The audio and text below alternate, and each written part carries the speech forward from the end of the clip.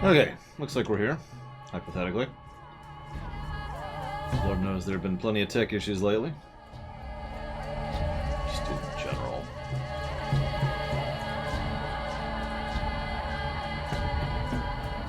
You can tell because there's creepy, weird music playing. Alright. Where the heck were we? I mean, we were starving to death. Of course. Where else would we be, other than starving to death?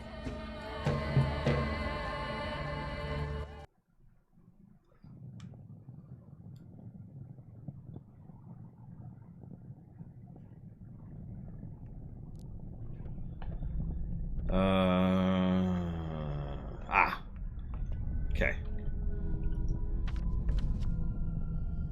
Yes, so we were just deciding what to do here. So we've got that, which is mixing right now. That's in progress. We don't have the blood for that.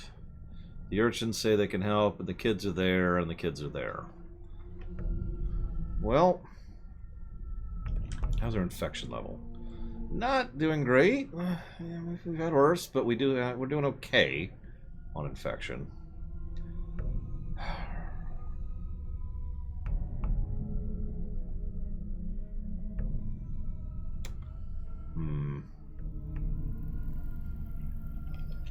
Let's go ahead. What do we have right now? We have nothing.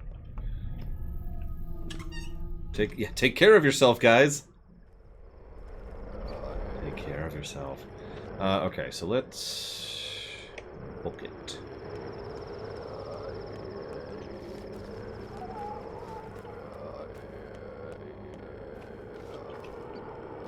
No. Please don't try to rob me. Thank you.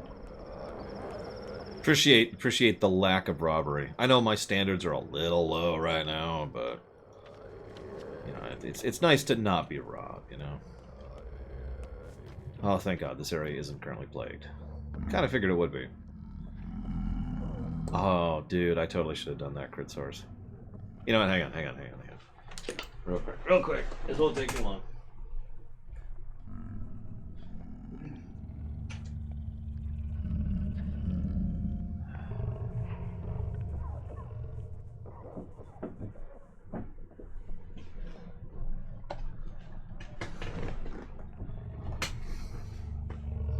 Well, he'd be pretty terrifying, Sierra Mike, but if history has shown me, the power of friendship beats the power of legal departments. So I think we'd be fine. Alright, so. Let's see here. Let's go this way. I should probably at least try.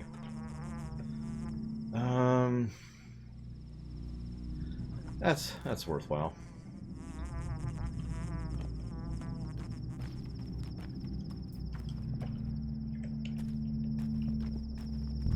Yeah, food. It's the whole reason I actually have the soap on me is to trade for food. I'll do anything for food, you don't understand. Remember to stay hydrated. Hydration bot cares about you. I think I'm going to go ahead and fill these up. Since it's getting to the point where getting fresh water is actually becoming a problem and having water on me is a thing, and I'm going to probably need to start making more mixtures soon. And I was thinking about the resource construct, because those mixtures require, let's see, an empty bottle, filled the bottle with water, and then, hang on, so there we go, bottle, water, organ, which requires a scalpel, and an herb and another herb. That's 6 items total, which get diffused into a singular item.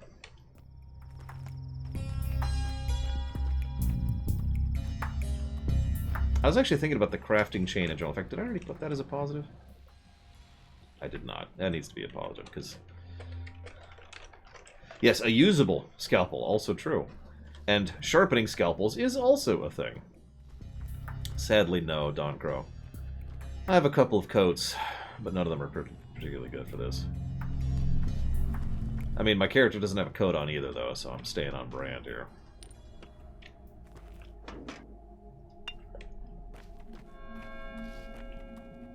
This also ties into bottlenecking, which is something I talked about over in my HOM 5 rumination.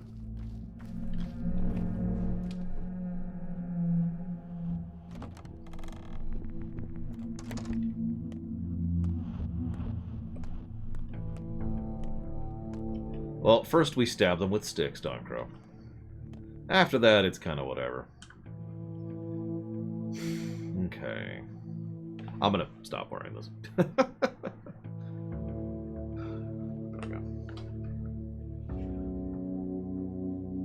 It's hard to breathe and see when doing that. It's almost like Ciela, who is hard to breathe and see. Thank you very, very much for the sub. As always. Much appreciated. And I've put that down for Bard's Tale. Alright, so what am I doing? I'm doing something specific. I'm checking on you. Another hour. How's our food? Our food is terrible. Like, we are kind of dying of food. Oh, I breathe people all the time. Are you kidding me? Ah, right, that was the other thing I'm doing. I'm grabbing... That's the... That one. There we go. Grab that too while we're at it. Okay, let's do it. Our exhaustion's pretty bad, actually. Let's grab a save before we do something that might get us killed. And have Takoida show up. So now I can unload the save and Takoida won't show up. Actually, I guess that wouldn't work, would it? Because Takoida would show up even though I just saved. Because he shows up at the same time regardless. So we've got an hour of in-game time. What are we at? What are we at? So at about 2000. 2000? I don't know how to say that. I don't know military time. I'm just a simple old country bumpkin. At 8. Yeah, that's what I thought. Check that. But first, we're going to check this. Well, how would you... I mean, I absolutely agree that a traversal could be improved, but how would you go about it? Other than just shrinking everything. You know, redesigning the layout of the city. I'll go ahead and take that.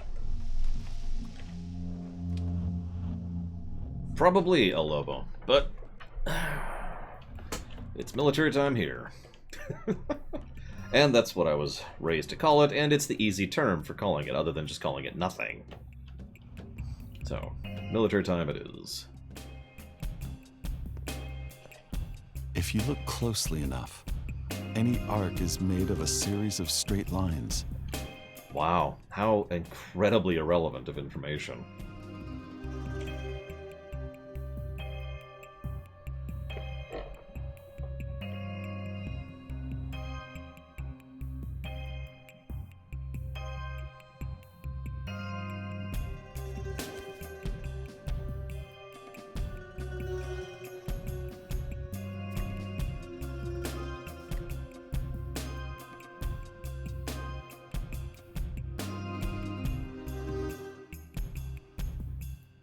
That's an interesting idea, Takoida. Getting rid of the overworld might not be a terrible idea. Replace random encounters with random events. Change it around so that... Well, how do you do the garbage looting at that point, though? Unless you do zones, like each district is an area. Yeah, I wouldn't want to play as this guy, admittedly.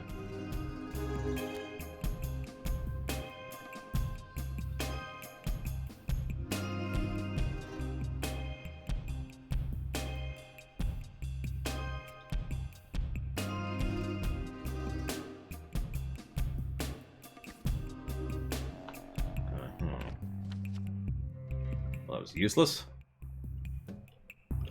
Moving on.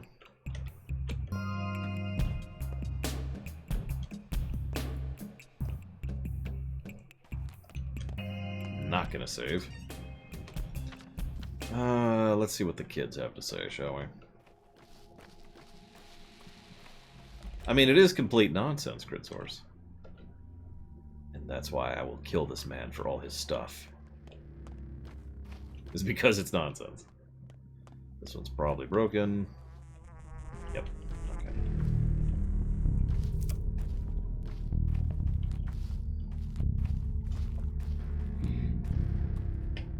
It'll be fine, Crit Source. All I have to do is find the source of the undead plague and kill it.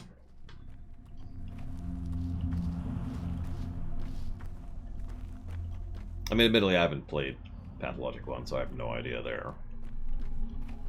I mean, if I'm being completely honest, if you guys didn't tell me flat out, I would have never known the Bachelor and the Shapeshifter were playable characters. Or will be, were playable characters, however you want to think of that.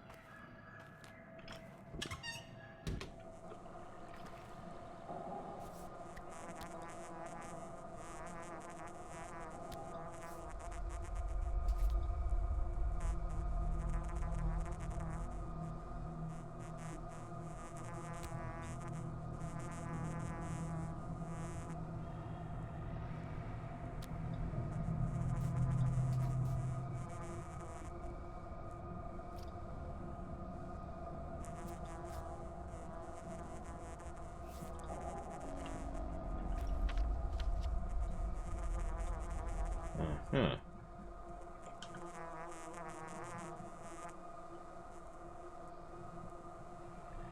And yeah, having a bicycle would be an interesting thing here. Although, of course, there's an interesting idea. What if the bicycle is really easy to break? Or, like, the first time someone catches you in a fight, they break it down? That just sounds irritating, though. I don't know. Well, that should be done now. Hey, Hazardous. Welcome to die. Population? Everyone in this town, and me several times over, actually.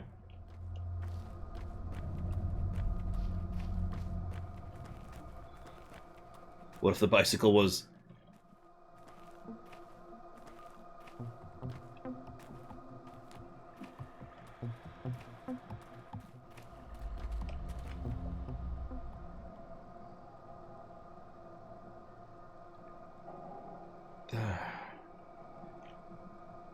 Why do you want to shake my hand? My hands are completely ordinary.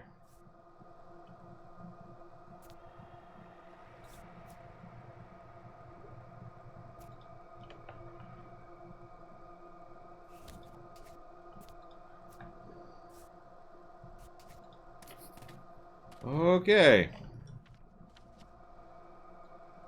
And that, of course, it's on the other side of frickin' town. Do I have any? I do not. Well, the tincture should be done by now. Hi, Zach Daft. Man, I don't know if I'm ready. I'm about to die of hunger, and I have no food. Again! I'm sorry. Of all the things about this game, that is probably the thing that's really pissing me off the most. I am dying of hunger all the time. It's just that's the game. Like, even in Don't Starve I wasn't hungry this often. And that's the name of the game.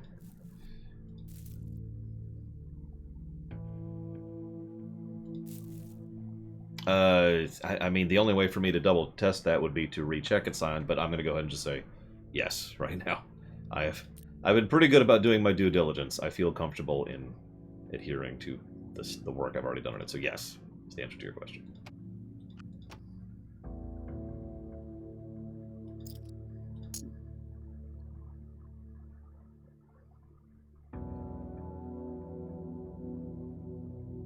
You know, I'd like to think you're kidding there, Crit Source. But I'm not sure.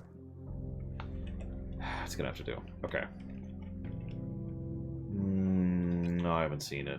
Rather, I haven't watched it. Might be a better way to put that. Okay, so now I have serum.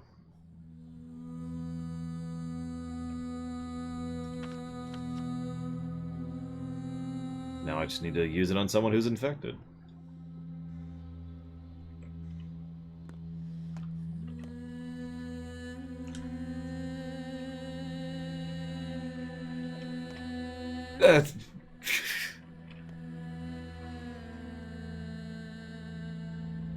Ah, thanks for the hint, buddy.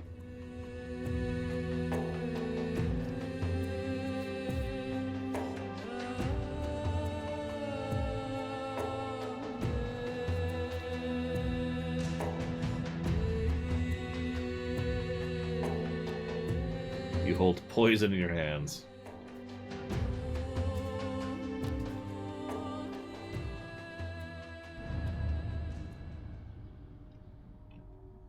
How is hunger unrealistic? I mean, I don't know. I usually don't feel like I am dying of starvation when I ate a day ago. But then again, I've been without food for a lot longer than that. Oh, hey, and now we're exhausted, too. Well, whatever. I actually haven't saved in a bit, kind of on purpose.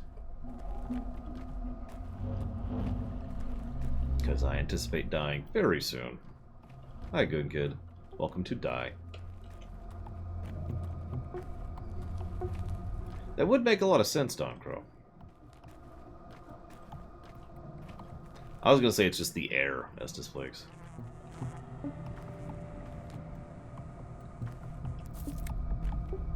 Just the air makes you hungry. Or the air kills you. That would sound like the steps, right? Hey, so... try this.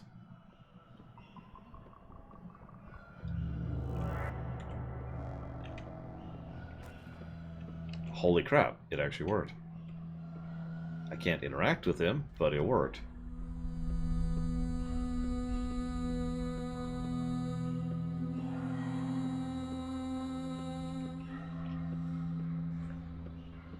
Now to die.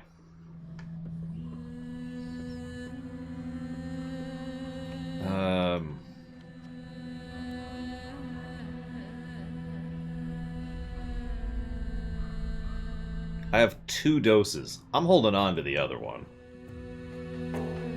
I am super holding on to the other one.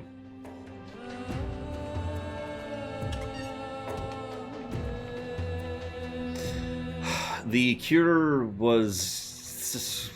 it was the blood that came from the earth. God, we are literally dying. We're actually taking exhaustion damage. And I think we're actually taking hunger damage. Yep, we're taking hunger and exhaustion damage. I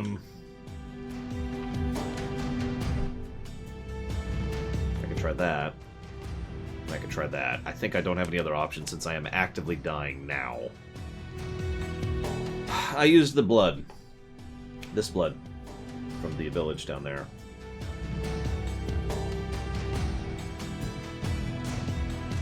Yeah, I have the game headphones in.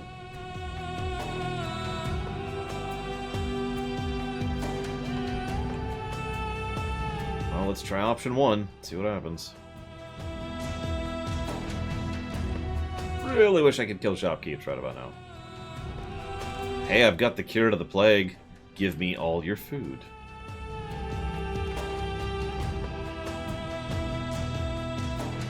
He does have food. I don't think I have anything worth trading, though. Oh, I do! Oh, thank God. Okay. I can get food. Now, can I get any other food?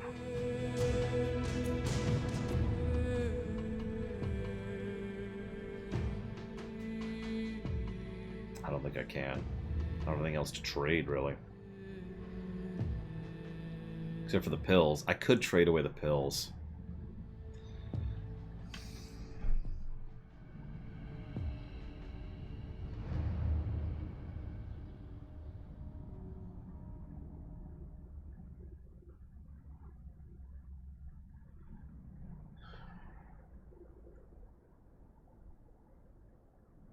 Ironically, I can't sell the cure, the panacea, or panacea, or panacea. I've heard all 3.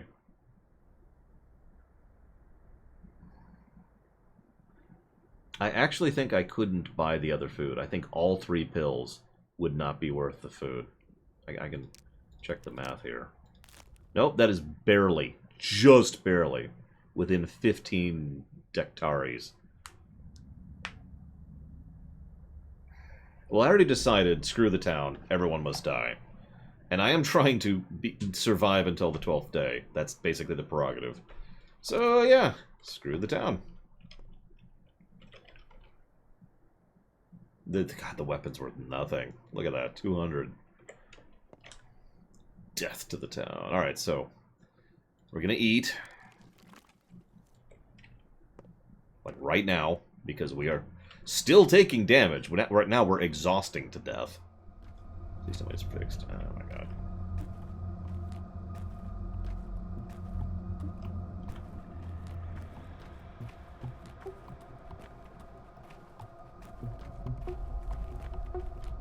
I mean, it's not like I'm not trying, El Lobo, it's just that I'm failing. Given the choice between quitting the game and letting people die, I'm going to go with letting people die.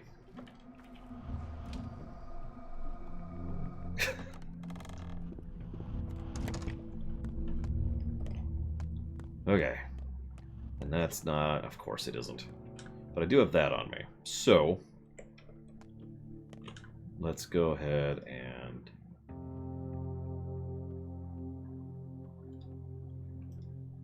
yeah, if I might be so bold, I resent the implication that I'm not actually trying.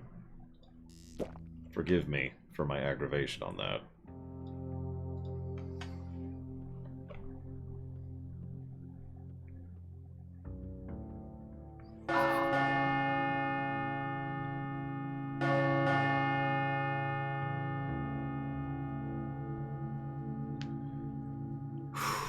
Okay. It's okay, only 7,000 people have died. God. Damn it, Bad Grief survived. I'm kidding, I'm kidding. Come on. He's infected. That's great. She's infected. He's not infected. He's infected. He's not infected. Great. Time flies faster and faster. Yeah, you already said that. Thanks. Each passing day. Is this refilled? Oh, thank God it is.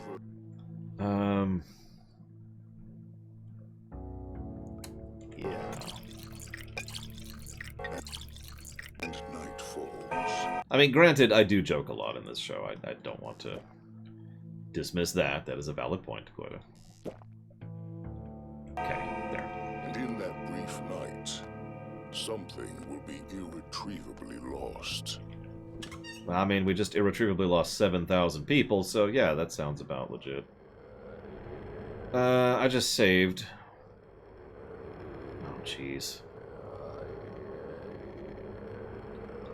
I have so many things to do, but I'm going to prioritize Murky's friend. Let's get out of this hellhole before I die of disease.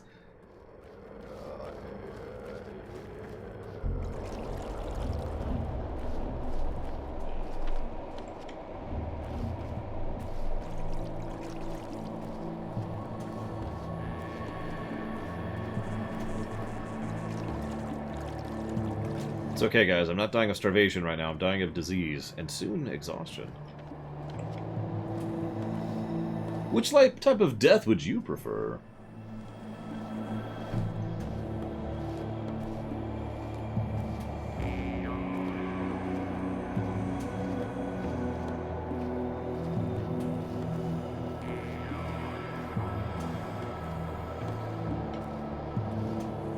Hey, Murky.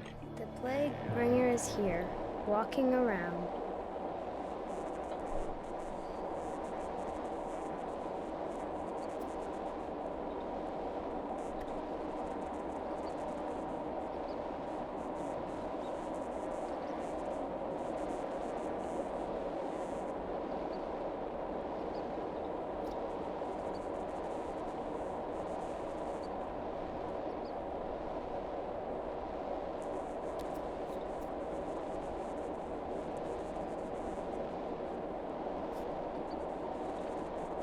Okay. Here I am in the rocks. There we go.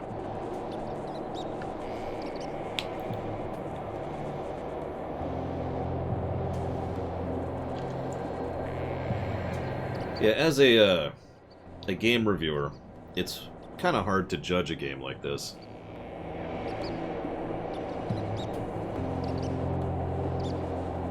Especially in the method I prefer, which is trying to be as fair as possible. I've said it before and I'll say it again. There's not really any functional thing as an objective review. Objective reviews aren't useful when it comes to this sort of thing. You can do an objective review of a hammer. You can do an objective review of a spreadsheet. You can't really do an objective review on a game in any way. Does it run? Yeah. Does it crash a lot? Yeah. Do you have to end task it or else you'll hardlock your entire computer? Yeah. There you go. Objective review. Done. So I try to be fair, is the point. This is also how I attempt to distinguish myself from most reviewers, in that I don't just say whether I like something or not. I try to discuss why. Because I don't like this game. But why? Has it been 10 minutes?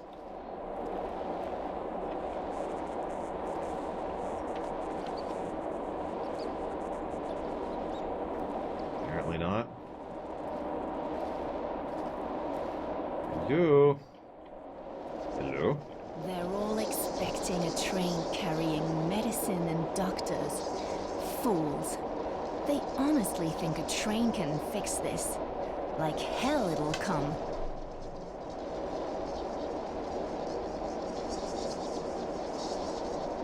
I've never heard of that personally, Weods. Not saying it's not true, it's just that's never an argument I've heard. I usually hear people doing the exact opposite by saying, objectively, this game is the worst game I've ever played. Which, by the very nature of that sentence, is just kind of like, okay.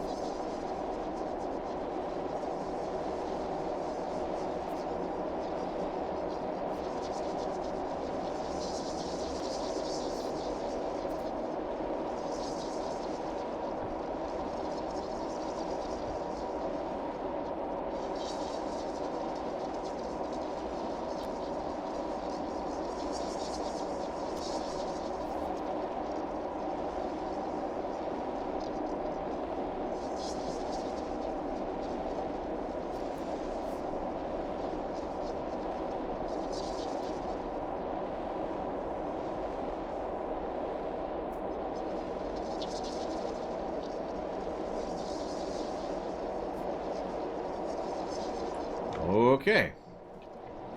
1,000 tons of TNT would probably cure this town's problems, I would agree. It wasn't me. Don't glare at me like that.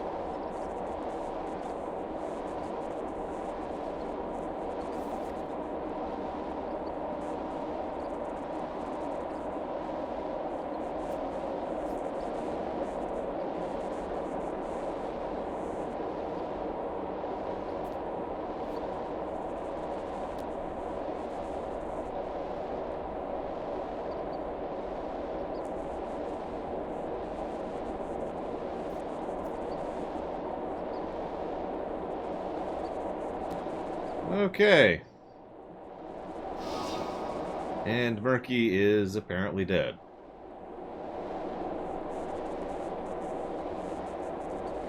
What?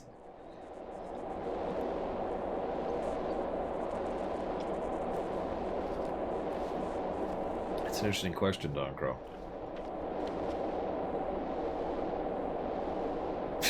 This is literally the best game ever. There you go. Okay.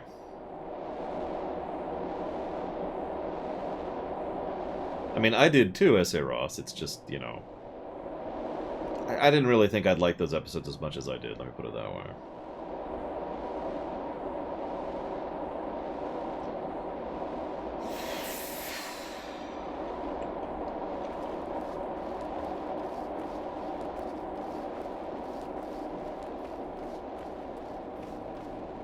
Really, Weouts? That's kind of a nonsense argument, though, if I'm understanding you correctly. Like, let me think about it, how to phrase it, just make sure I'm understanding correctly. It's my opinion that HOM 5 is the worst game ever made, and because it's my opinion, you can't argue it. Something like that. Because that's just stupid.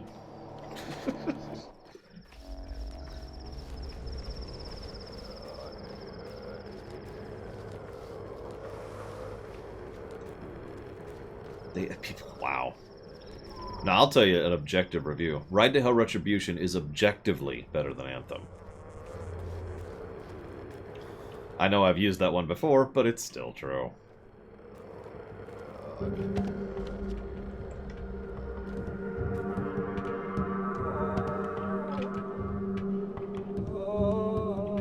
Sorry, I freak out when I hear that song, because that's usually the You're in Combat song. Or at least it tends to play when something's aggroed me. Is Ride to Hell Retribution better than this gameplay-wise? No.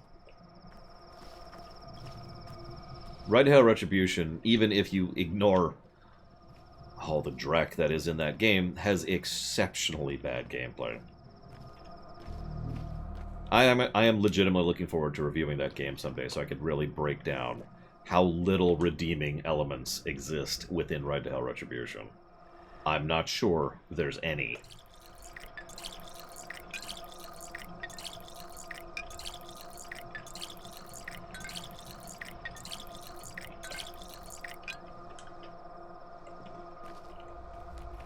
Story-wise, the main thing that I tend to not like in this game is the dialogue. Like the dialogue we just had with Clara and the other Clara, for example. It's just... okay. You know.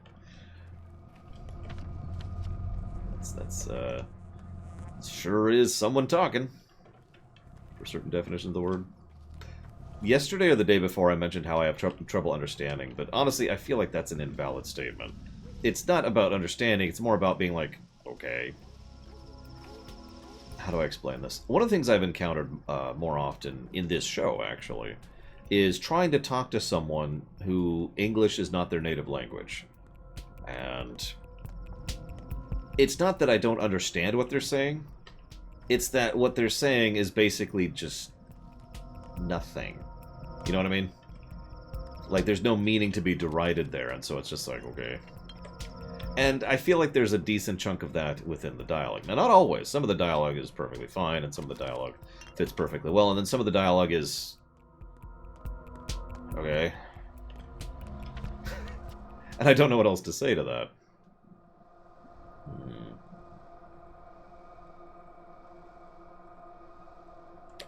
Let's do this.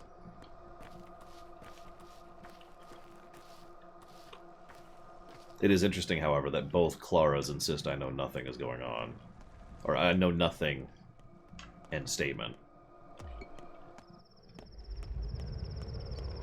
Really? Really, game? Okay, that's cool. That's cool. I like dying of plague. It's my favorite way to die. It's the only way I'll reload. Are you seriously throwing... oh my god. Do you mind?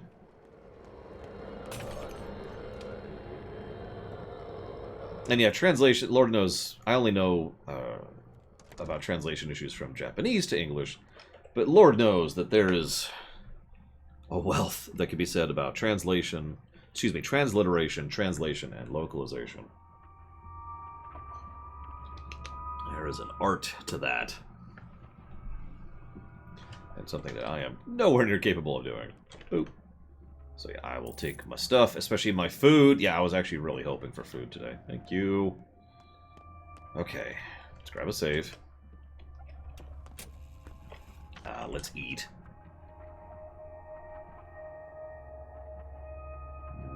That. We'll eat the fish.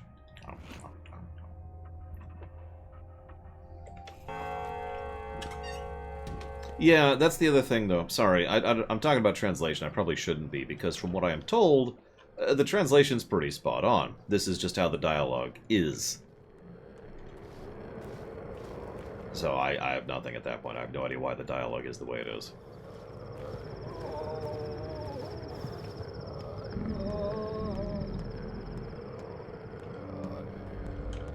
suppose I'll just go ahead and do this. Grabbing all these for a reason. That's always the most frustrating thing, though, for me personally, both professionally and for myself, when I don't know why a thing is the way it is.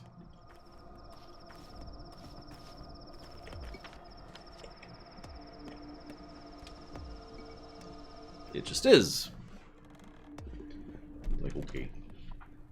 Oh, you're fast. Oh, never mind, you're not her.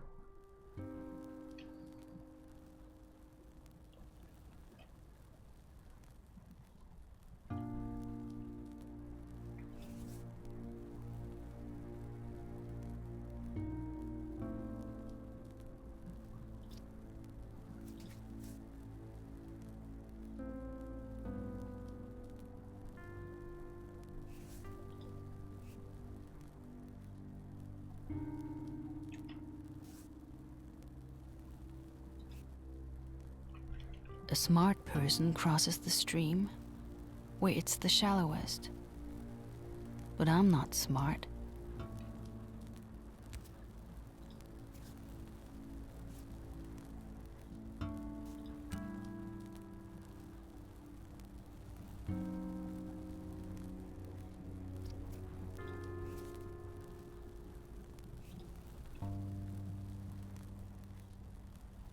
You know, this dialogue makes perfect sense, to go back to why I only mentioned that some of the dialogue has that issues.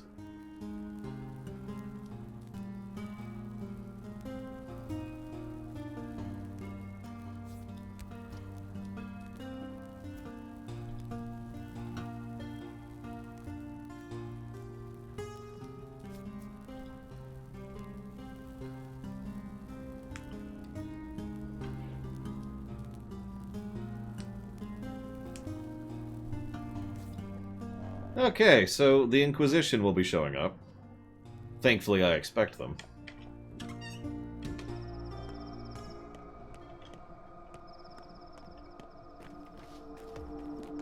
I agree. I'm actually with Kira White Noise on one big point. This is clearly a niche game, and that's a good thing. If you take away nothing else from this particular review, allow me to say that if this game is your wheelhouse, buy it. Freaking buy it. Buy it, play it, love it, live it. Enjoy it, right?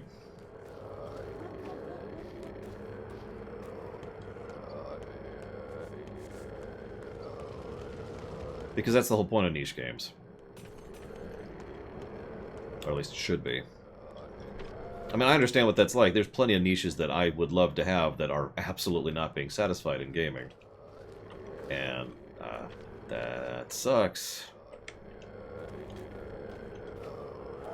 I'm about to get the plague. Sweet. I was just thinking to myself, you know, I wish I could get plague right now. Wow, that hurt. I didn't even gain any immunity from that. What the hell? Okay, fine, let's do that one. Third and I were having a discussion about that too. Concept games. I actually would love to make a bunch of concept games, but this is not a concept game. It's just a related topic. A concept game is when you take an idea that probably wouldn't work for a full tilt, you know, large-scale game. But you could turn it into a little game, right? It's a concept. You know, imagine a game where you have to eavesdrop on people to progress through the quests. There you go. There's a concept right there. Mark Nurchik. I'm him. Go ahead.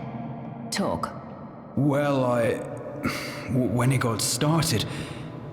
Alright, no use lying, is there? So... Hang on. Okay. Here I am, confessing. We were robbing folks. Me and Kitty Cat, stilts, knives, all them. Then we wanted to rob that big city bachelor. I see. Northern Gold Mines. 10 years. Alexander Saburov? You've heard it all. I try to instill order. It's instrumental. And the outbreak? Outbreaks, earthquakes, the Last Judgment. It doesn't matter. Discipline must be maintained.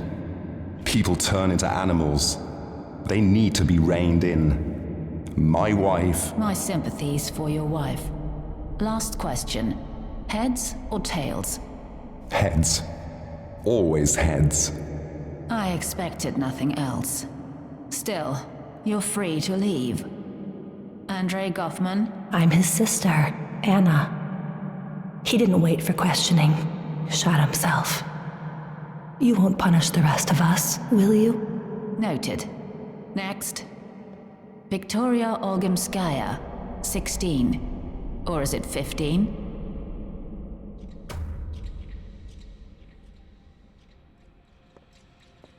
Okay. The Inquisition is coming, ladies and gentlemen. Really? It's right there? Really? Of course it is.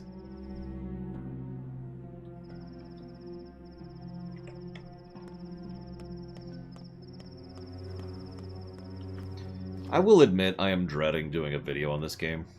And the biggest reason why is I'm pretty sure that literally nothing I say will prevent the comments that I am simply too stupid to figure this out. No matter what I say or how I say. Ah, where's the DS games? I guarantee that's the kind of comment I'm going to get. That's just irritating, you know? Yeah, I'm not sure what the Inquisition thinks they're on about here, but whatever. Do I have any... I do. Let's try that.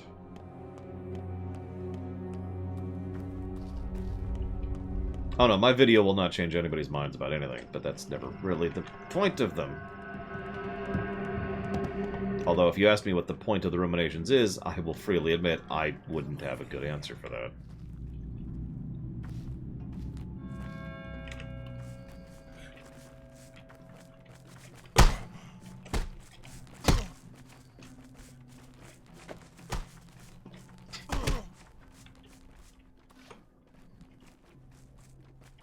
Don't.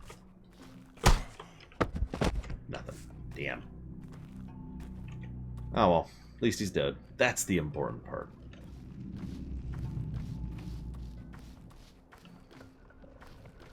And yeah, braid content. I mean, that is, I admit that is kind of the goal. Braid's a good example of that, though. I hope to God I never have to do a review of Braid, because I'm not sure I'm going to have the ability to talk about it without sneering at least a little bit.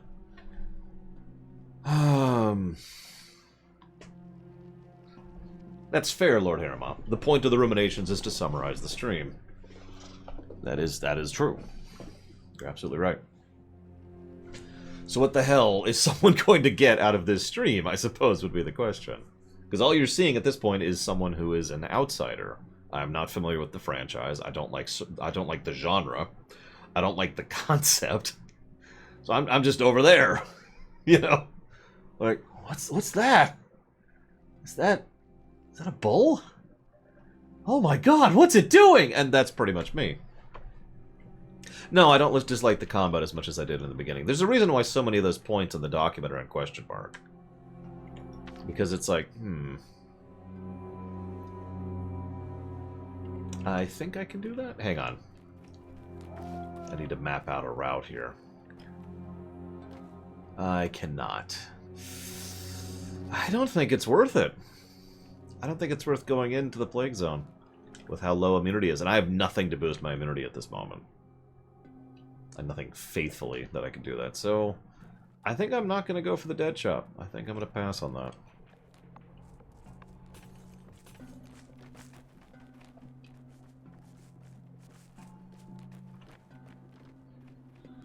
Anyways.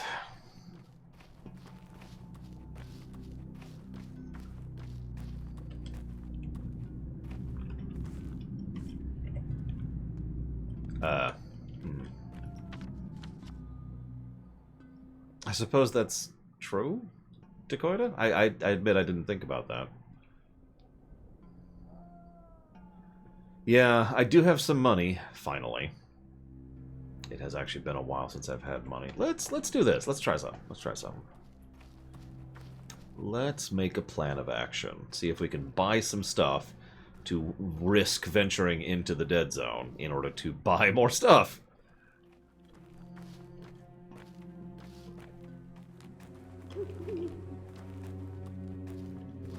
Let's buy a gun and shoot ourselves in the foot. Brilliant! Come over here. Let's go kill this guy. Heard that.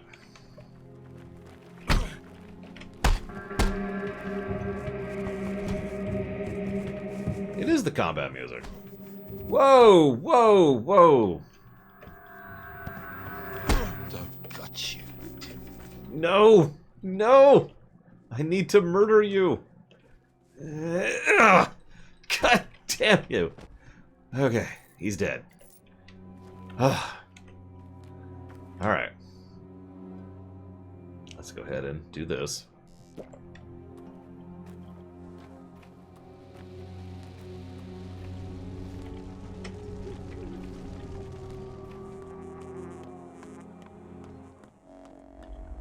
Oh god, this place is red too. Crap. Okay, I didn't know.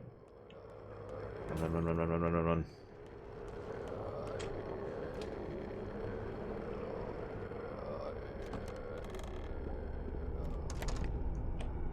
Okay. It's about to be day 8, I think, or it is day 7. You son of a... Where's the goddamn vendor? God damn it. I don't want to reload again. Ah! Why are there dead people in here? Or rotting people, I guess. Freaking air. This is... Yeah, no, this is the clothes store. I'm in the right spot.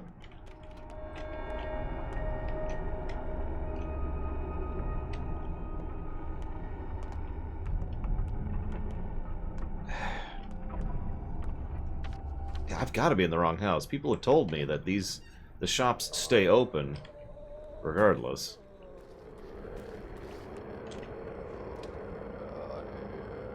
Which means I just lost a bunch of immunity, which I can't get back for nothing. Hey! Oh, she has his gloves.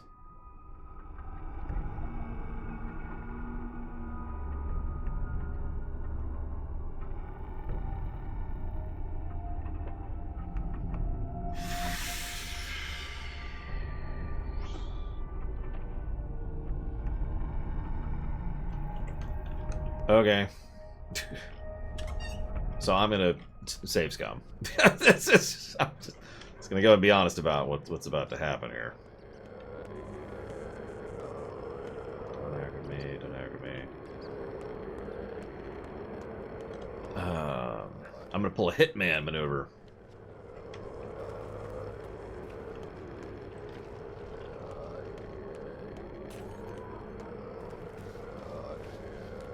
It's much better than the hold-up maneuver.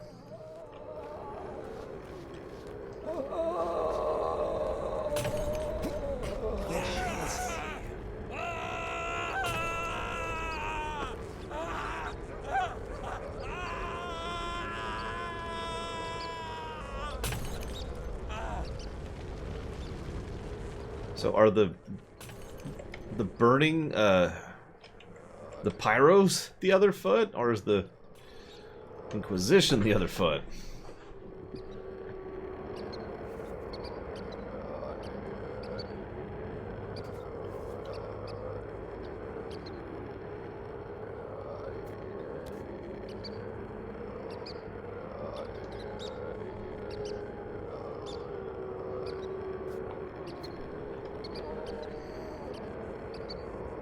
Army ration.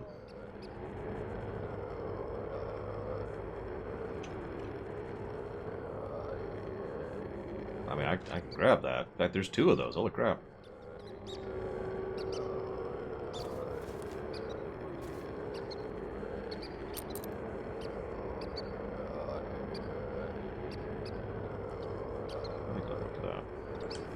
Now to die.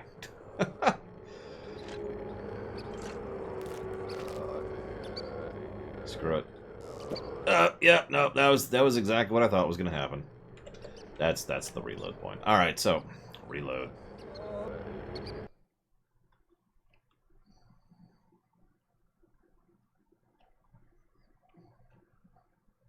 Because we were at 0 immunity and low health, and that's just game at that point. Where the hell was this? When the hell was this? Right, this is before I found out about the Inquisition, which I'm actually going to ignore this time. And go straight this way. Alright, I'm also going to do... fish. There it is. And honestly, I've got enough. Let's go ahead and drink some water.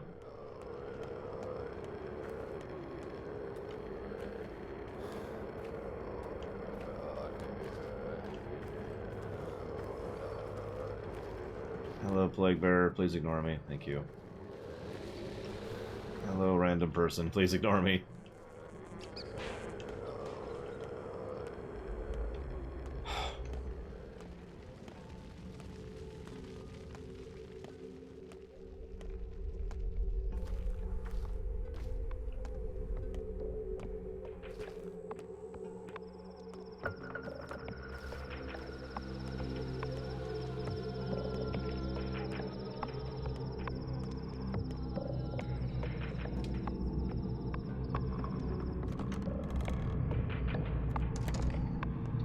Alright. Perfect time for a stretch break. I'm him. I've already seen it. Talk. Well, when it got started... Alright, no use lying, is there? So here I am, confessing. We were robbing folks. Me and Kitty Cat, stilts, knives, all them. Then we wanted to rob that big city bachelor. I see. Northern gold mines. 10 years. Alexander Saburov? You've heard it all. I try to instill order. It's instrumental. And the outbreak? Outbreaks, earthquakes, the Last Judgment, it doesn't matter. Discipline must be maintained. People turn into animals. They need to be reined in. My wife... My sympathies for your wife. Last question. Heads or tails? Heads. Always heads. I expected nothing else. Still, you're free to leave. Andrei Goffman? I'm his sister, Anna. He didn't wait for questioning. Shot himself. You won't punish the rest of us, will you? Noted. Next. Victoria Olgimskaya, 16. Or is it 15?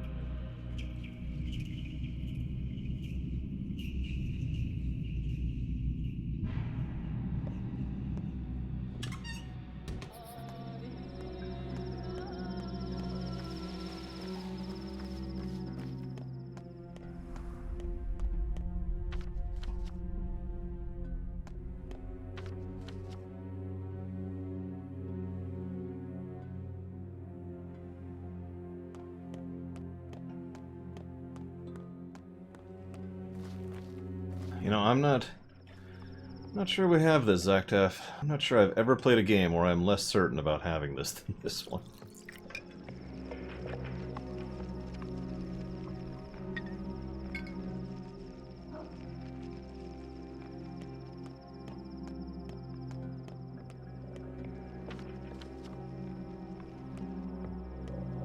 Three.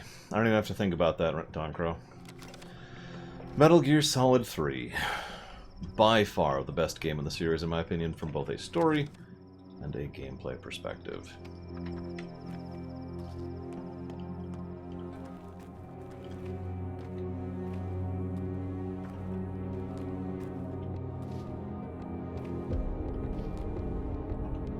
Yeah, Snake Eater. That is correct.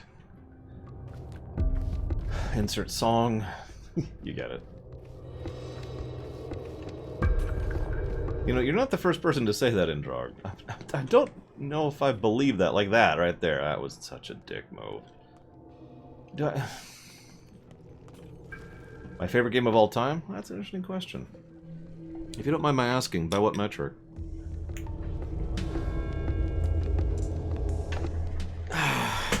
If you just mean overall in general, probably Final Fantasy VI. Other than that, well, that gets a little trickier. I still have the 1. Let's pop the 1. Try to avoid any of those damn clouds.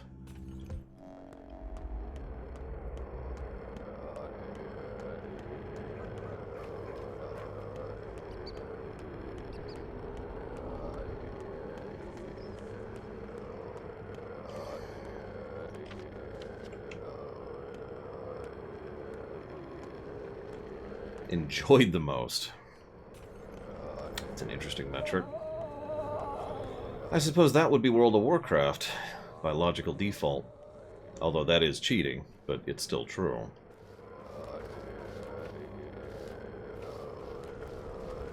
That game was home when I was in a wheelchair.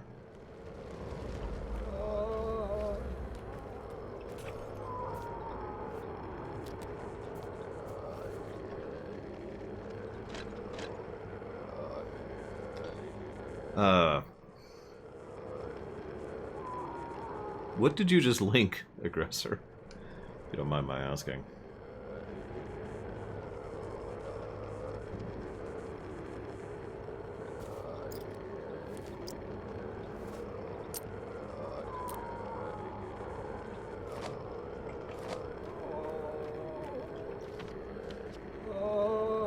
Oh, the super outdated top 30. I need to get rid of those videos. Thank you for reminding me.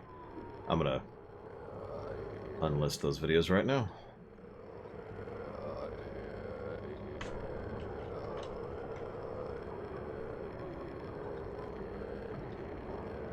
Oh, they're actually labeled outdated. That's funny. Well, they are labeled outdated.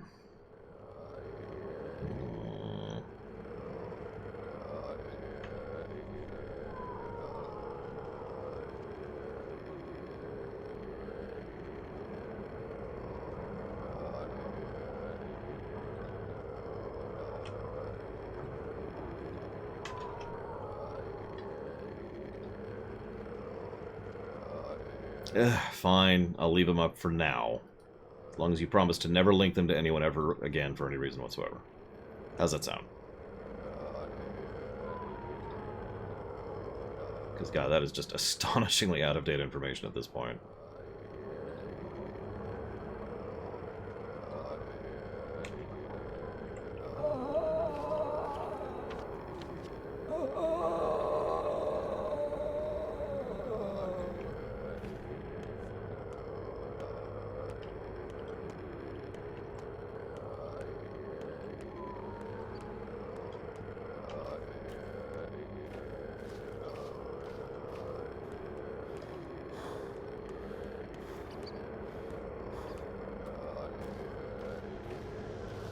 Staring at the immunity bar, watching to see if I get infected here.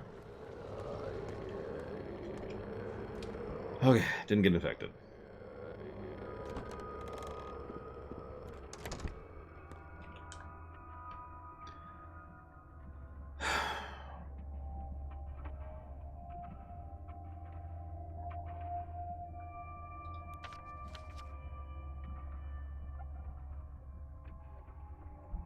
One time, I was on a hunter, Lord Harriman, and I was going after, I forget his name, some Norse wolf. It's a lightning wolf.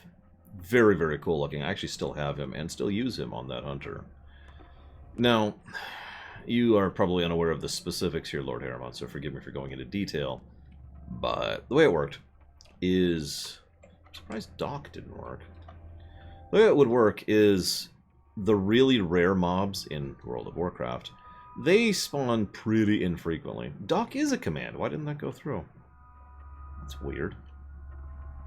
Yeah, Doc is a command. It's one of the first commands on the list. It's one of the earliest ones we added. It was actually the second command we ever added for that. Well, if you've already heard it, I'll shut up. Never mind. Lord Haremon, sorry. I can come up with another example. Give me a minute to think of another example.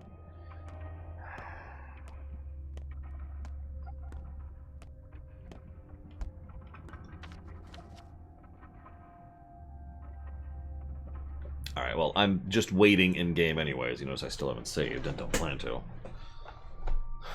So, the way rares... Okay, let me rewalk that back. There's a certain classification of rare monster in World of Warcraft. The way it works is there's this bit where, let's say, Braegwyn is a super rare monster in World of Warcraft. Now, the way this ends up working is she'll spawn... So the server resets every Tuesday, right? Every other... mostly, but, you know, it resets, and that starts a timer. That timer has a range that is a function of days. So sometime within the next X number of days, randomly, she will spawn.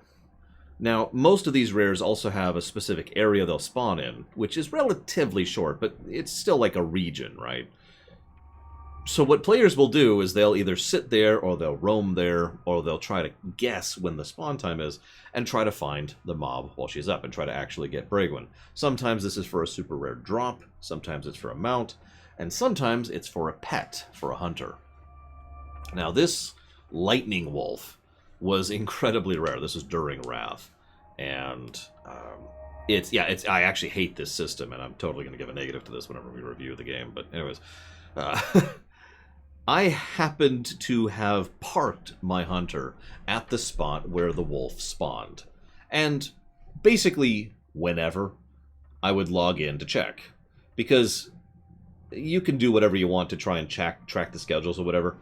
It's all a waste of time, really. Because even if you were successfully able to reverse engineer the 3 to 5 day range in which it's going to spawn, that's still a 3 to 5 day range in which it's going to spawn, right? It doesn't really matter if you know what the 3 days is. It's still 3 days. And you are not exactly the only person looking for that item. So, I would just pop in periodically. Be like, alright. There's nothing here. Okay. One day, and I swear I'm not making this story up, one day I gave up. I was like, I'm done. So I logged on Zelona, my hunter, and said, I'm done, I'm walking home. I have other stuff I want to do with my character, with my hunter. So I log on, and the wolf is right there, right in front of me. Now, I have a quick freak-out moment. Like, but then it gets worse, because there's an alliance player right next to the wolf. Now, for those of you not aware, one of World of Warcraft's worst features is the forced division, which continues to this very day, even in the afterlife, between Horde and Alliance. That Alliance player could have done all kinds of things. Like, there's actually a list of things I could come up with of how that Alliance player could have screwed me over. Could have tagged the mob, could have claimed it, could have dragged something else to me, could have tried to harass me while a friend was showing up. There's a lot of stuff that player could have done to completely screw over my ability to grab that wolf. What happened is I ran up excitedly, hesitated, saw the Alliance player, walked over to the Alliance player. The Alliance player /waves. Oh, by the way, we can't communicate either. You can just do emotes. So the Alliance player waves. I wave back. I turn visibly, point to the wolf, turn to the Alliance player, and point to the Alliance player. This is a good time to mention the Alliance player was a hunter, aka someone else who would have a demonstrable reason to want that wolf. The player points to the wolf, points to me, and /bows. I might be mistaking the exact order of the emotes at this point, please forgive me. But the general idea is we communicate through emotes that they're cool. I tame the wolf, cheer, and then the other player cheers for me, and I do a /bow and a /thank you. And that was awesome. That player, for any reason, because they were bored, because they were vindictive, because they wanted it for themselves, because they were saving for a friend, because they were a troll and a terrible human being, for any reason, they could have completely screwed me over, like 10 or 15 different ways. Instead, it was just like, hi. And like I said, I still use that pet to this very day. Nothing seems to be happening. Yeah, is this yours? Was what I was trying to communicate, Lord Harrimont. That was the intent of that communication. If his response was slash yes, for example, or it to move towards the wolf, or just like 15 other different things that they could have done to indicate that they were into it, then I would have backed off because I'm not a dick. I had given up. Remember, that was the whole point. And I would have been like, yeah, you go ahead and take it. And I would have cheered them on as they got it. Because it's a damned rare spawn. Well, I was kind of expecting something to happen, and nothing has. That sucks. And I'm getting graphics glitching, too. It sucks even more. What is glitching that? What is causing that glitch? Is it this? It might be this. Let's get rid of that. Might be this. We can get rid of that too. We can get rid of all sorts of things here. Wait, we still graphics glitching? Nope, it's gone. Well, one of those was it. But you asked for another one.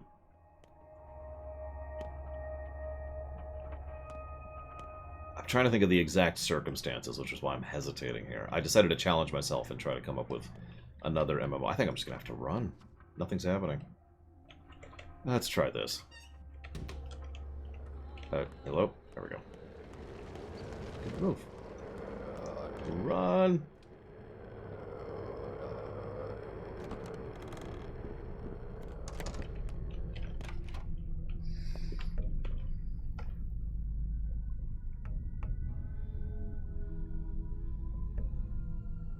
God, it's so expensive. I will pay your prices, sir, because I'm trying not to starve. Sell whatever I can to make up the difference. Jeez Louise. Look at that.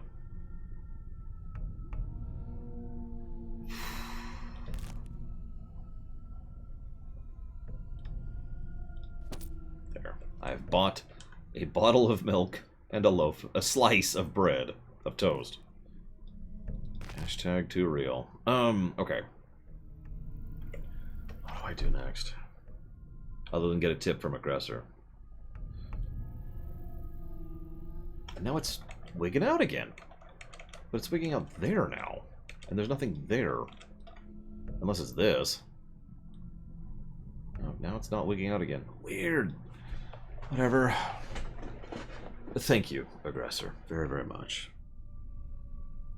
I do always appreciate your support. Thank you.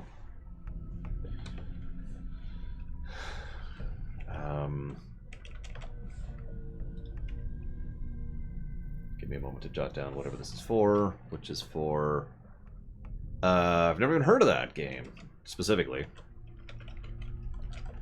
Well, I haven't committed suicide yet, Nerdman, so I think I'm doing alright.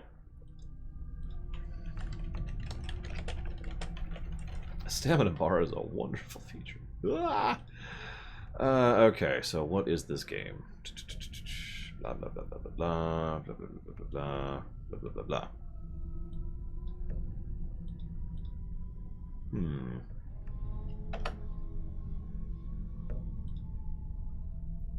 I need some stream breaks. Let me see some stream breaks in chat while we figure out what this game is exactly.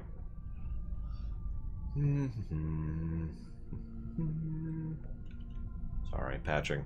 Sorry. I'm also thinking about what I'm going to do. I think I'm just going to make a run for it. In fact, actually, I think I'm going to go ahead and do this.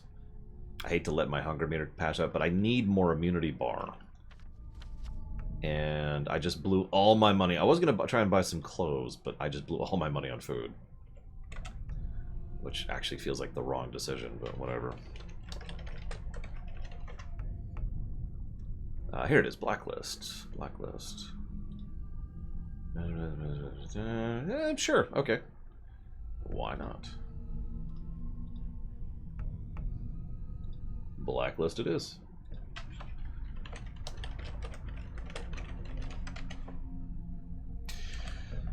How's my community bar doing? Not as well as I would like. And goodbye, aggressor. And we're now starving to death. Time to drink the milk. Glug, glug, glug. I think I might go ahead and make a run for it now.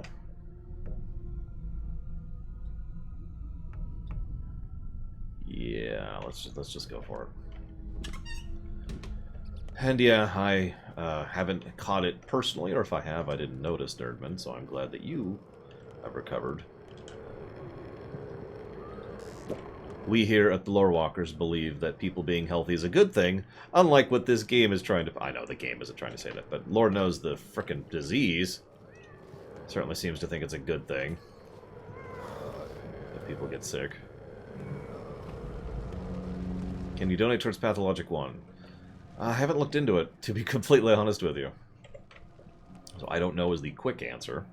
If you want the long answer, then I'm going to have to pause the stream again for a bit, which I can do. There's the combat music again. What have you got? Okay, I don't feel bad about blowing all my money, because he doesn't have anything for me.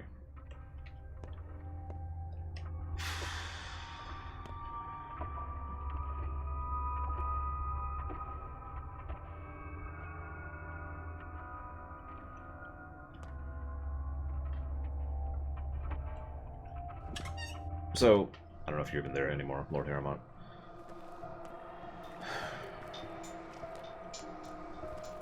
One of the things... Okay, there's an MMO called Asheron's Call. I've probably talked about it a few times.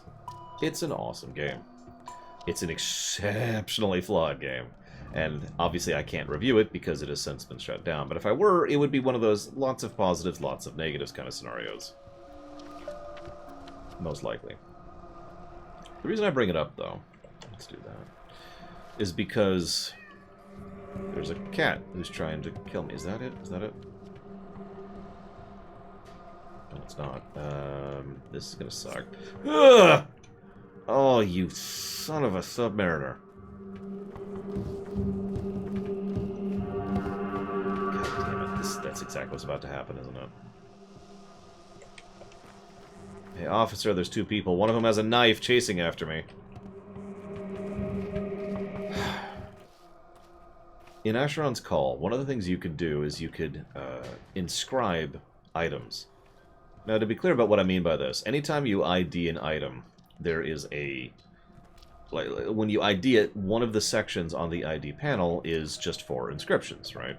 And when I say inscriptions, I mean just you write text. It gives you, like, I think it's 3 lines and 400 characters, something like that. Now, most people would put gameplay stuff there, for lack of a better way to put it. You know, this... So, in Asheron's Call, equipment had enchantments, but you needed to have a skill to ID that. So one of the common things people would do is they would ID this, you know, this item and say, okay, let's go ahead and go down the list, and it has +5 to this, and +8 this, and major this, and minor this, right?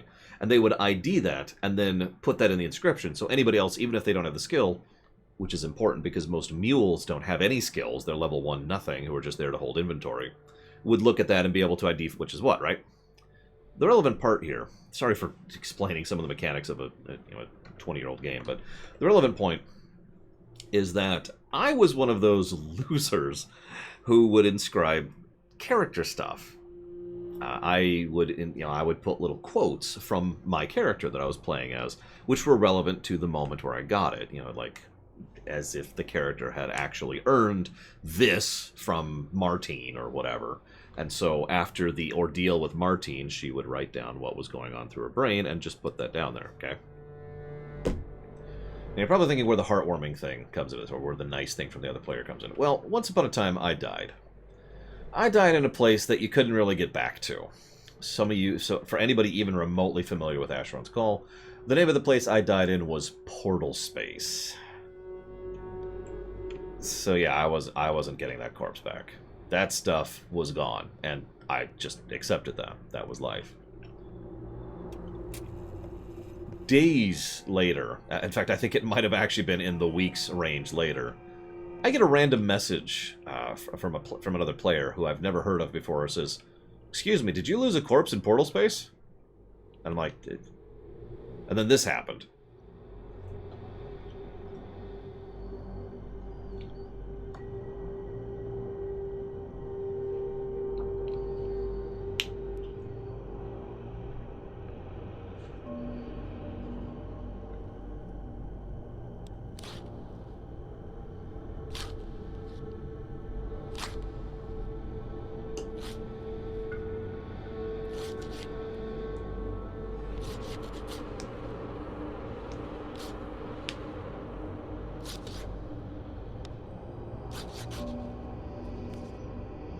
How is the director in that lineup?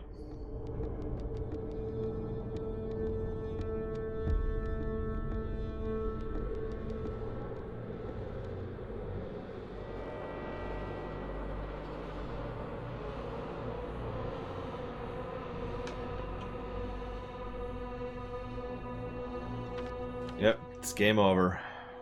Game over, guys. How convenient. I'm already down here.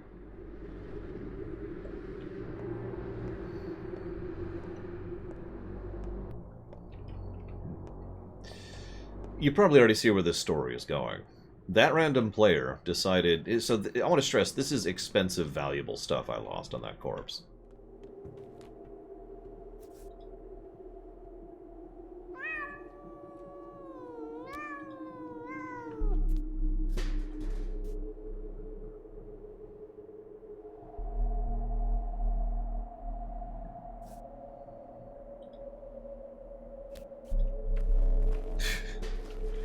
Anyways, the Inquisitor demands my immediate presence.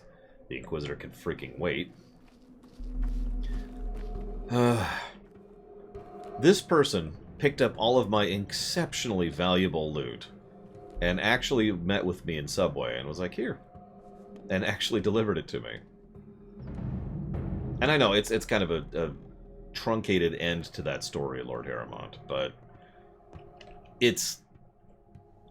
I'm understating this. I'm understating this, partially because I got interrupted by cutscenes and other. But you have to understand that this was, at the time, the highest, most difficult dungeon in the game. And even years later, was still the most difficult dungeon in the game that I died in. And that's why I just wrote off all that equipment. Like, that sucks, but it's gone. There's nothing I could do about it, right? Even you can't even go back into that dungeon under normal circumstances. That you needed 4 separate groups, or maybe it's 3, but I think it's 4, in order to be able to even navigate the place. To explain what I mean by that, even if I was somehow able to survive in there by myself, which is impossible, even if I somehow got a group to go with me, which was unlikely, we would have run into a wall because we would need a second group hitting the levers, so the third group hit the levers, so that the fourth group could hit the levers, so that we could progress. That's the kind of dungeon it was. And the fact that there happened to be another run, and someone happened to notice my corpse, and I happened to be online, and they happened to take time out of doing this insanely difficult dungeon to stop and loot, because it takes time. Looting takes time in that game, so they had to stop and loot in order to then be able to bring it to me. Was just, oh my god. I was exceptionally grateful to that person for that. Yeah, Pantheon would... We'll see if that game ever is finished. I actually tried it a little bit, if that's the one I'm thinking of. That's the one by the X-Turbine Daves, right? Yeah, that was a guild dungeon. Whoops. I didn't mean to go out here. Ooh. Portal Space was mean. It's actually one of my favorite dungeons in the game, too, but let's not go into that. Portal Space was awesome. It was the first time they really introduced rifts. And you're thinking, what are rifts? Rifts were the first time I ever actually understood what typeless damage was. Now, I had actually encountered typeless damage before then, because as we've discussed, several of the Final Fantasy games, even the older ones, had typeless damage as a concept. But Rifts did typeless damage, and oh my god, it hurt. Because typeless damage in that game bypassed almost every single equation. So, armor buffs, armor, damage reduction, nah. It was just funk. So Capella sang alla breve before a crowd, clapping.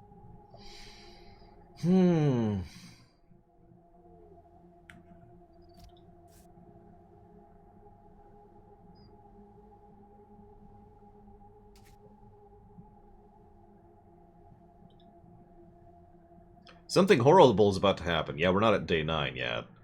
Day 9's gonna be... I'm telling you, I've already predicted it. Day 9's gonna be horrible, whatever it is.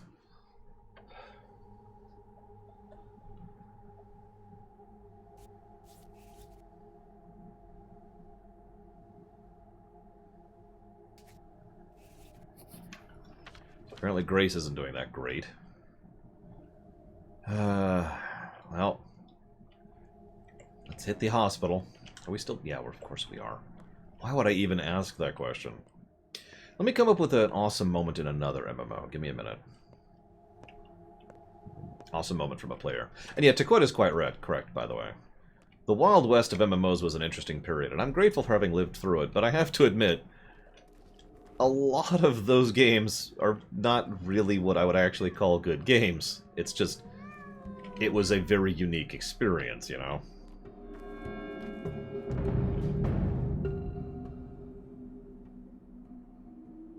That's worth it. Fair, El Lobo.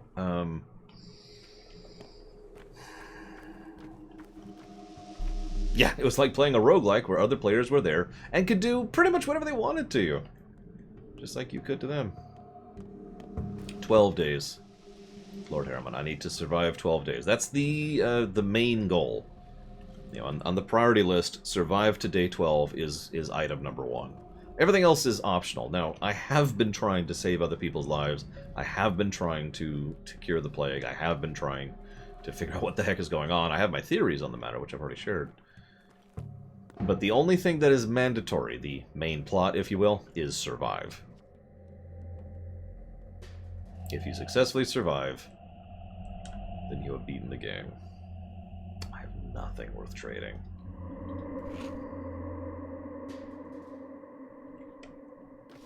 Well, see, that's not... Okay, valid Kira White Noise, but that's not what I mean. Surviving to day 12 would be a better way of phrasing what I mean, then, to be more communicative. Because, yeah, every time you die, you just get back up. It's a video game. But successfully not dying to day 12 would be the overarching goal. As usual, the kids sell drugs, but I'm out of things to trade, so that's whatever.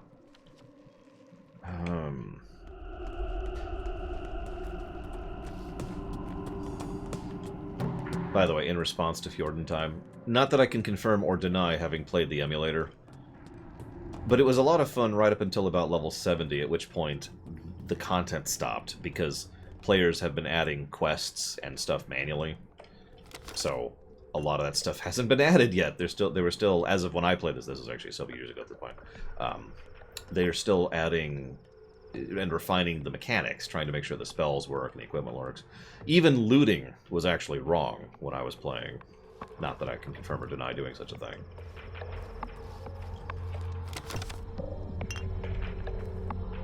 I totally didn't have my own server, and certainly nobody I know had their own server, and certainly not 2 people I knew who actually tried running their own servers as well. None of those things are true statements.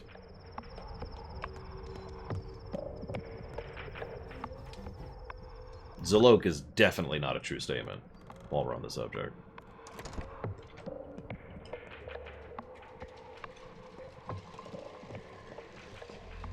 Hey, Ruben.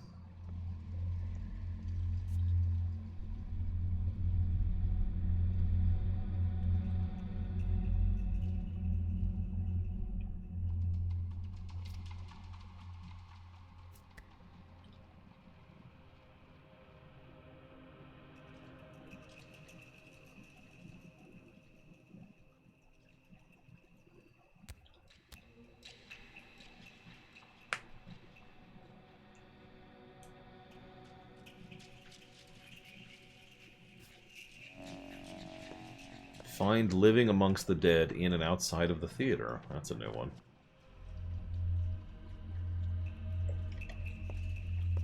I don't know how to do that exactly. Heiselberg. Anyone living here? Hello? Hello? I mean, I'm dying rather than, you know, dead, so I suppose that's a distinction.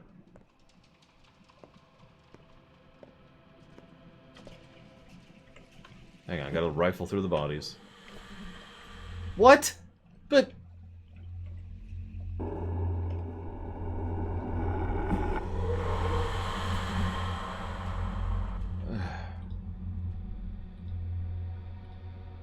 The good news is I don't think we lost that much time. Oh my god. No, it's... So, when I did,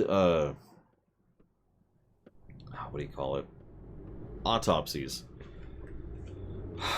Spiritfarer Mockingbirds. Yes, I did, thank you. When I was doing autopsies, the game would occasionally shoot out a cloud of death, which would then immediately collide with me, because obviously I had literally lacked the ability to avoid it, right? And I mentioned that, though, because I assumed that was just connected to autopsies, but apparently even looting the dead will now cause the plague gas to pop out, so I will have to keep that in mind going forwards. What the hell was I talking about? Something about AC, and then surviving to day 12. And I suck at everything. Trying to live and help other people live. Hi. Souls of a feather flock together.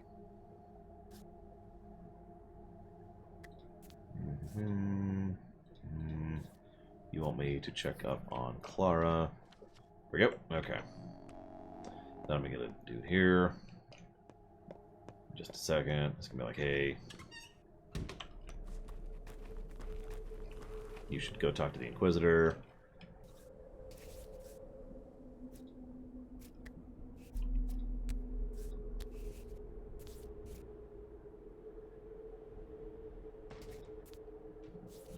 I tell this guy to go to hell. Again. I mean, I'm already technically doing that as of this very moment, I say, Ross, so I'm not sure what you want from me. It's okay, though. I have spare. I must starve. To enter the right mindset of this game, I need to... That is the third time Schmouder has shown up, and I cannot trade for it. Literally cannot. I don't have enough anything to do so with.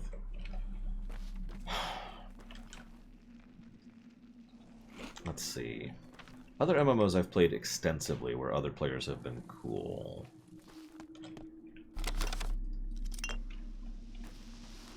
See, I'm trying to think of something from Lotro, but I'm just not coming up with anything.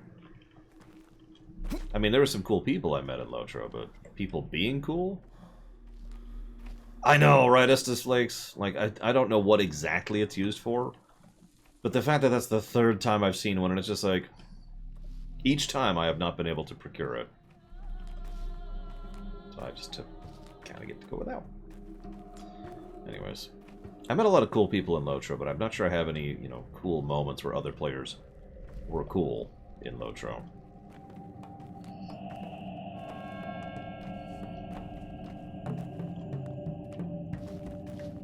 I have to really think about that.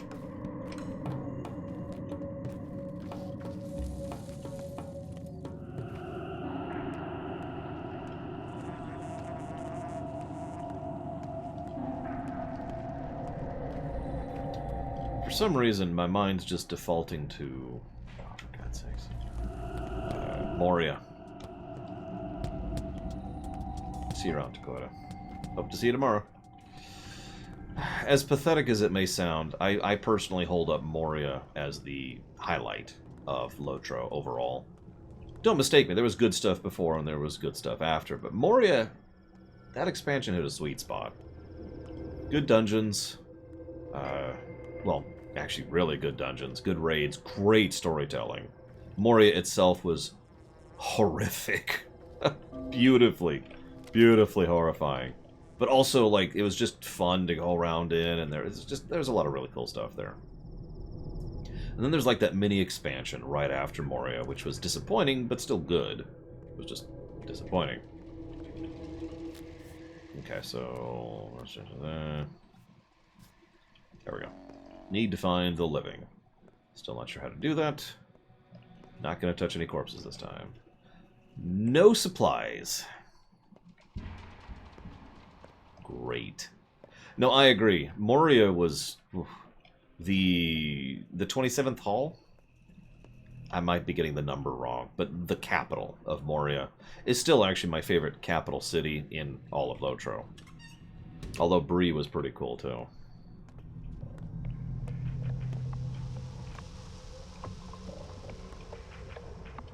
How do I identify the living from the dead exactly? Oh, that's how. Okay. Comprendo. I'm looking for people who are moving amongst the bodies. That's easy enough. I just have to find bodies. And what are you doing here, mouse person?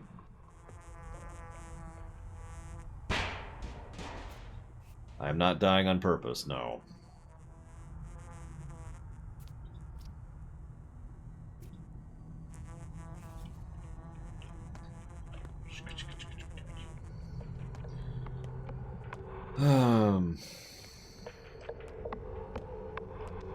Interesting concept, Doncro. I once thought about a game design where basically it was kind of an RPG, but there were no levels. But at the same time, you could adjust the difficulty pretty much at will in a lot of different directions, just as a concept piece. And yeah, I know that probably sounds pretty stupid, but whatever. I never really got to develop it because I never got to think about it more. It was just a random idea.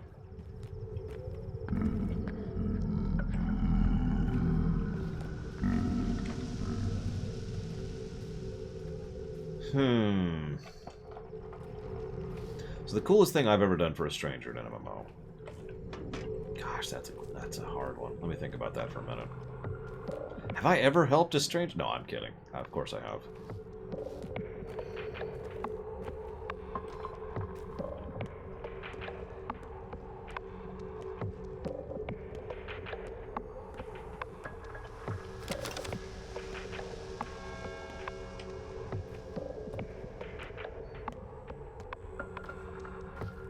Well, considering we're not even supposed to dig into the earth in general, Doncro, I don't think that's going to help.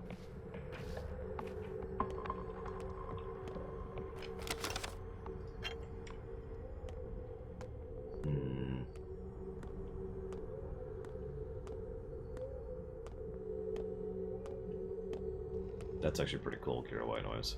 I've done that as well several times, so I suppose I can't use any similar examples.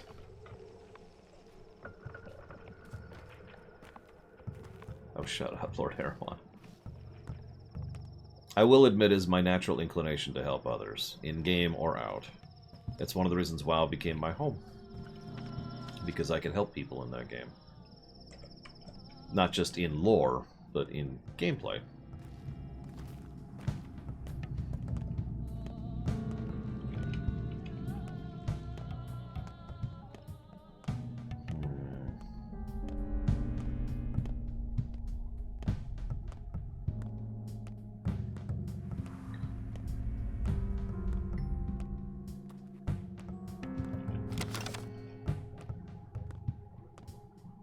Two of the, Really, Wilson? That's actually pretty cool. And God, those balls of you're talking about the ones that just instantly vaporize you, right? Not like the Romulan ones, which can go to hell, too, for unrelated reasons. Hey! I was half expecting that to not work.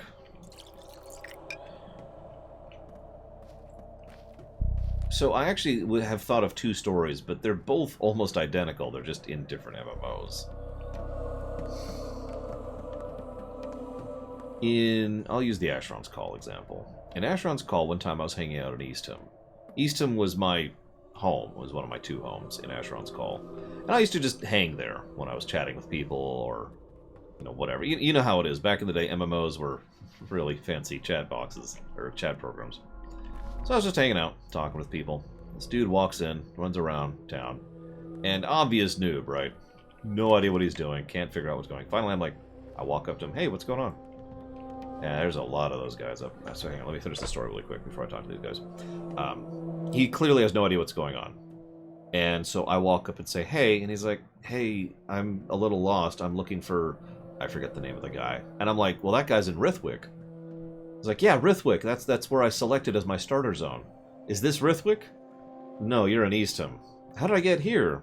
And I immediately pretty much pieced together that what happened was, see, Asheron's Call doesn't have a mini-map innately, and it basically doesn't have a map. So, unless you have add-ons, what happens is you pop in and the person says, go this way, or go to these coordinates. Those are the 2 ways they'll give you directions. So he went down the road and followed the road, and for those of you who've ever done the road between Rithwick and Eastham, he just followed the apple orchards until he got to Eastham and was like, hey, I found the town.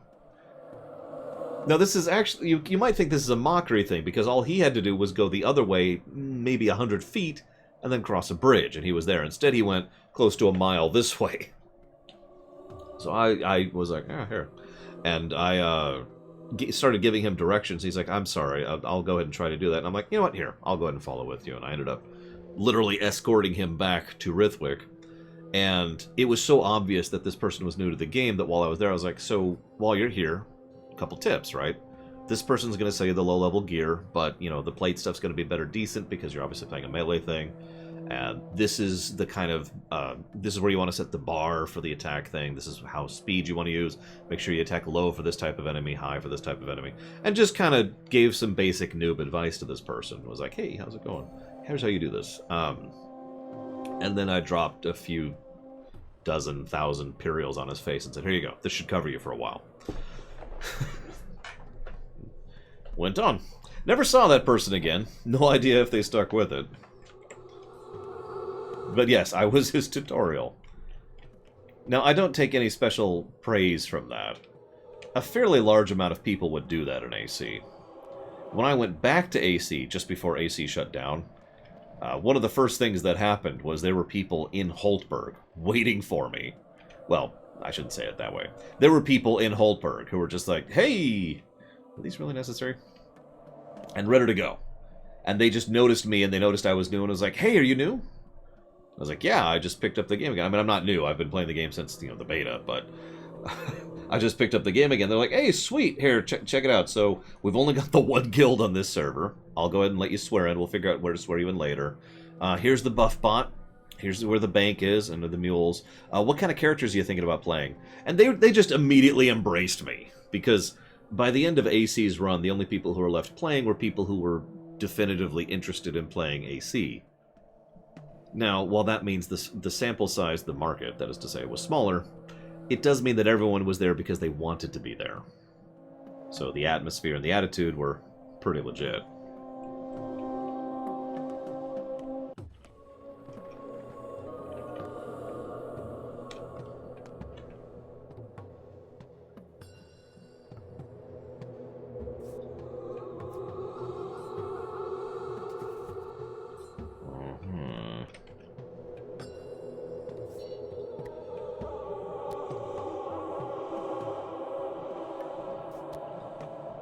Great. This sounds terrible. She's clearly a professional, a specialist in her trade.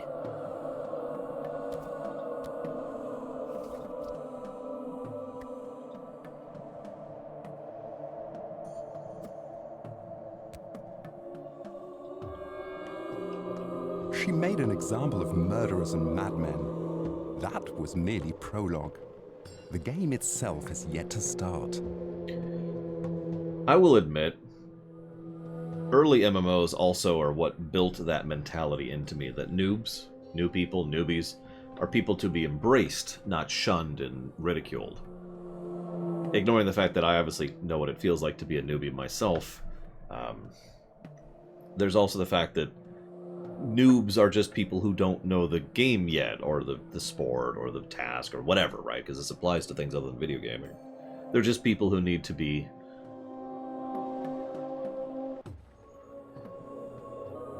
cared for? I don't know what word to use there. So that they stop being noobs, so they can be, you know, regular players. Yeah, everyone was that at some point. Nobody jumped into a game and just immediately was perfect at it. It doesn't work that way. Taught, that's a good word. Taught. Or nurtured, that's another good word.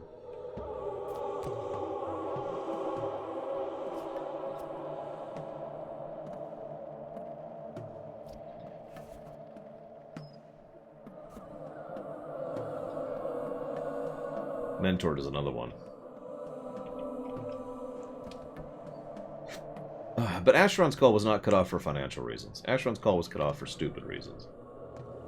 I don't have a better way to put that. The squeal of the gears can't halt the machine.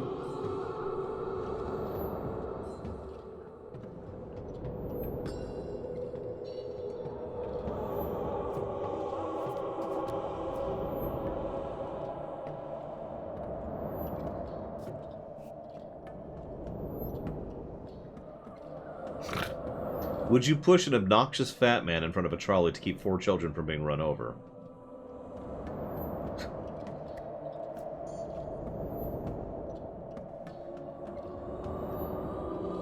Hey, it's the question that the earlier lady mentioned.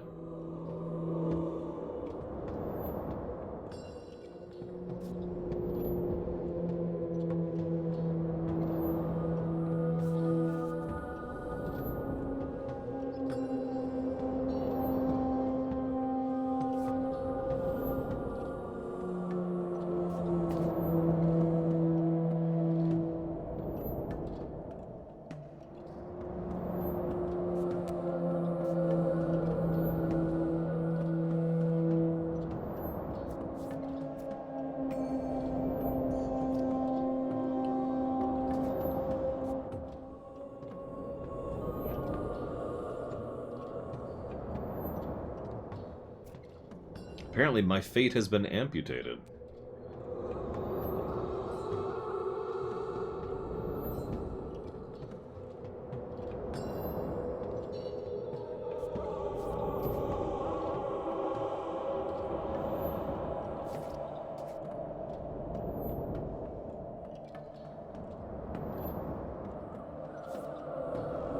Cute.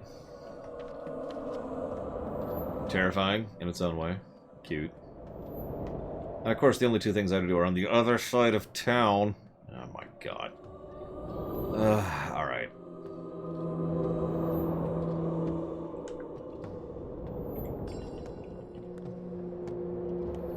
Yeah, the golden age of MMOs? I hate to call it that because that sounds like it's a positive thing. The MMO splurge was kind of a bad thing because it's actually more or less the exact same thing that was happening right now and has been happening for about 6 years now with mobile games, but worse. Of course, I don't have any on me. So, for those of you who don't know what I'm talking about, hey guys, I'm a businessman, and I'm going to try and sell you on investing in a game, okay? Now, you're probably thinking, well, that's an expensive game, and that's true, but all we have to do is charge $10 per month, and if we only have made-up number here, players, and those people play for only 6 months, we will have made back our investment. You're right! There's so much money to be made! Quick! And thus, MMOs everywhere. Now, obviously, that's not quite inaccurate, but it does miss several key elements, not the least of which being the fact that that market for MMO players is finite. Very, very, very, very few MMO players will play more than one MMO at a time. They might play it so that there's a slight overlap in playtime, so that you sub to 2 MMOs in 1 month. But for the most part, they're just playing the one MMO they like, which is probably the one their friends play. And you see the problem. Everyone was trying... They see this delicious pie and they think, oh, I could have that delicious pie. And the other 700,000 people out there were also looking at this delicious pie and thinking that they should, you know, jump into it. And yeah, this is the exact same problem live service games have been running into lately, and that mobile games have been running into for several years now. It just doesn't work that way, and thinking elsewise is foolishness at best.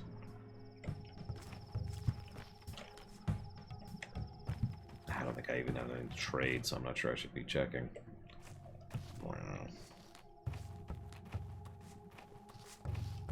So as a consequence, a whole lot of people made MMOs in that era. And I'm not sure I would call most of them good. That's because they weren't. Most of them were not good. God, hunger. Frickin' hunger. Bane of my existence. Yeah, like CCGs, that's actually another excellent example of that. Non-video game example, but still quite valid. Yeah, Star Trek Online originally was one of those MMOs. I've actually talked about that during the Star Trek Online lore run, which I highly recommend you watch. I'm rather proud of it. But to give you a very quick summarized version right now... Oh, god dang it, of course it is. STO was actually originally a completely separate game made by a completely separate company. Some politics happened, some lawsuits happened, and some crap happened. And the long and the short of it is it was handed over to Cryptic, and they started taking it over and started turning it into a game. A lot of the issues STO has to this very day are actually a direct byproduct of that problem, though. Because... how do I explain this? So many... it was such a hassle to procure the rights and ability to develop STO that they didn't really have a lot of money and time and effort left to develop the game directly. So they kind of had to reuse old code and reuse pre-existing engine stuff. And we are literally having problems as of today, as of the modern era, with regards to Star Trek Online, specifically because of the fact that they are reusing code that was developed by the original company to make the original Star Trek Online, a game that barely resembles the current one, because they didn't really properly receive the support. STO is honestly one of the rare exceptions of the games in the boom, the MMO boom, that actually managed to survive and keep going. Guild Wars was another one. EVE Online is probably the big one there. And we all know what ended the boom. WoW ended the boom.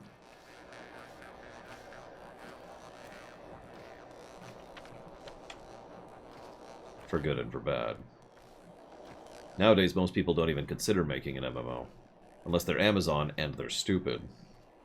Sorry, what I mean is Amazon was stupid.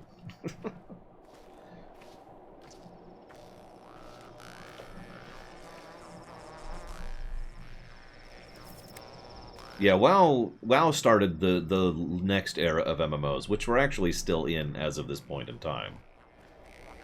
And that is the WoW clone era, for lack of a better way to put it.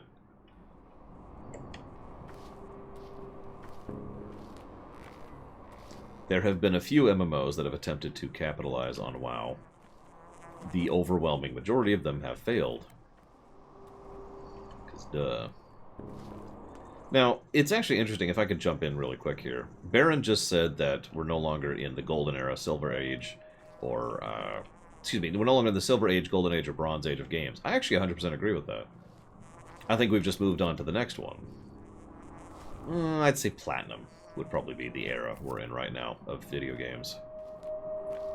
Video gaming has sifted out now so that we have the absolutely atrocious at the high level, the absolutely atrocious at the low level. You know, we have AAA games that are, and then we have indie games that are, and then we get games like this. A game like this could have been made in the previous 3 eras of gaming, but is far more likely to be made now.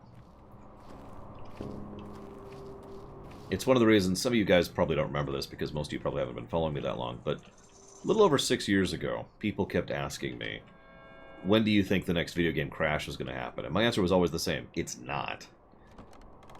That's an invalid question at this point in time. And usually the response is, but games suck now! And my response is always, no they don't. Now granted, that was 6 years ago. But the same mentality still holds true now. Games do not suck now. Games that suck now tend to get a lot of attention, for obvious reasons. But this is an unprecedented level in gaming development right now. What happens next? Well, that'll be interesting, but we won't get there for like another decade.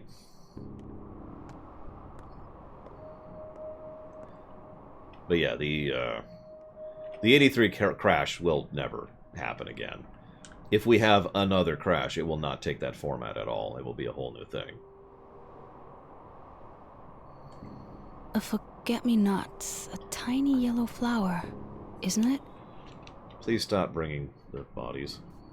Oh, sorry, she asked me to stop bringing the bodies. My bad.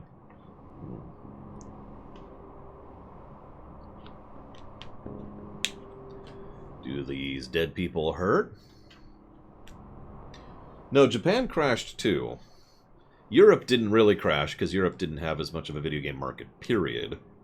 But yes, the dominant market crash was here in the States. But, yeah. And yeah, I agree with Zolok. The dev floor is higher, for better and for worse.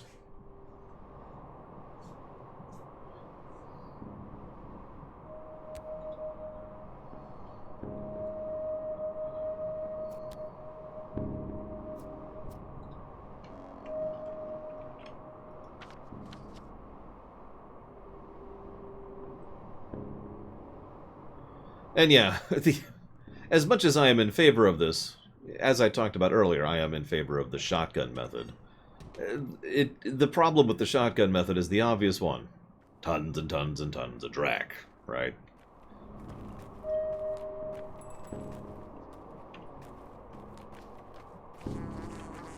I'm curious why this game was in development for 20 years, though. Well, you're going to have to be a little more specific than that, Bamber, I'm afraid. Although the most likely answer is we're just going to have currency, because that's logical. I mean, come on, right? Yeah, it's pretty much the same exact concept with the Netflix boom of television that we've been in for several years at this point. I'm still more in favor of it than not, because there are some good shows that are being made. Even though the overwhelming majority of it is Drek, the best part is you never even hear of it. The actual Drek, you generally don't even hear. Because it doesn't get the attention, it's just over there in the pile. Go to Steam sometime. I mean, this isn't as true as it used to be, but go to Steam sometime and just start browsing games. There are thousands of garbage games. Thousands upon thousands of garbage games on Steam, right?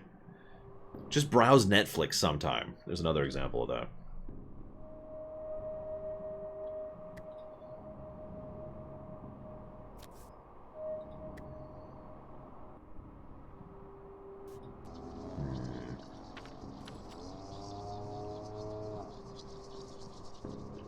So how do I burn the graves? That's... oh my god, that's a grave? I mean, I guess it is.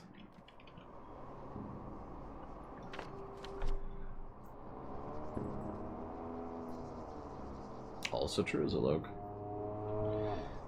Yeah, shovelware, which used to mean something else, actually.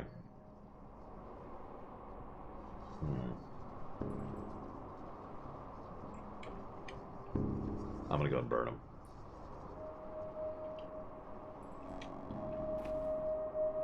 And then I'm gonna die, apparently. I'm hesitating here because I'm not sure if I should. Nah, let's do this, let's do this. It's gonna cost me some time, but I'm still gonna go for it.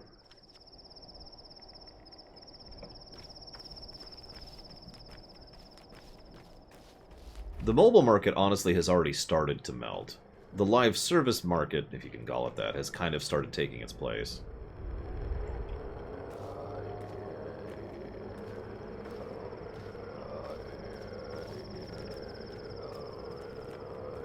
That market is also already on its way out. market cycle times take less time nowadays than they used to by obvious logic, because everything takes less time than it used to. The advantage and disadvantage of the communication era.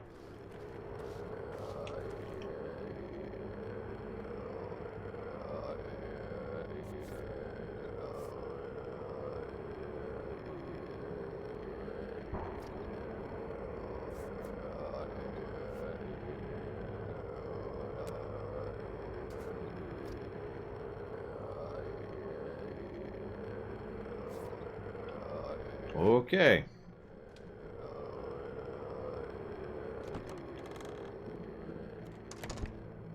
The other thing that's important to note about the mobile market is that the number of successful games there is much smaller. Let me explain what I mean by that. So, let's give you two statistics, okay? Now, these are statistics from 2 years ago, but I do have them off the top of my head. So, on the one hand, mobile games made this much money. This is all rough estimate, but mobile games made this much money. And then, like, PC games made this much money, and then console games made this much money, right? So that's how much money. So if you look at that, you say, oh my god, mobile games are making so much money, and it's true. But then look at the specific mobile games that are making money. We've got a bit of a 1% of the 1% situation going on, because the mobile games that are making tons and tons of money are like the top 30. That's actually probably even an exaggeration. It's probably closer to like 20. You know, there's these ones, and those ones make all the money. But then the drop-off is stark from the ones that make, you know, billions of dollars a year to the ones that make millions to the ones that make thousands. It's just, you know? Yeah. Which is another unrelated problem here. And yeah, the Chinese market, I'm leaving that one alone. Save.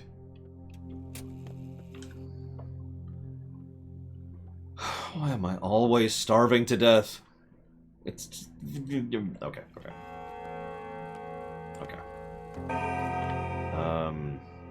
Alright.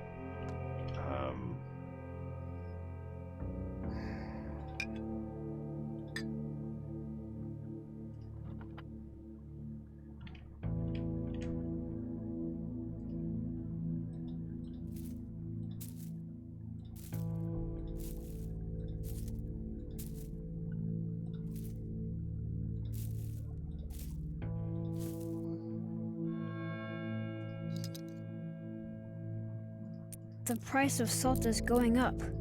People are hoarding it. It's like we're at war. Well, you are. I'm not gonna make it. I'm gonna die before I get there. I'm gonna try.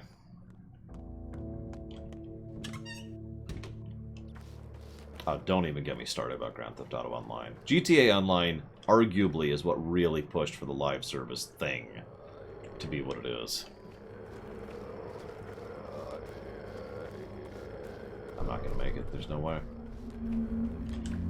There is no way in hell.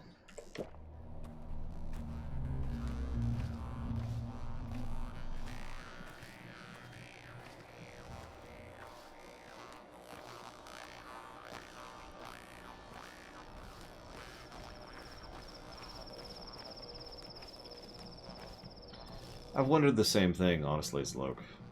Oh, goody, I am exhausted and starving to death. Well, let's see what she has to say really quick. And then die.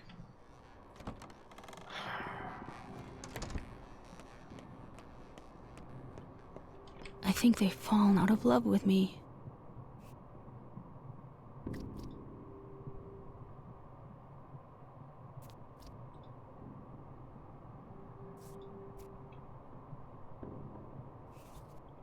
Well, she's upset at me. Not that I blame her. It's okay, guys. I'm Hello.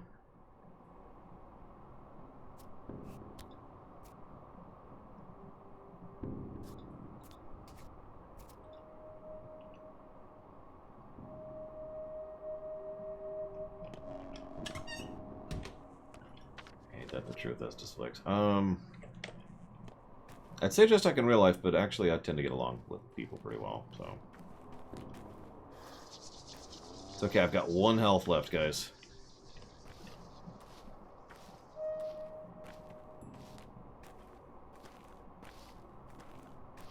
I mean, we've already seen Mobage on the Switch, which sucks, by the way.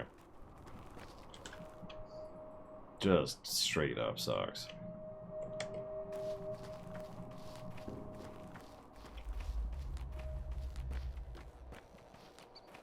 Yeah, Elder Scrolls Blades came out on the Switch, for God's sakes. There's also that awful... Well, I shouldn't say that. There's that Kirby Gacha game, which came out on the Switch, too. And yeah, Genshin Impact is coming out on the Switch, which is also a gacha game. Okay, now I really have one elf, but I'm gonna make it. Totally gonna make it. Totally gonna make it. And we're dead.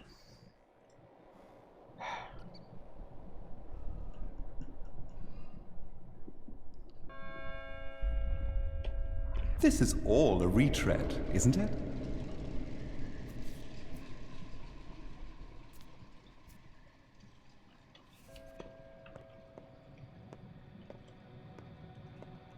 Yeah, no kidding, Wales.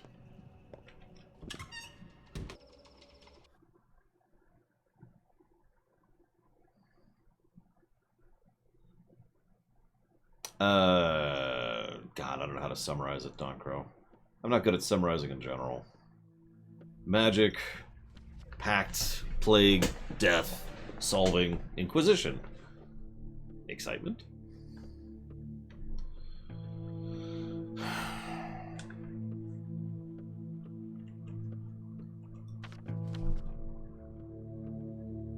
Yep, Molman, very important.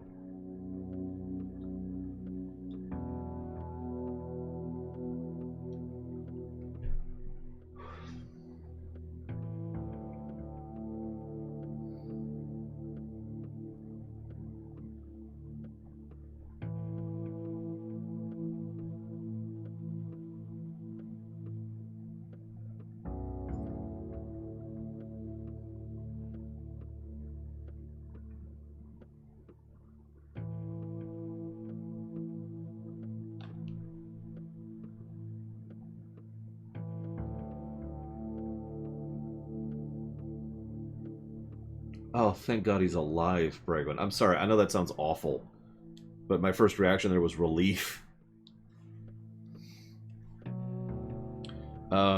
Is he on Discord right now? Let me just pop in here.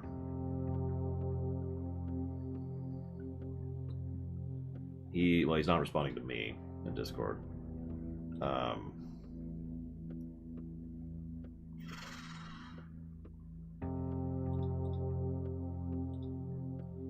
Yeah, he's not there. Okay.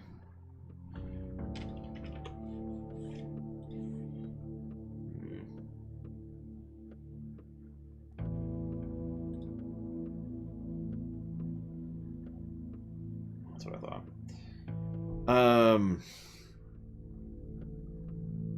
Tell him to get a hold of me on Discord. And that I might be able to pay him. Not a lot, but something. For the voice work, you know, in order to give him some money to help make ends meet. Please. I don't have that much money. I'm not swimming in it. But, yeah, I can help a little bit at least.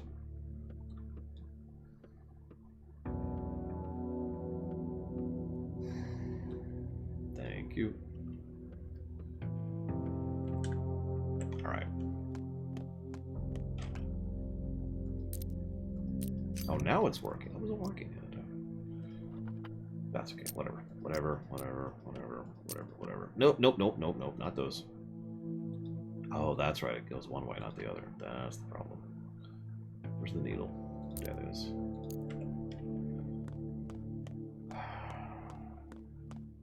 You know what's funny, Zaluk? I'm actually afraid of that at the same time as I look forward to it. Because on the one hand, yeah, you're absolutely right. But on the other hand, that would also apply to several of the, you know, the good developers, the people who actually give a flying damn, who legitimately want to put out good products. But on a corporate side, yeah, no, we need to just kind of fling them all out the window. It's okay, the new people will also be out of date. They'll just be out of date on a different layer. That's how that works. Like, you ever wonder why it's always old people who are in charge of things? Thanks, tuning? I'm not sure if that's really a...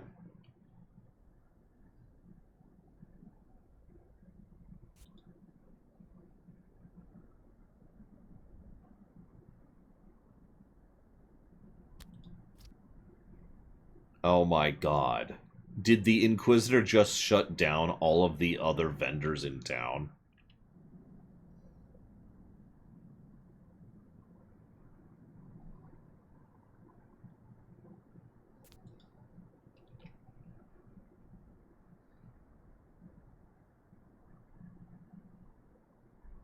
Well, anyways, he's got food. Let's see if I can get any of it. So I'm willing to sell everything I own.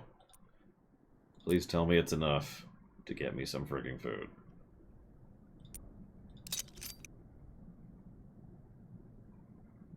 Yeah, exactly, Zalok. I was admittedly thinking politics, not corporations, but it applies just the same.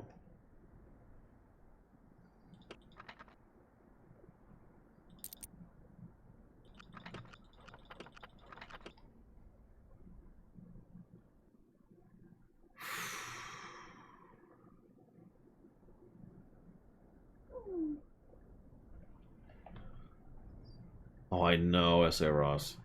I guarantee you they would sell quite well. Guaranteed, absolutely.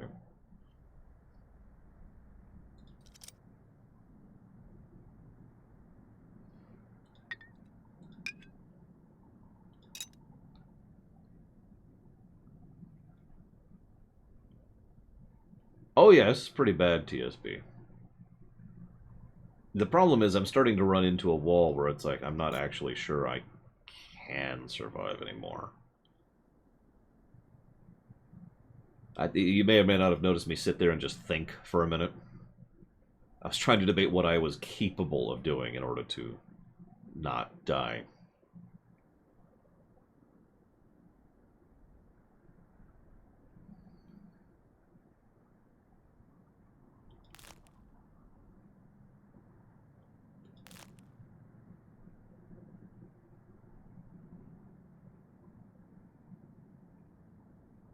Oh no, I'd say 98% certainty the next Switch model will not have a 3DS slot. There, I just sold almost my entire inventory and my storage for an egg and a bread thing. Let's eat the bread thing right now, so I don't die right now.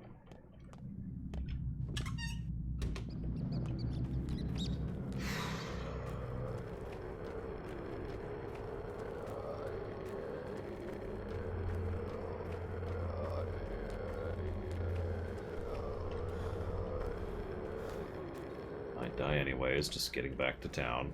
Or hub, whatever.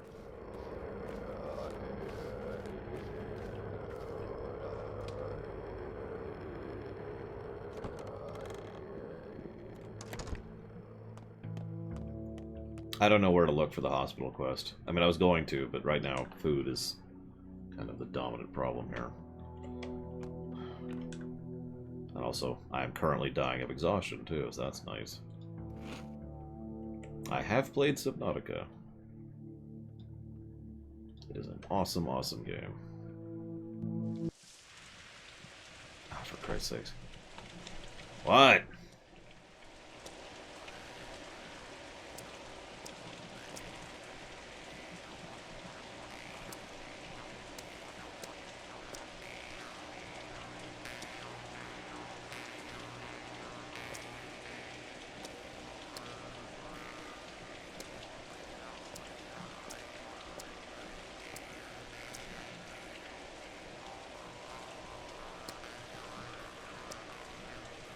Okay.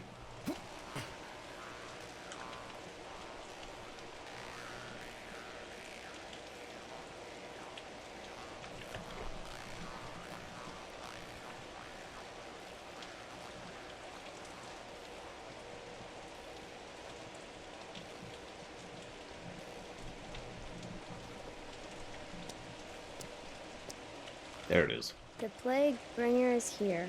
walking around.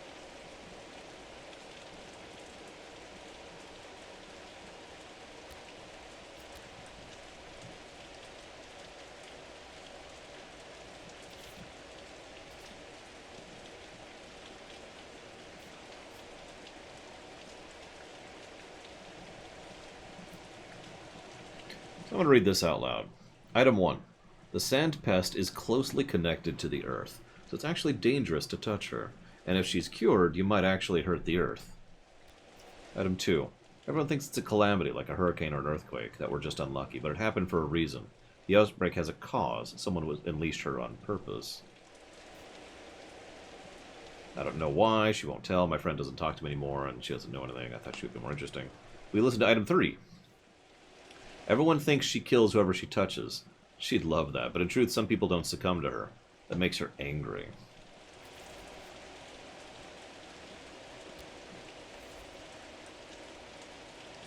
If you talked to me more often, I wouldn't be here. Thanks, game. Thanks. Appreciate that.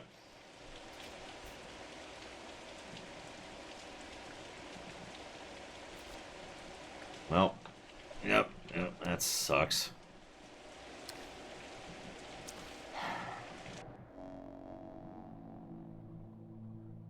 Can I please get my sleep now? Thank you. You know, one of my favorite things is when you're failing at something, and then someone walks up to you and says, "Hey, you suck at that." Yes, I know. No, but you suck at that. I know. Hey, but you're sucking at that.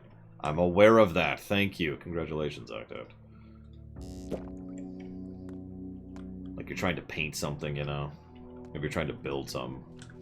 Hey, you're screwing up. I know that. Alright.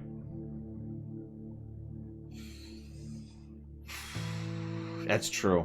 I don't know why I just don't get good at the game. Alright, let's do this. Let's gamble, because that's what my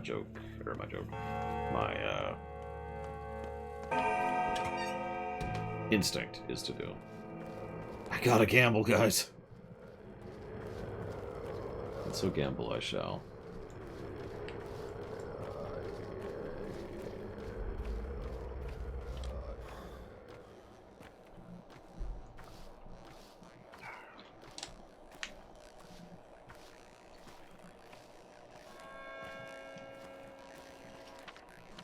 That's what I thought.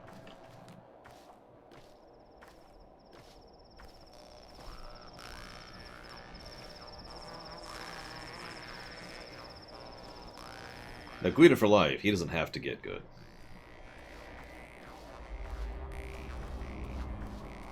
I mean, I did say it right before doing this, but I'm going to take another death if I'm wrong. Another death. What if the game keeps track of how many times you died?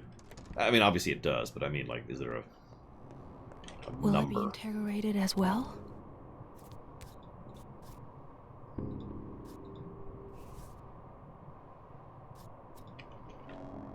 Hang on 1 second. There, okay. Yeah, Guido for life is actually paying to win. That's how you win at gambling. Actually, that's kind of true. The way you win at gambling is you play the odds. And just... How do you think the house always wins? I mean, there's actually a lot of reasons why the house always wins, but, you know. That is one of the ways the house pretty much guarantees a win. Math. Numbers. Thank you, Guido for life.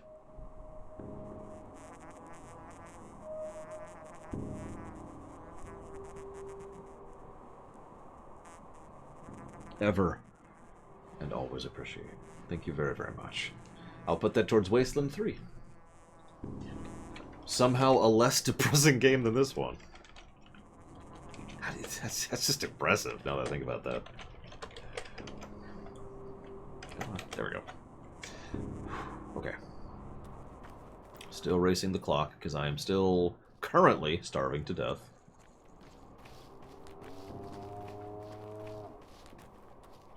I mean, Wasteland 3 is also partially a parody, so that does make sense. But I mean, okay, let's not use literal gambling as an example. Let's use investing.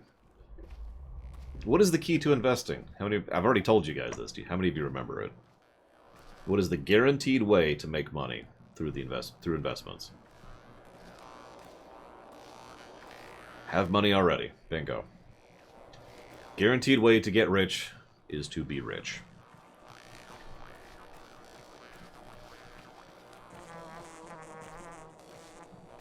Because, and this is true just even from even ignoring the fact that there are mechanisms in place in real life society that favor the rich. That just mathematically, that's how that works out, right? You can buy more of an individual thing, you can go tall, and you can buy more separate things. If you have the availability to buy 20 different, this is totally made up numbers, 20 different stocks, and one of them sells big, then you're good. You have made money, even for the other 19 that didn't succeed. You, the actual real-life individual, can't really afford to dump into 20 separate stocks, right? So instead, this is what the...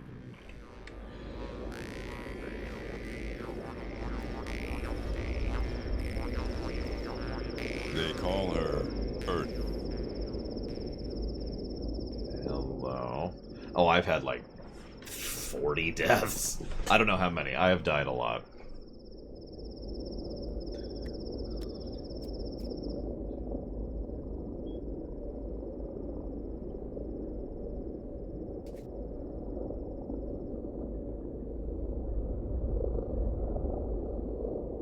Okay, so why is... I'm confused, Mr. Zalog.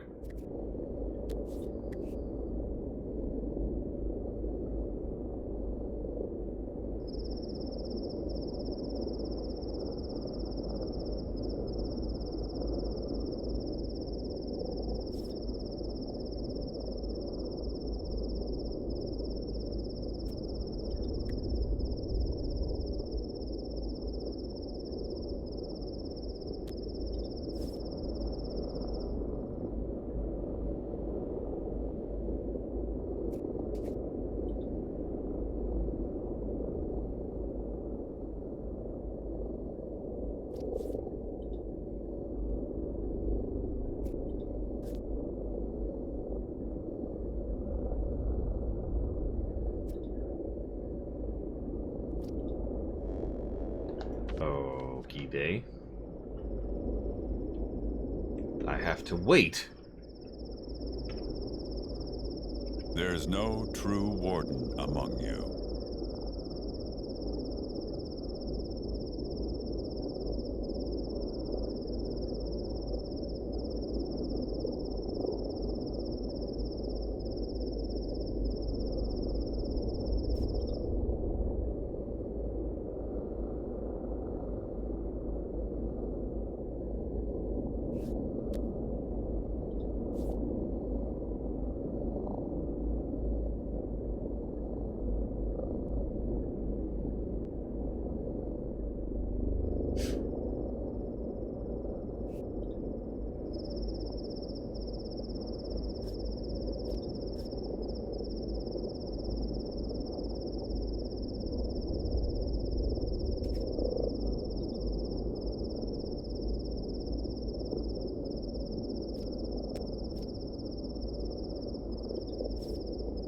Okay, Bregman. I'm just glad he's alive. I know that sounds so pathetic. I was literally talking about that just the other day.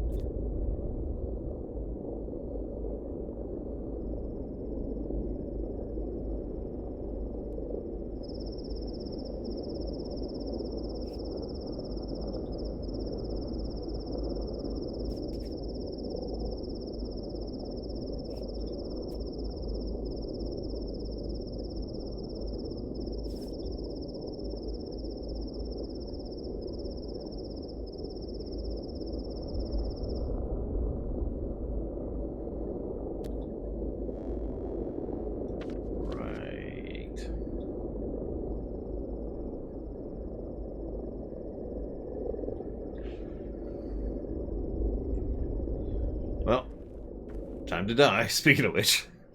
In the game, in the game.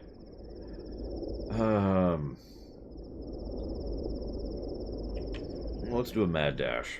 Let's see if it works. This was the gamble I already mentioned. I need all of my stamina bar right now.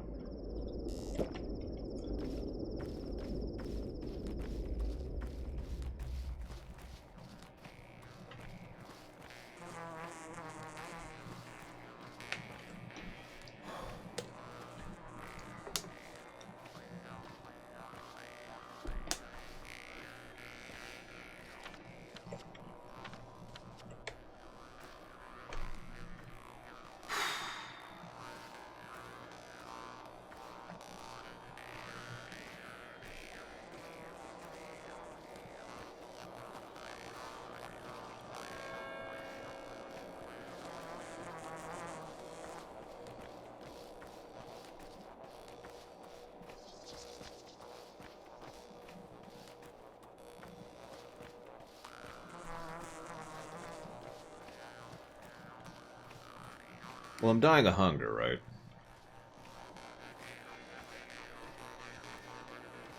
So everything revolves around that. Nothing else really matters. The gamble is if I am going to be capable of having accomplished what I just did, and then make it to a grocery store, and then they accept the currency I have, and they have food for me, and all of that needs to be true. That's the current strategy. Because it's basically a straight line from the quest guy I was just talking to up here towards this grocery store, which is that one right there. I just need to go up this way. Now watch, it's not a straight line. There's walls in the way. I'm going to die on the way there. Also, this place is infected, which is wonderful.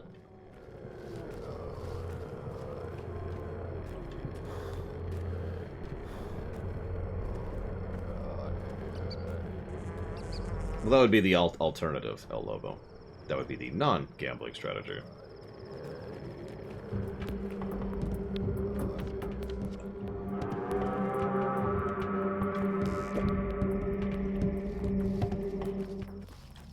There's the door.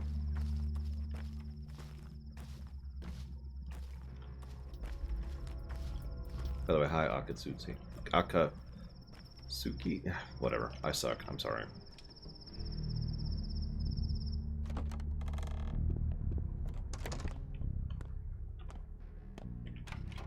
So, what do you got?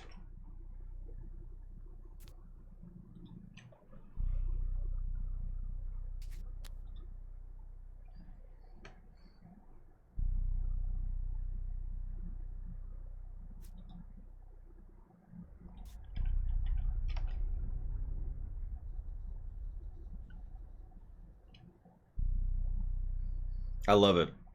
We don't sell things for money anymore. But we're still charging through the nose for it.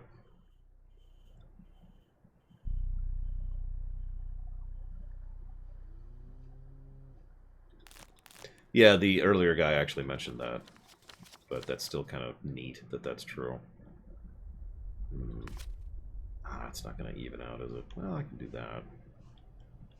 And then that, and then that.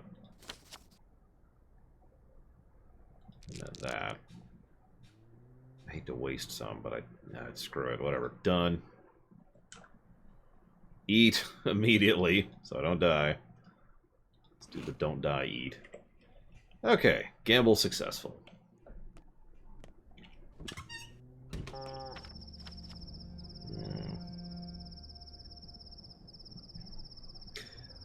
The reason for the specific method here, El Lobo, since I should talk this stuff out, is going over here first meant that I would now know where to go next, which I do. I need to go up here next.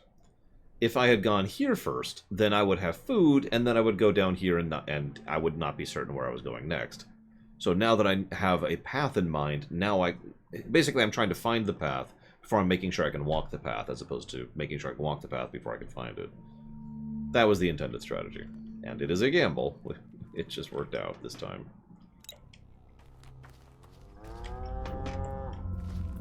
Yeah, I can't wait till the food stores are shut down and I no longer have the ability to eat.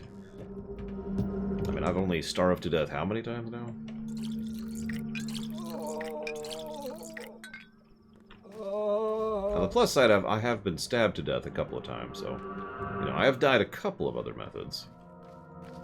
One or two. I wonder at what point the game will let me pull out twigs and start chewing on them for food. Come here. Really? Oh, that's bad.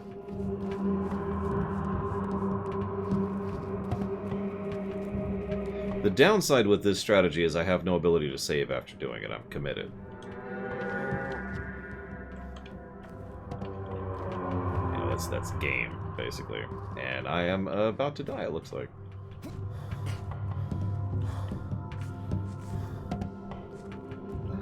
Huh. Get back here. What? Okay, so there's an invisible wall here. That sucks.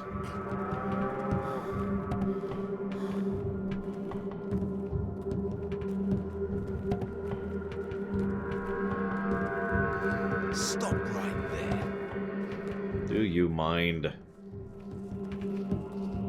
Oh, there's the door.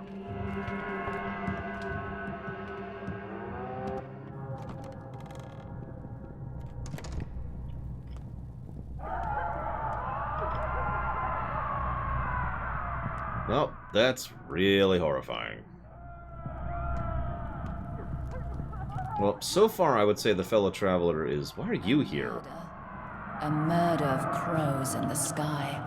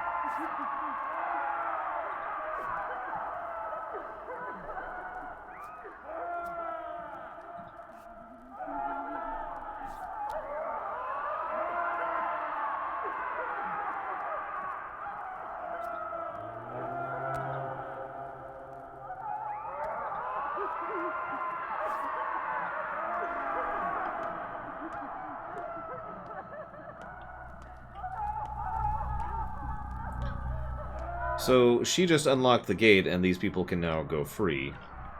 Mostly because she's going to utilize this in another manner. She herself is also having trouble because she is not particularly well liked back at home. So she has to save this town or else she will probably be executed. Or worse. As a further addendum, the fellow traveler, which I was asked about a minute ago, you ever play Majora's Mask? Because he reminds me a lot of the Masked traveling salesman. The typical imp archetype, someone who knows more than they let on. But I'm saying that wrong. Someone who knows more than they should, and only lets on a little bit of what they know. That kind of a deal. I mean, considering there is some literal magical stuff going on here, that wouldn't surprise me over much. Oh, God, where is this person? Yep, welcome to the positivity hour of the stream. I'm your host, trying to find a door. We were just talking about this. Label your doors, people. Just talking about this today. Oh my gosh, alright.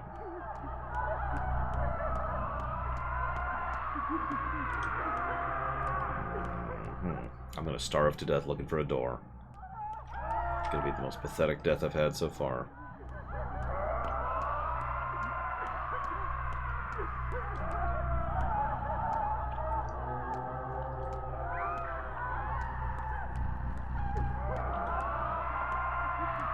Okay, this is a slightly too short cycle loop on the audio here, so...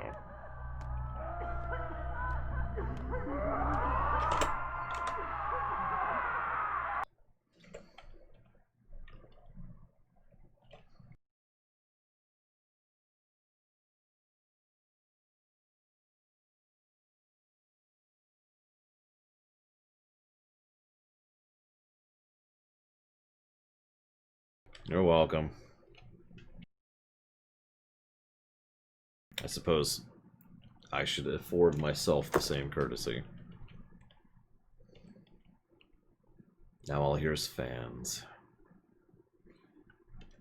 Do.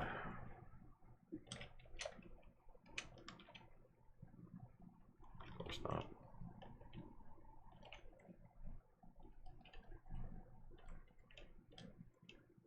Aha! A door that's open. Holy crap.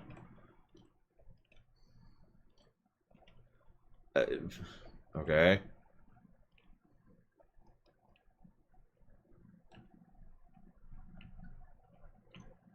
You've got to be kidding me.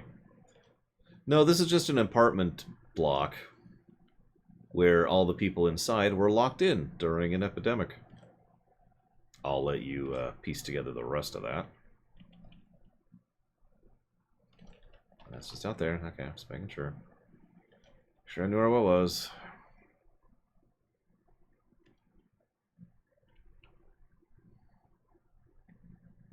Local doctor starved to death. Looking for door. Oh my god.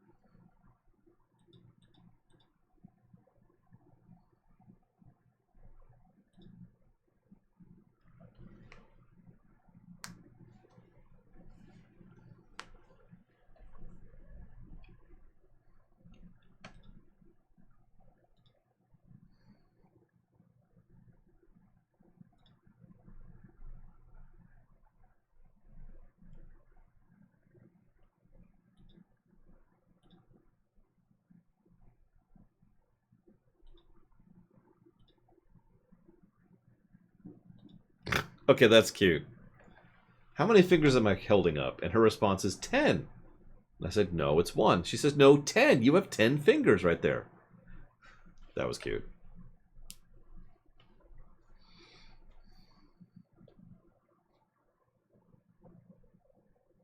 Also related to the collectivism theme while we're on the subject.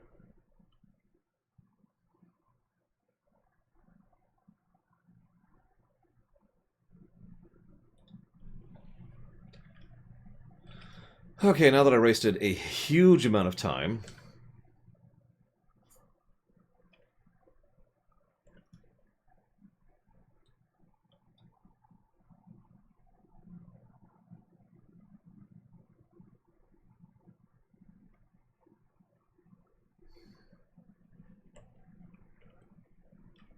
I'm going to go and grab a save now. I haven't saved in quite a while, but I think I will commit to all of our actions over the last, like, 20 minutes or so.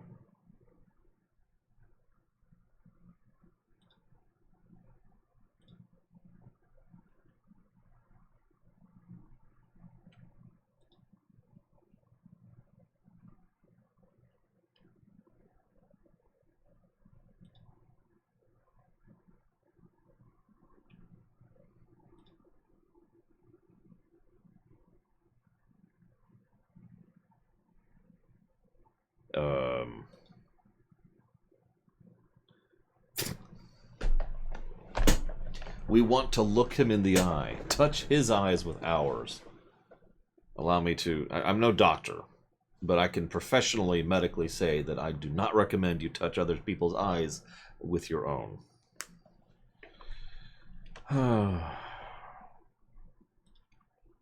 Jackass. Not you guys, him.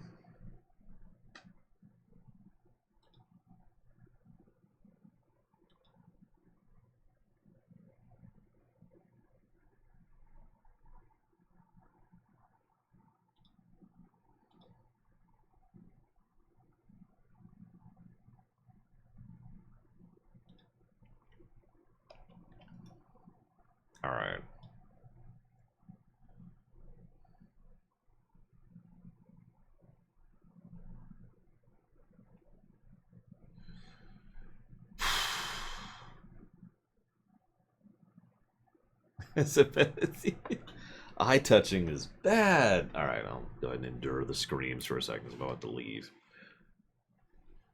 Yep, nope, still screaming. Still screaming.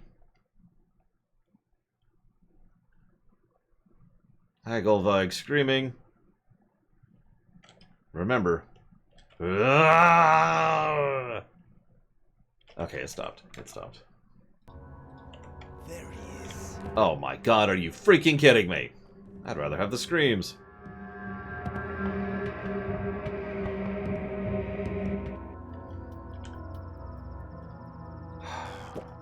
Alright. Decision time. I did just save, but I do need to make a decision. So... And we must kill them all! Sorry. I can look for bodies to complete the hospital task. I have no idea where to look. That's complete. I have no idea where to go. So that would just involve randomly picking a direction and walking. I'd probably go north. We could also try and rob some places. That's also problematic because I'm low on health and it would be very easy for me to die.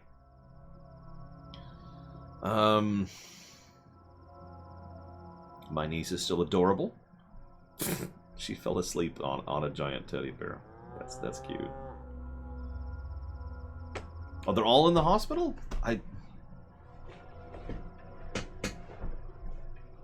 Okay. That sucks. I wish I'd known that back then. Okay, let me think about this. We're almost through the day. So if I'm going to try for that, I'm going to commit to that. And just kind of beeline.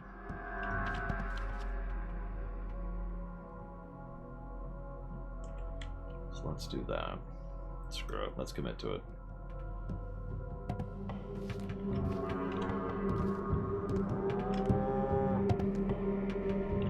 Okay, that guy's stuck in the terrain. So that's a good thing. Actually, I want to go this way. If I can.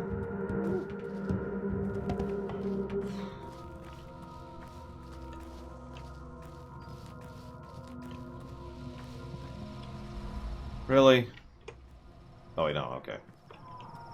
Whew. No, the days are getting shorter. They feel longer, but they're getting shorter. How are we doing here?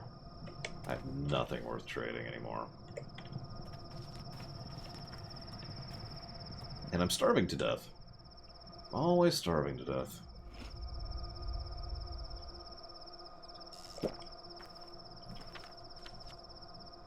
Yeah, I'm just gonna ignore those quests and beeline for the hospital.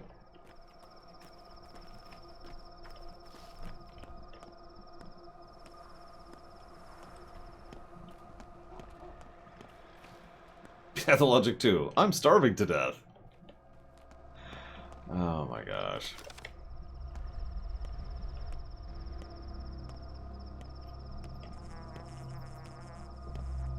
You know, I don't think I've had more than half health the entire game. Like, maybe I did at the very beginning, but that would be the only time that I had more than half health.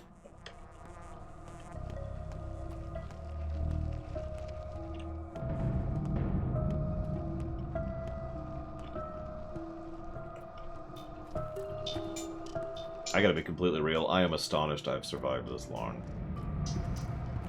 Still haven't turned the diff down, too.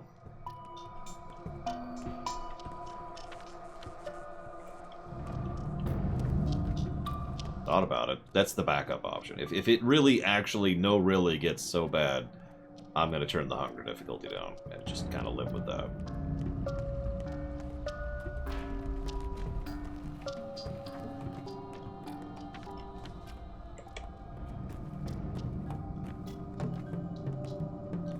I don't think I would need to cheat.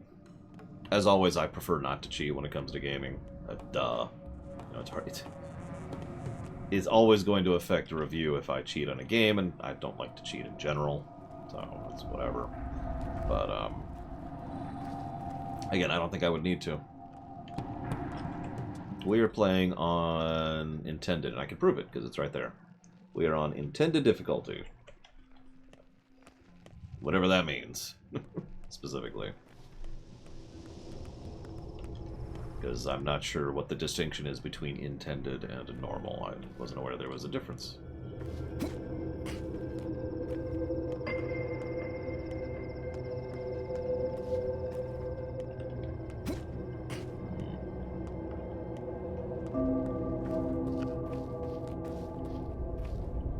I mean, I have been stabbed to death a few times, but mostly my deaths have been hunger. Apparently we're playing on hard. Got it. I will take that as it is. Okay, so I found the one person already. I don't think I saw anybody moving inside. In fact, I'm reasonably certain I didn't, but I didn't check the back.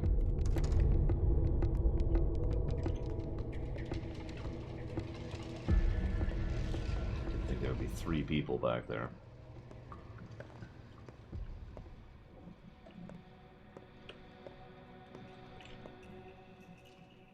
There are not. There are 0. Millions, Raid. Millions. I have no idea.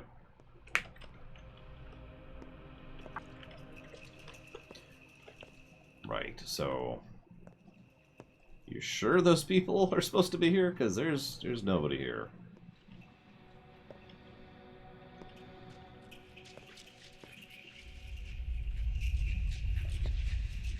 Except for that guy. Nope, he's the guy I brought in. He's the one person I already got. I said accuses.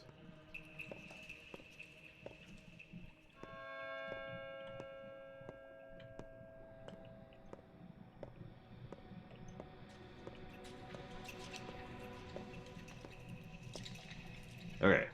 2. I found 2 people.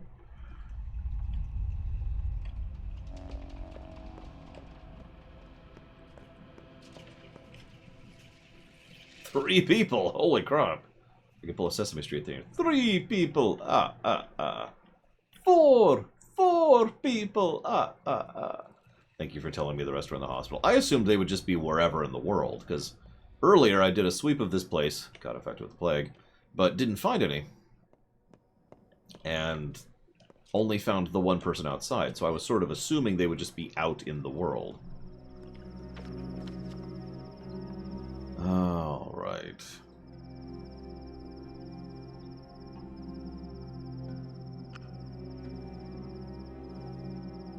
Okay, let's do this. I'm gonna make for Vlad's place. Partially because there's a quest there, but mostly because there's a save point there.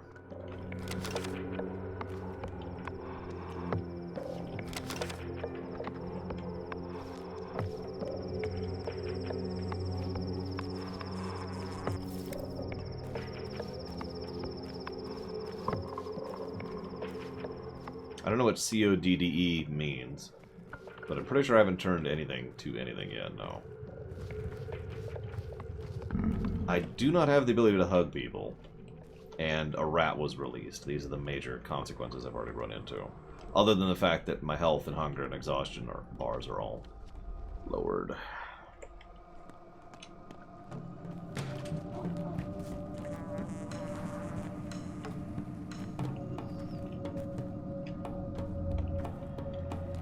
Ah, hasn't turned to coffee yet.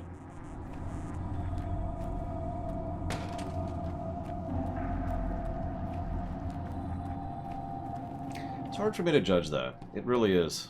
And I'm trying to.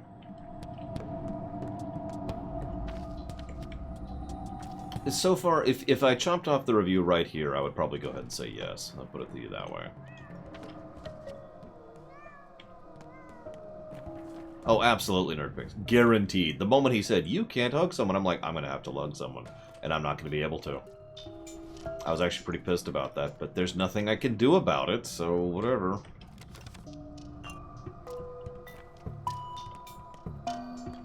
It's just whatever.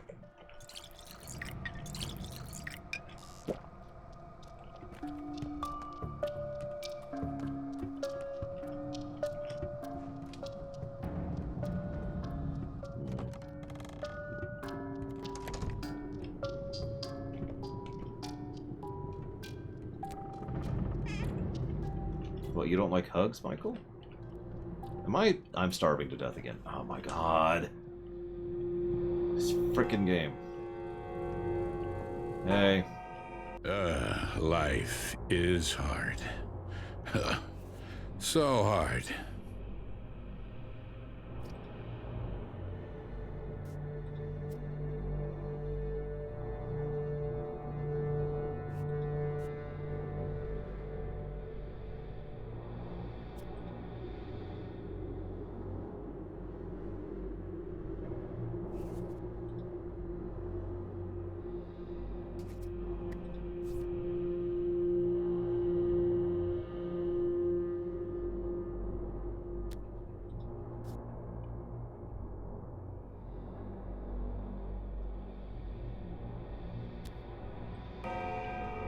Well, whatever. Message delivered.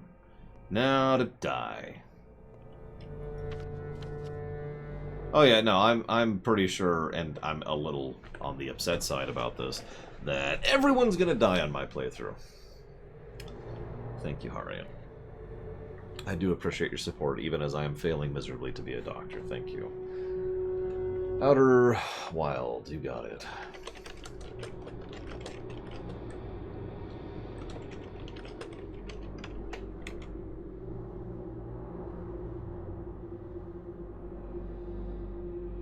I would agree with that assessment, Estes Flakes.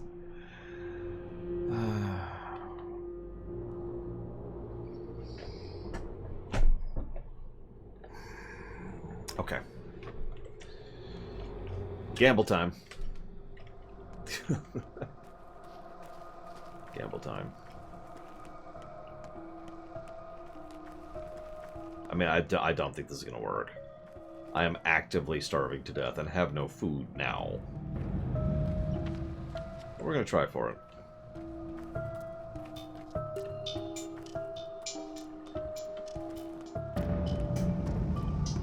Yeah, I see you there.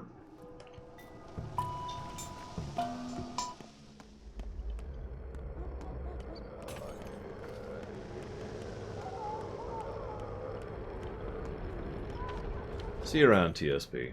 Unfortunately, I cannot comply. God damn it. So one of the things that actually irritates me about this game, or I guess maybe it's just the Unity engine, is the fact that your sidestep and your backstep are substantially slower than your forward step. Which, admittedly, I'm just not used to. And that's on me, I suppose. I'm used to more FPS-y kind of controls, but that is not the first time I have backed up to avoid something, and because it is so slow, it has failed. What I should have done is swiveled and ran. But, whatever.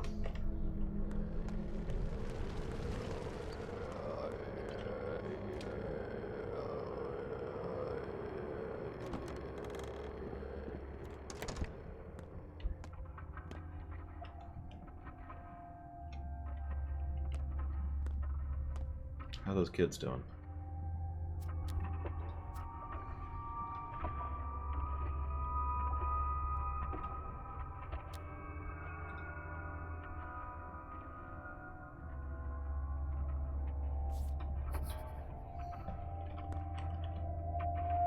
It is realistic. Did I have stream shyness when I first started out? No, but that's because I've worked in television before, way back when I was in high school. So, to answer your question fully, when I first started being on camera, back in high school, was I shy? The answer is yes. It's one of the reasons why, back, again, in high school, I usually would seek out being the guy in the booth, rather than being the guy on the camera. And I would let other kids be the people on camera. And then I found out how terrible they were on camera. But you do get used to it. You get used to it. It kind of gels after a while. And we're dead!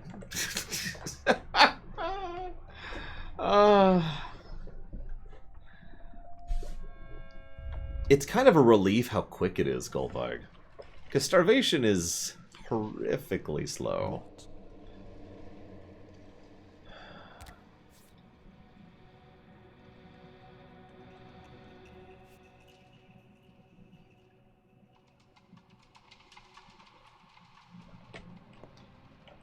Okay.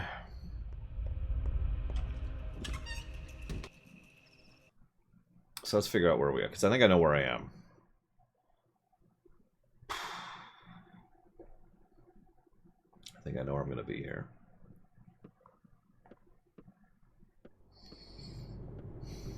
Yep, that's what I thought. Alright. Let's go for the efficiency play.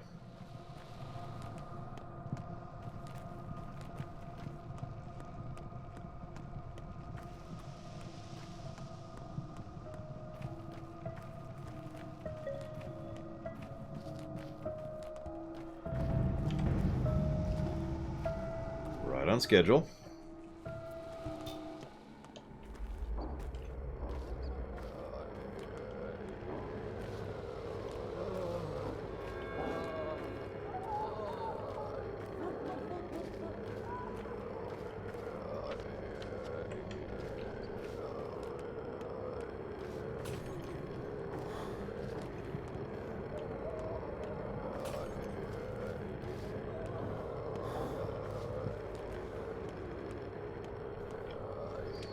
Has anyone here ever read PvP Online? It's a webcomic.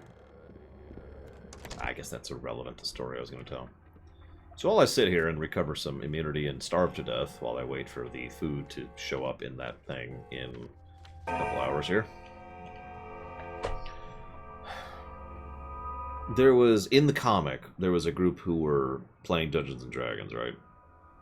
And so, as they're playing it, one of the players says, okay, so I walk into town, go to this exact spot in this part of this alcove.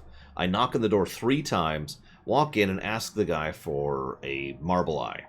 And after I do that, I go and I talk to this guy, I trade the marble eye to this guy for this item, and yada, yada, yada. And basically, he just raced through the quest, right? Because he'd played that module before, so he knew what he was doing.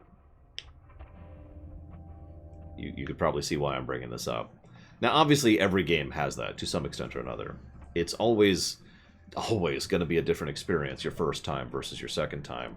And your second time is also going to be different from the time when you really know what you're doing, when you actually have polished the path to the point where it's like, okay, it's this, this, this, this. No, yep, starvation. Okay.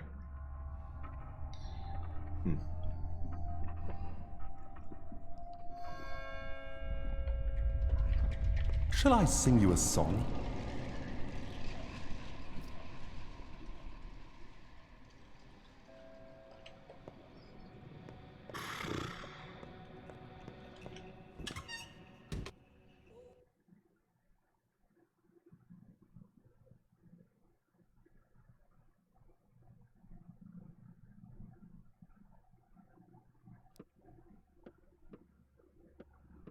Really, SROS? I'm pretty sure it's a reasonably popular one amongst webcomics. But then again, I've been following webcomics since Bob and George, or 8-Bit Theater. That'll date me there.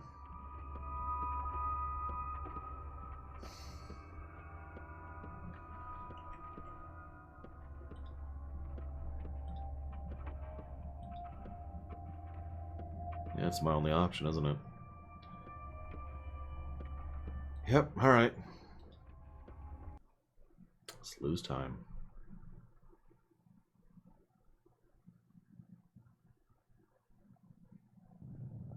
I don't know, Gramrun. I'm not even 100% sure that day 12 is actually the end. Like, there might be something past day 12, like a day 13. Oh yeah, screams, screams. They're not gonna talk to me. Yep. Okay. And then he's gonna be like, yep. And then I did this, and then this, and they're screaming, lots of screaming. Okay. No, I think that's exactly what I'm going to try to do, El Lobo. I can't think of anything else to do right now. I am up against a wall. I am so hungry and have no resources to trade with, and no money to procure with. And I've already tossed out those things, and I will not live long enough to get to the point where I can get the daily allotments. So my only choice is to try and rob and hope. And this is also a form of gambling, really, because I have to pick a house and then I have to hope that nobody else is in it. Because I've got a sliver of health left. I'm basically in a death spiral. This wouldn't be the first time. I might be able to pull out of this one. We'll see.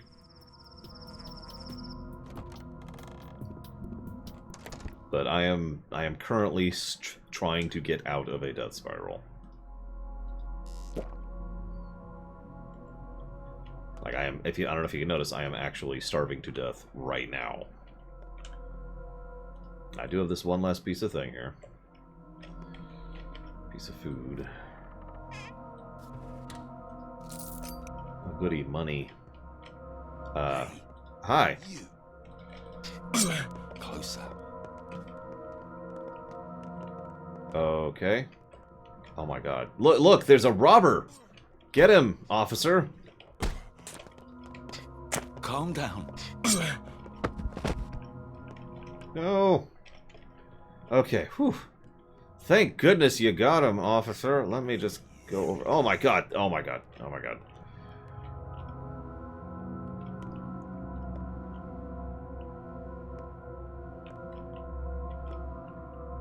Just gonna go over here, don't mind me.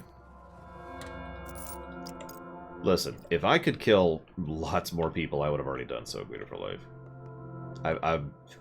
I'm just saying. Okay, maybe that's not true. I would still try not to kill people, but still. It would be nice to have the option.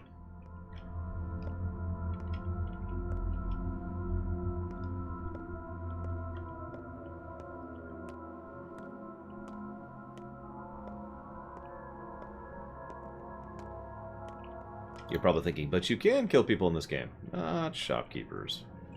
The people who need to die.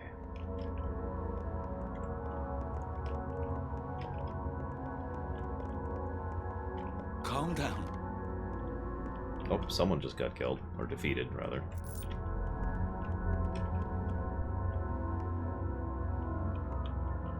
Well, so far I've gotten a whole lot of not food.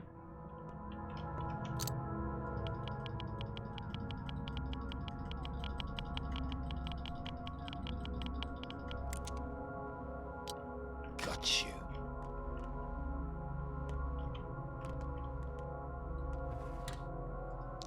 A lot of not food.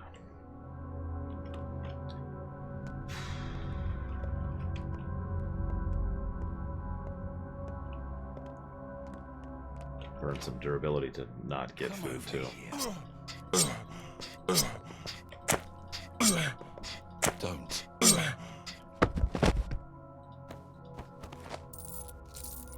Okay. I killed a guy for an apple. Worth it. Immediately eat that. Actually, let's do that.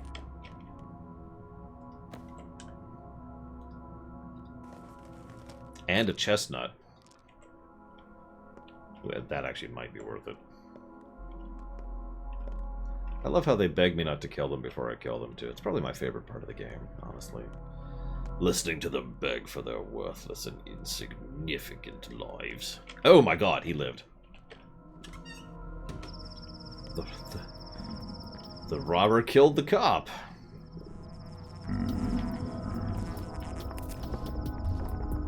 Okay. So we have procured a little bit of food and a little bit of stuff. And now I need to go to the hospital again. Okay, that's okay. Nope. That's what we're going to do. We're going to rush to the hospital. I know where they are this time. We're going to do that. And we're going to run into the wall there. It's all part of the plan. This is RNG manipulation. This is what this is.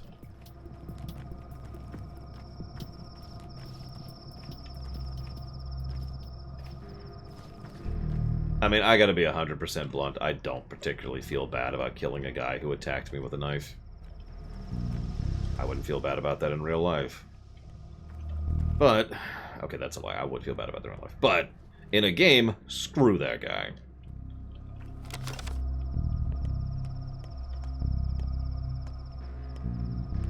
Yeah, pretty much Goldfuck. God. Frostpunk was such a good damn game. I can't wait to give it more positives when we do our re-review of it. Hey, so I've got nuts and stuff. Oh, okay.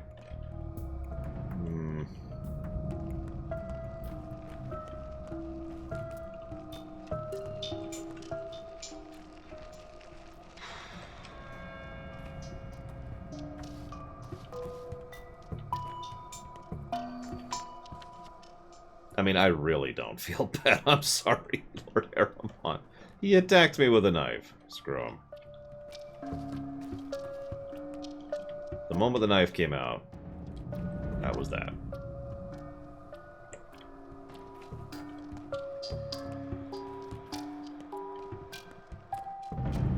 Yeah, I actually did a playthrough of Frostpunk off camera, because that was back in the heady days when I had time where I didn't spend streaming. And admittedly, my second time through, I was just sitting pretty, you know? Absolutely crushing it. Because I knew what was coming and I knew what I was doing. It was still fun, it's worth noting. It was still satisfying, might be a better word for that. But it was a very different playthrough.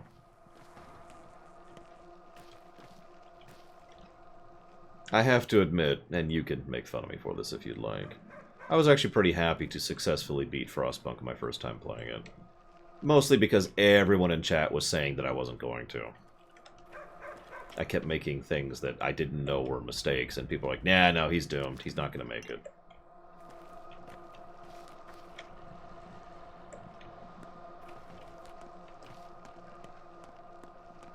Yeah, pretty much. No offense, but take that, chat.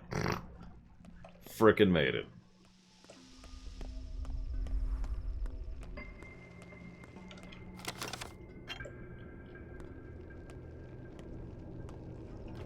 I mean, y'all are still awesome, but it was still very satisfying. What can I say?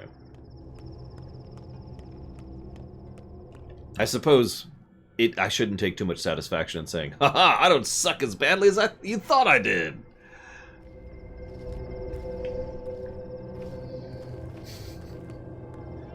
I'm only slightly less pathetic than was presumed.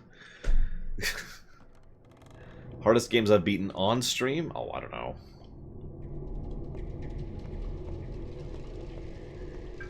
Oh god, I don't know if it was really obvious on camera, Golvig. I was completely in the moment there. I had the music thundering in my thing, and my heart was pounding, like actually pounding. Not metaphorically. I was just... At least that's how it felt. I don't know how it looked on camera. But internally, my perspective was just... You know, zooming in. Like, okay, I need to make this happen, and I need to get this happening, and I needed to squeeze out, what was it, like 5 seconds of extra power just to keep the heat on, that extra 5 seconds, just so we could make it, just so we could do it. Oh, it was so close, and I made it, holy crap. Yeah, people were actually dying so fast and so hard. Ah. Man. Anyway, sorry. Enough gushing. I really like Frostpunk, if it's not obvious. It's a great game, I think.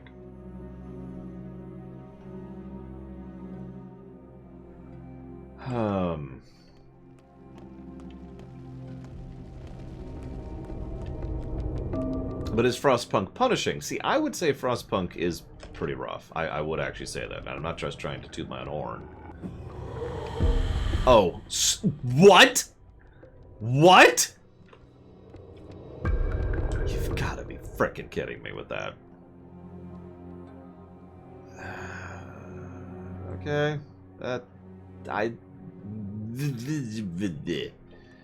Whatever. Fine. But I would consider Frostpunk hard. I'm not sure if I would call it punishing. I usually consider that a separate category. But I would absolutely call it hard. That game is very well balanced.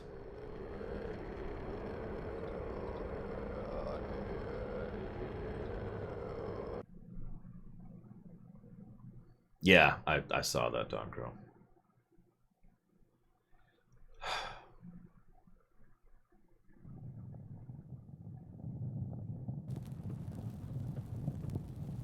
I mean, again, that could apply to every game, Pilgrim, which is the exact point I was trying to make with that overall diatribe.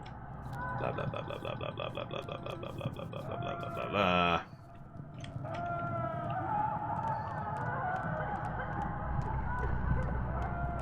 La da da da da da do do do do do do do do do do do do.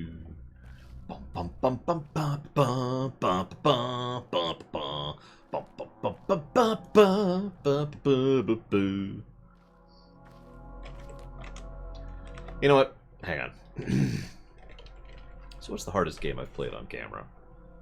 Let's see here. Let's look at our review list. What do we got? Secret of Mana. No, I would add Frostpunk to the list. Frostpunk was pretty rough.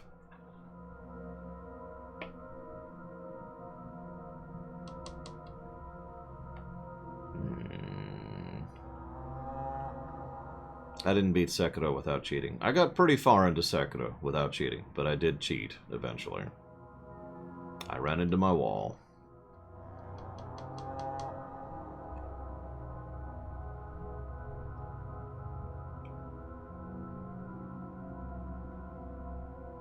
Bloodstained Curse of the Moon. That is a properly hard game. And I have 100% of that game twice.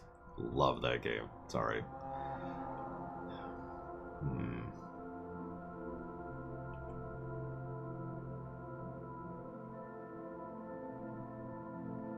Devil May Cry 5 would probably qualify.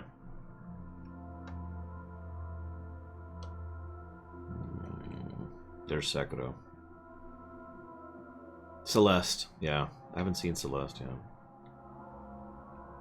Probably because I haven't reached it yet. There's Frostpunk. Just looking down the list here, sorry. Anthem! No, I'm kidding, I'm kidding.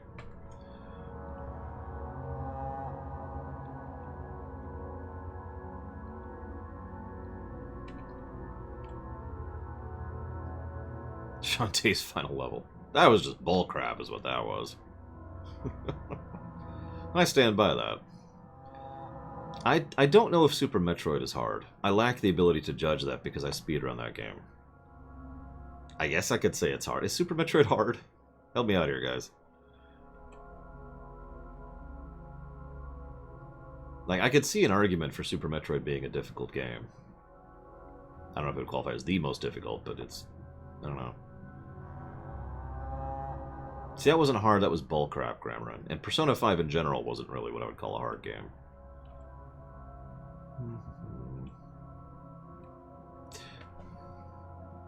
I think I've got my answer, actually.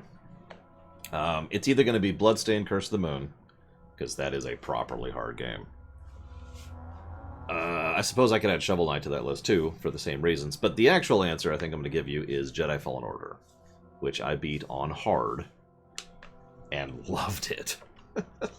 Loved the difficulty in that game. That was a lot of fun. So there you go, there's my answer. Got you. He's got a knife. Yep, that's just instantaneous. Master, not Grandmaster. As just like Grandmaster was boring, and I pushed it down to Master.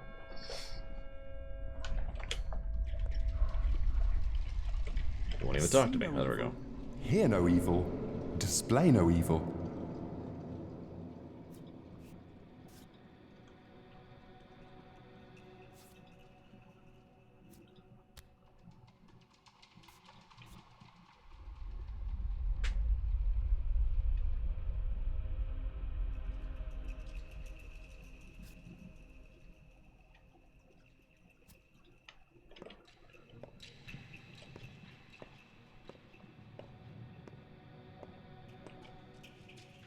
Who the hell is that?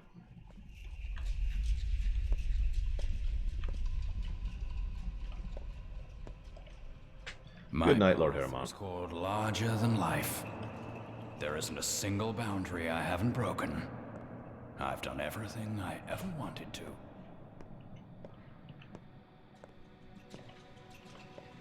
Yeah, whatever.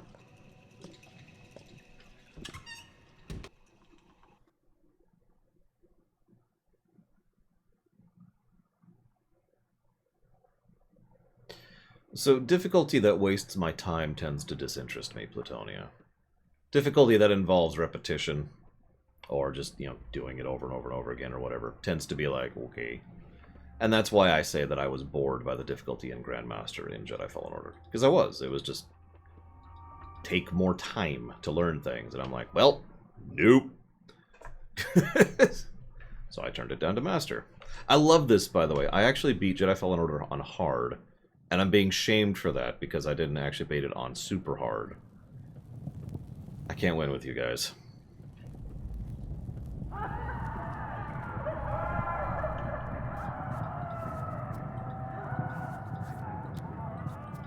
I've admittedly stopped reading these.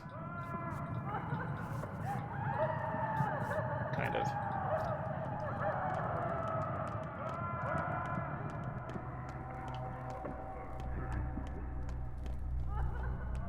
So boring is probably not the right word, though. Time wasting, if I was to be more specific with my terminology, would be where I'd go with that. Granted, that's just a personal preference thing. I know plenty of people prefer, or indeed enjoy, sitting down and perfecting, you know, really working through it over and over and over.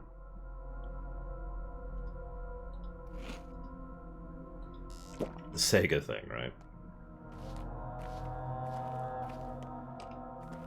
I mean, Sonic the Hedgehog is a memorization platformer.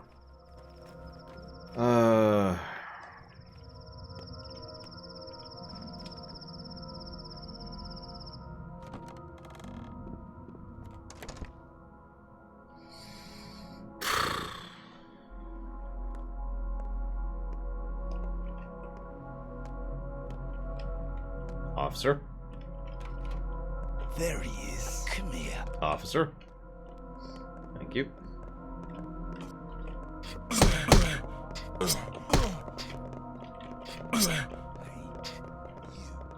Don't. Hey, you.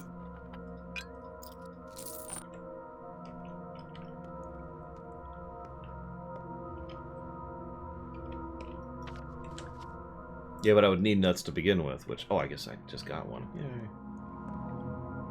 Combat's pretty optional. I mean, I'm about to die from combat, because I'm in really bad position for this, and I'm trying really hard not to hit the cop.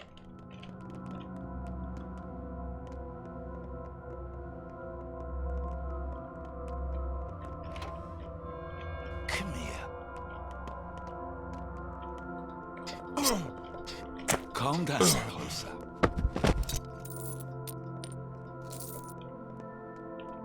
But yeah, combat is pretty optional. And terrifying. I imagine it wouldn't be quite as terrifying if I had actual decent gear and health, but I have basically 1 health and a completely broken dagger. Don't. Come here. Ah, crap, the cop just surrendered. That's bad. Well, we got a few things. So we have a couple things to barter with. Now we gotta go to the hospital again.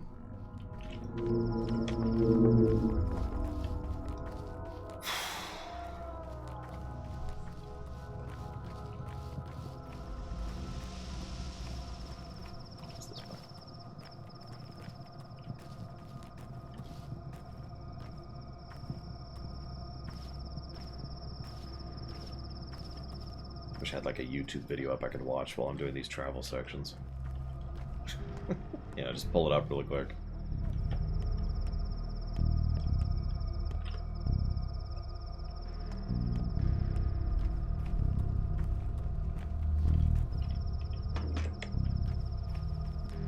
I saw that, oh, what's his name? Spiffing Brit had a RimWorld video up. And I haven't watched it because I don't have 40 minutes of my life to spend on that. But I was immediately put in the mood to play RimWorld again.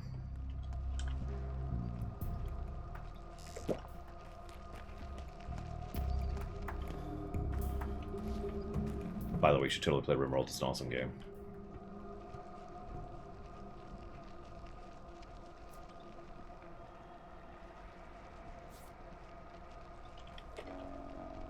It is, yeah, it's a super itch-scratchy game. I would totally agree with that.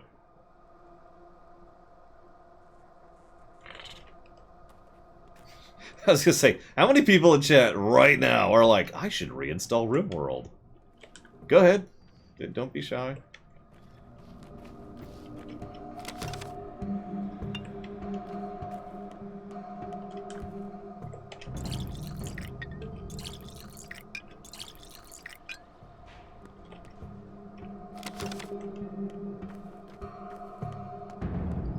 Oh, go for Frostpunk. I mean, RimWorld's amazing, but Frostpunk is more conclusive because you win. You beat a scenario, right?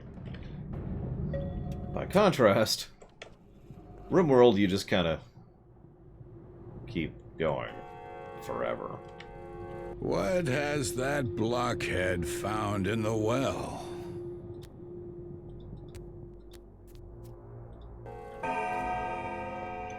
Sorry, Sierra Mike.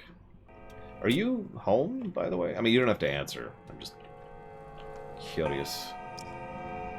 Given everything that's been going on. RimWorld, that's true. You can play RimWorld in the Arctic biome. Oh god, that's got to be brutal.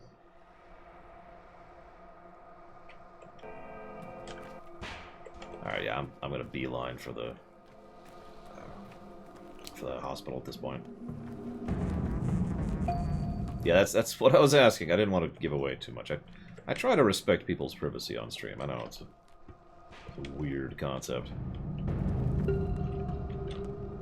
mean, I wouldn't even tell you which state I live in. Or the fact that it's Texas. Or, I mean...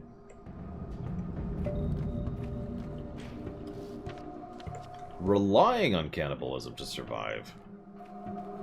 That sounds fun. I haven't heard of Pete Complete, so I'm going to go with no. Eclectic. Sorry.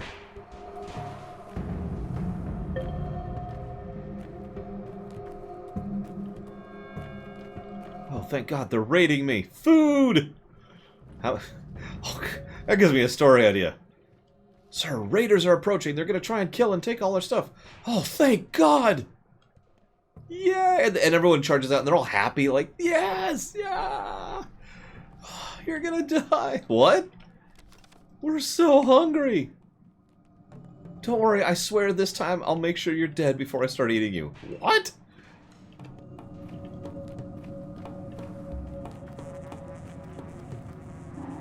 That's true, you don't even need a fridge.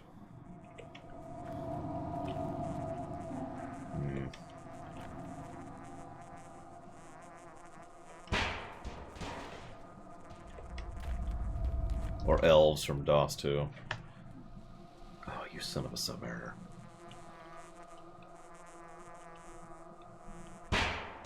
Nope, still can't afford it. Never can afford those things. Whatever.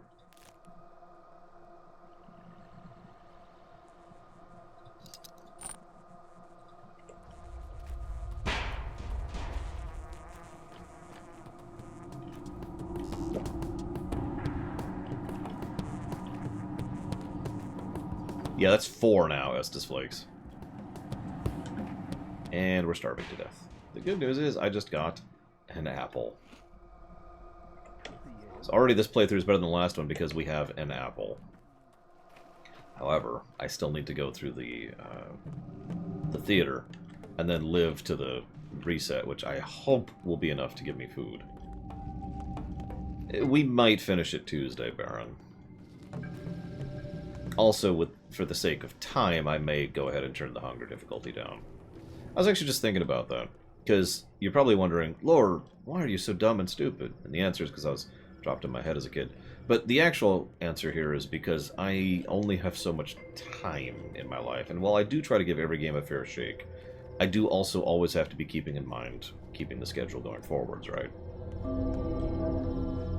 You guys just reminded me of that, because we were talking about Sekiro, and I didn't cheat on Sekiro because it was too hard. I cheat on Sekiro because I didn't have time. That was what we were staring at. It was the option was sit there and face grind into the boss and die over and over and over and over again until I figured out what the boss mechanics were and actually managed to defeat him. Or turn on the cheat, which in this case was the fact that all of your hits broke their stance perfectly, so you could do the slashing blow, whatever it was called. And that's what we did. That was, however, it's worth noting, your guys' choice, not mine. Now, considering that one person donated 2/3 of the funding necessary for this run to happen, I'm going to let him make that call. He's not here right now, so that'll probably be a tomorrow thing. So for the moment, we will continue to just play on intended difficulty, and we will see how this goes. Last time, I got BS'd right here by that thing right there. Still total BS. Do I have a favorite silly exclamation? Suffer and succotash would probably be one of my favorites. But I also admit to be fond of Son of a Submariner, which is actually an expletive, but I think it still counts. Yep. You gonna move? Oh, okay, that's cool. And we're back to starving to death. So the cost of a game being funded is 100 priority per hour. That is something that is subject to change. Obviously, it's not a set-in-stone thing. And we're still kind of working the numbers to try and have a proper throughput of games funded versus games run, which we're not really there yet. Still working on that. Yeah, I have no other food, but hopefully we'll have food soon. Let's just see how long it takes us to starve to death, because that's where we're at right now. We're back to starving to death.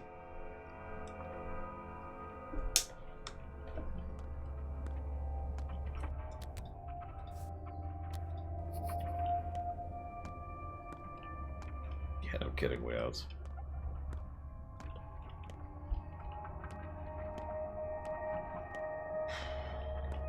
What's funny is I was saying how this doesn't qualify as a long game.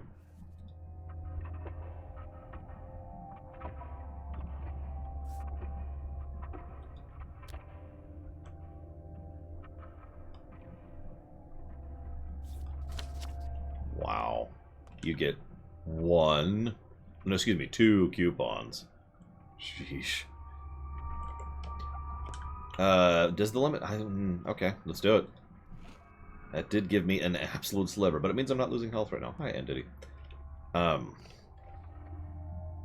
was assuming this wasn't a long game, but a long game by definition is anything over 30 hours, and we're going to surpass that tomorrow. So, never mind, I suppose. Nope, yep, that bought me a couple minutes. Let's do this. Now that we got a couple coupons.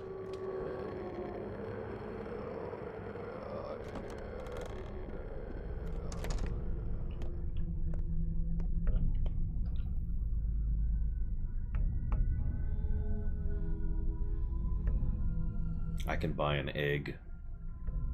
And that's it. But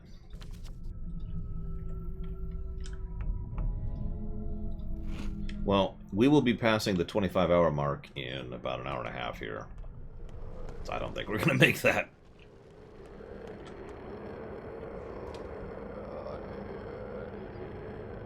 If only I could, Don Crow. If only I could.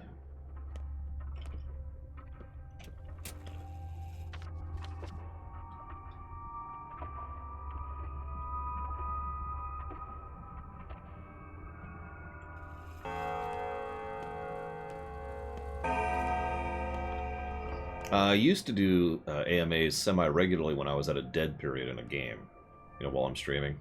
However, have I ever sat down and done a completely separate, designed just to be an AMA thing? No. I suppose my Tumblr kind of follows that model, since the Tumblr is used as a Q&A format.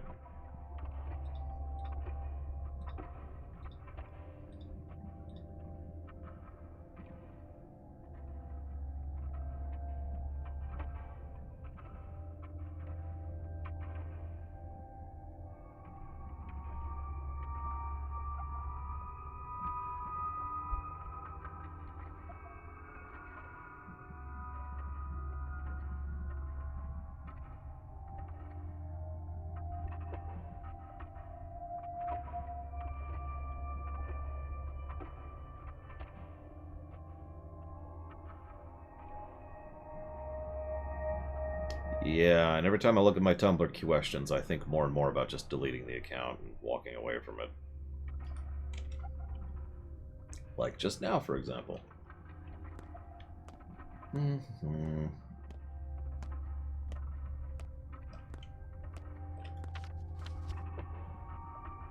When does the day actually tick over? For the funding thing? Yeah, I used to get decent questions, Bregwin. And I still get a few. And then I get other questions.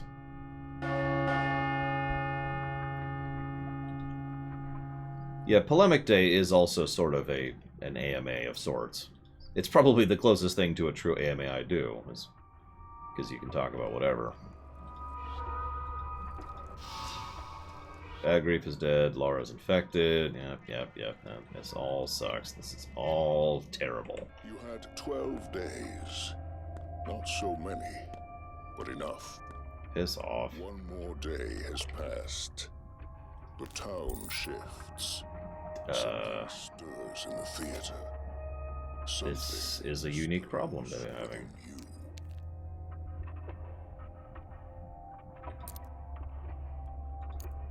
Yes, I'm very happy about how much I'm sucking, Kane. Thank you. Thank you for rubbing it in. If you'll excuse me, I am trying to not starve.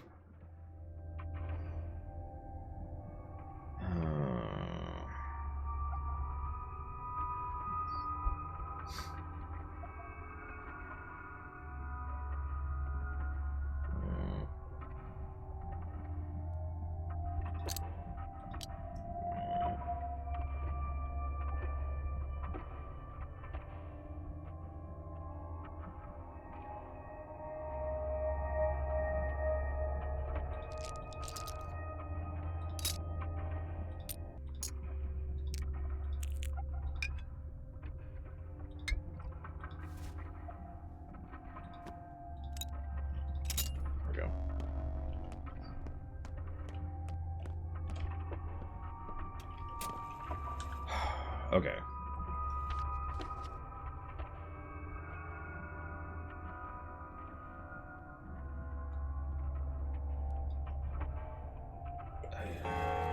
What day is it? It's day 8. We're still not at the predicted day of doom, which I'm still waiting to smack me in the face.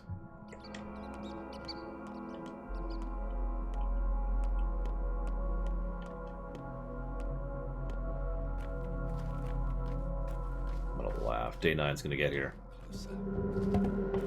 And that'll be like the day I get stabbed to death.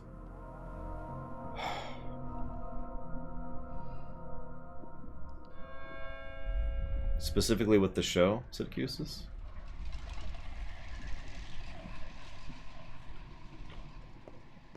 I want to do more animation work. I actually have 3 separate animation projects in my head that I want to make.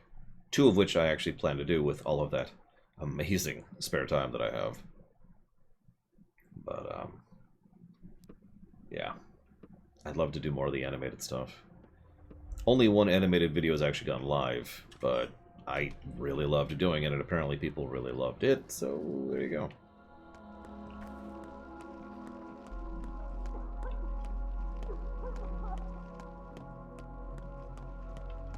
Heaven's Vault. That sounds familiar, but I don't think I've played that one. I mean, I guess I could use my tourniquets. Truth be told, I was going to trade them for food.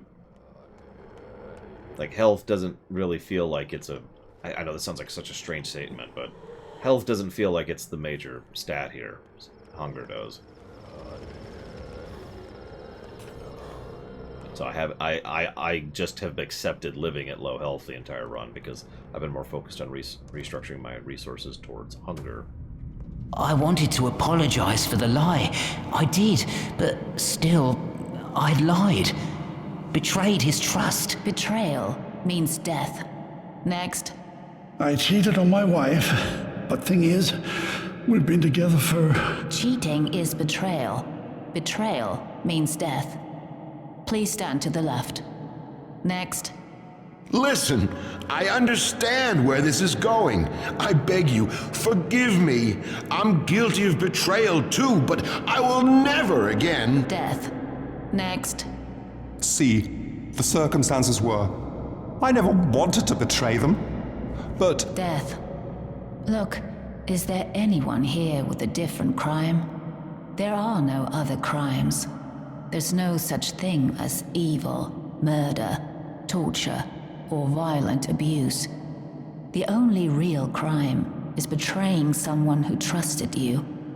So everyone who has that kind of confession, please stand to the left. Your punishment is death. End of discussion. Well, okay. Apathy is death. So I'm guessing you haven't seen the only animated video that went live, Syracuse. The Bastion was the name of the organization that was doing it, but truth be told, there is no name for that, for the fanfic verse, Jonathan Freeloader, which has been completely segregated and arguably abandoned.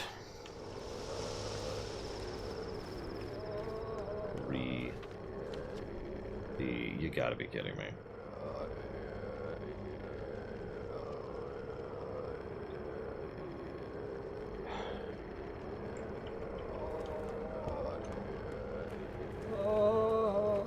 Shut up. Any second now I'm gonna get infected and I'm just gonna reload, but I'm gonna at least take the effort.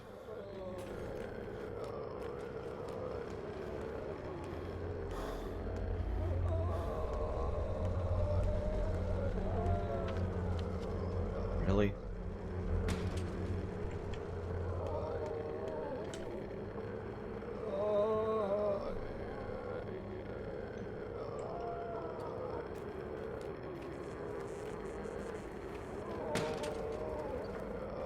Oh, so it really is the Great War, Michael. I know.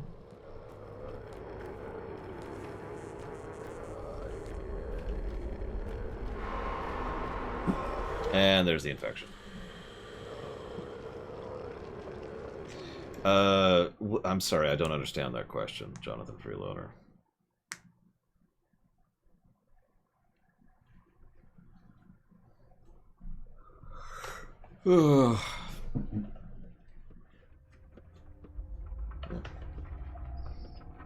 This is after, right? Yep. Okay.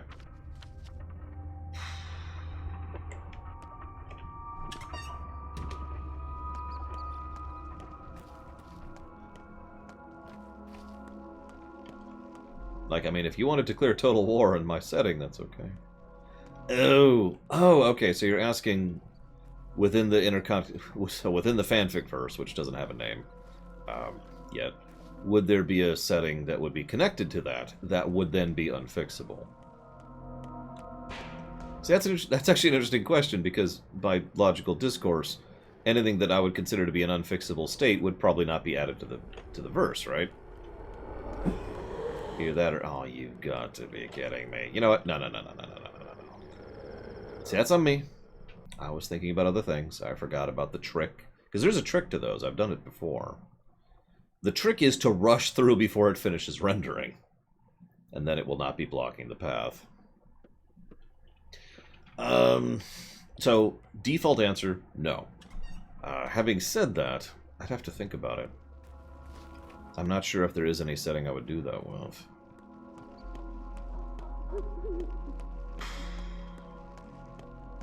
Because it would have to be a setting I find sufficiently interesting.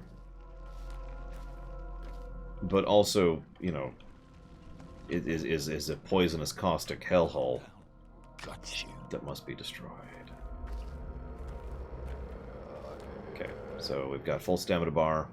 We're just going to rush it. And we're through. See?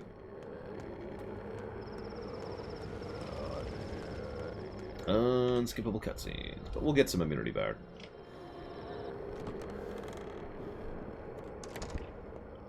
Betrayal. I wanted to apologize for the lie. I did, but still, I lied. Betrayed his trust. Betrayal means death. Next. I cheated on my wife, but thing is, we've been together for... Cheating is betrayal. Betrayal means death. Please stand to the left. Next. Listen, I understand where this is going. I beg you, forgive me. I'm guilty of betrayal too, but I will never again... Death. Next. See, the circumstances were... I never wanted to betray them, but... Death. Look, is there anyone here with a different crime? There are no other crimes.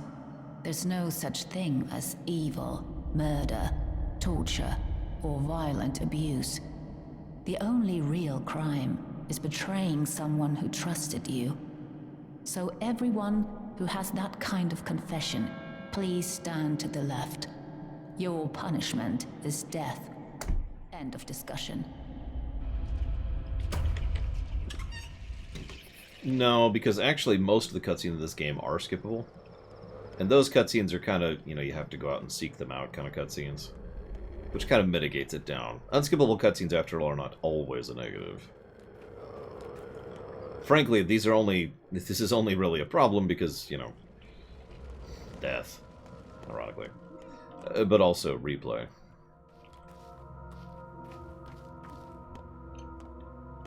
Actually, now that I'm saying that out loud, that does sound like an aggregate negative potential. Fine. No, you're right. Aggregate negative. I haven't touched these in a while.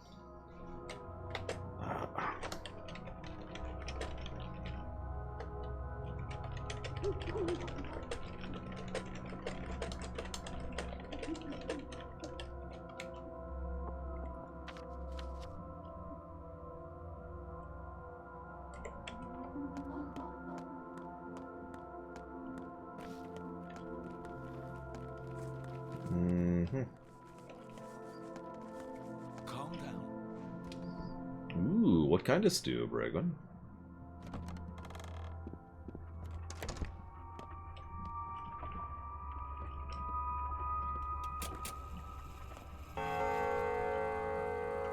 This is a good time to pause, and I like to do occasional audits and checks of the pluses and minuses. So we'll do that right now.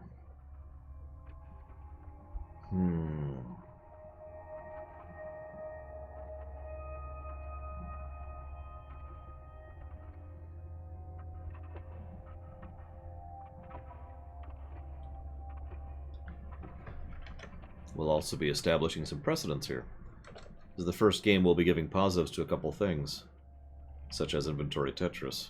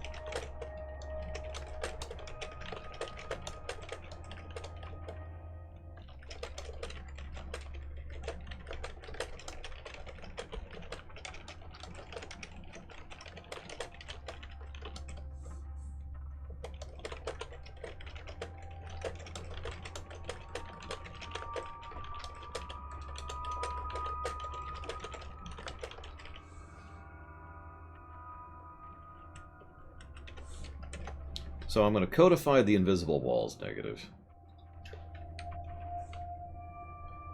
And I am building an aggregate negative. Hasn't finished yet. The unskippable theater cutscene thing is the major thing in that right now.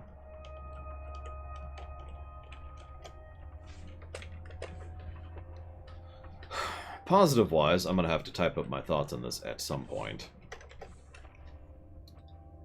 But gameplay positives, that's just, I'm not debating anything right now. We've got the difficulty options, the inventory Tetris, the crafting system, the barter economy, and the aggregate, which is full at this point. I just haven't labeled it because I'm stupid. Might actually call that a potential because we're still technically building that, so never mind. I changed my mind. We'll continue building that aggregate.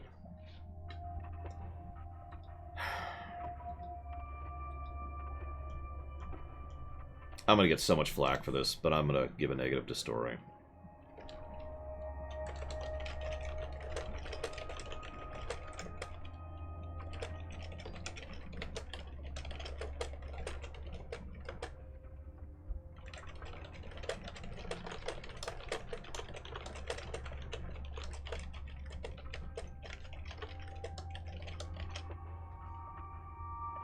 So, I suppose that's a valid question, Michael.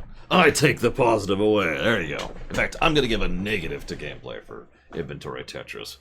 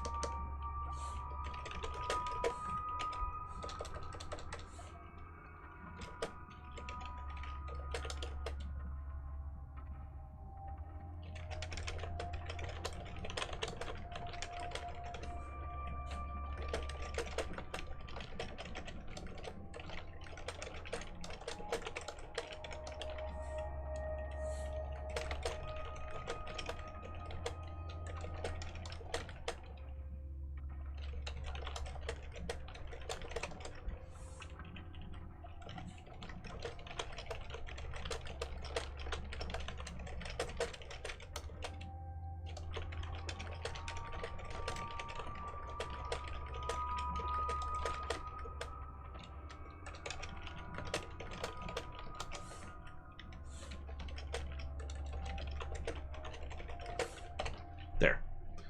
Sorry. Typity. Atmosphere, brickwork, usage of combat, robbery, and survival mechanics, exposition, dream dialogue, play dialogue, theater dialogue, plus. Story negative. So, you know how this goes. I don't have to justify any of those positives. It's not a debate. Nobody cares. I always have to justify negatives. Negative to story. Dialogue. The nonsense dialogue.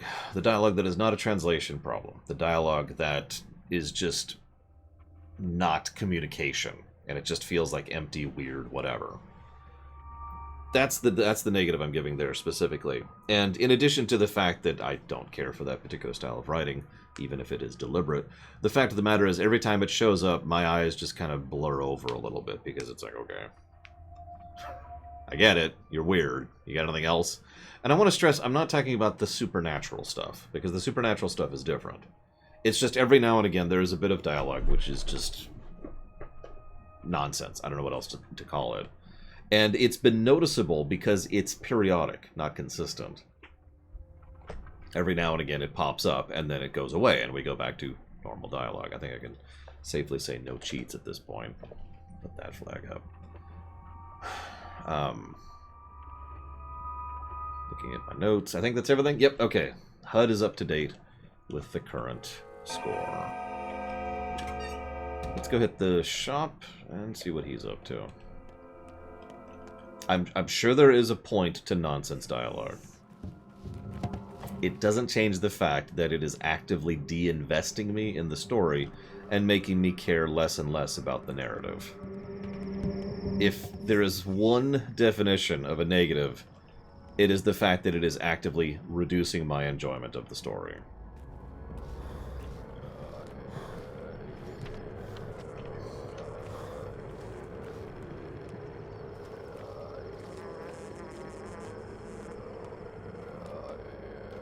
So.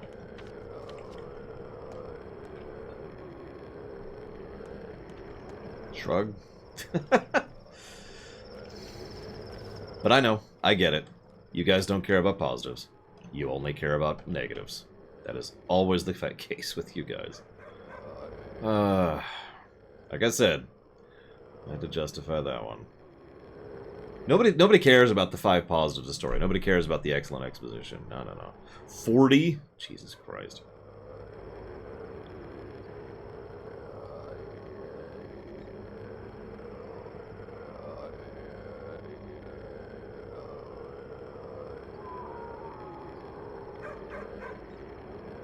See you around, Zillow. Okay, I can barely afford that. And then I can immediately drop it on the ground.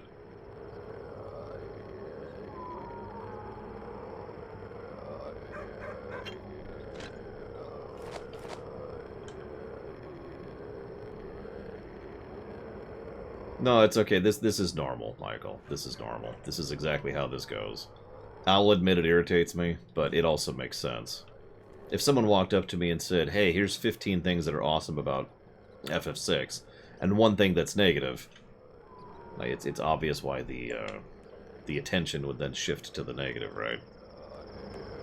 So it makes sense. It's only irritating to me because it feels like I have to defend every negative I give.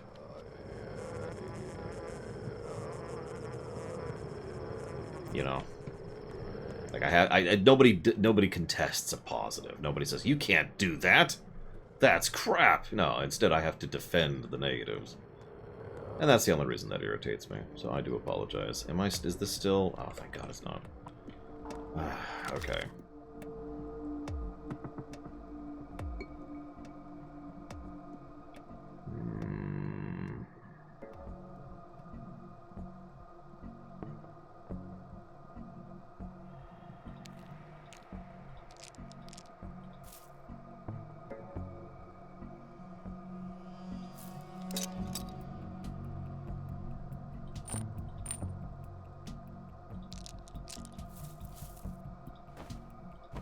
So this is inventory Tetris, which I do think is a good thing.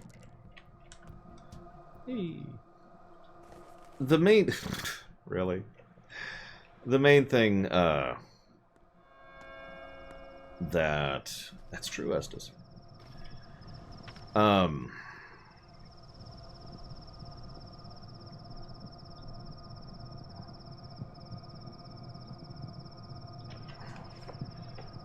The main reason that gameplay Tetris is what I consider to be a positive is it turns inventory into a gameplay mechanic.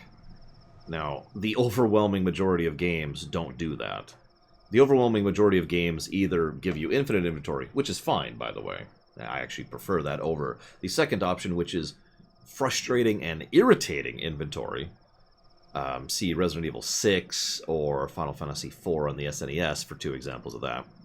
Or making an inventory where it's Tetris. You have X space, there's the squares, and you can actually pick in place, and basically it engages you. You're actually playing something, you're actually doing something, and trying to think, okay, well this goes here, and this goes here, and okay, I've got two slots here, so if I move this... You just saw me do this. I just made a square show up, even though I didn't have it, by reshuffling and removing things around, so I could get the square there, so I could open it up, and blah, blah, blah, blah, right? Like, that's why I consider inventory Tetris to be a good thing.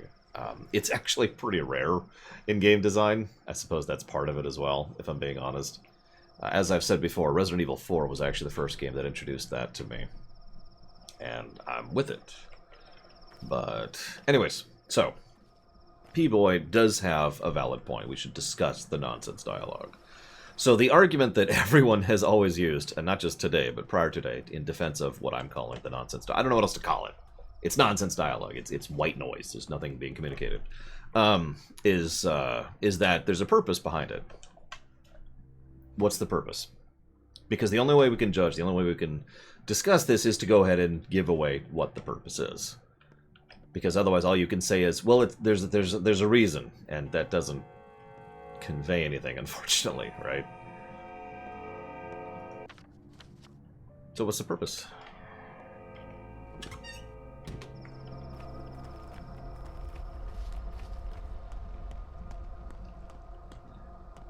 Well, again, Resident Evil 4 would get it, not Resident Evil 5, Michael. At least by memory. I have not reviewed either game. It's worthy of note. What is that? That is a closed door. Let's try it. Oh, I'm sure it's a spoiler. That's the problem. The only way to really talk about this is to be super spoilered on stuff. I don't know what else to call it, P-Boy. Sometimes the dialogue just isn't what I would call English.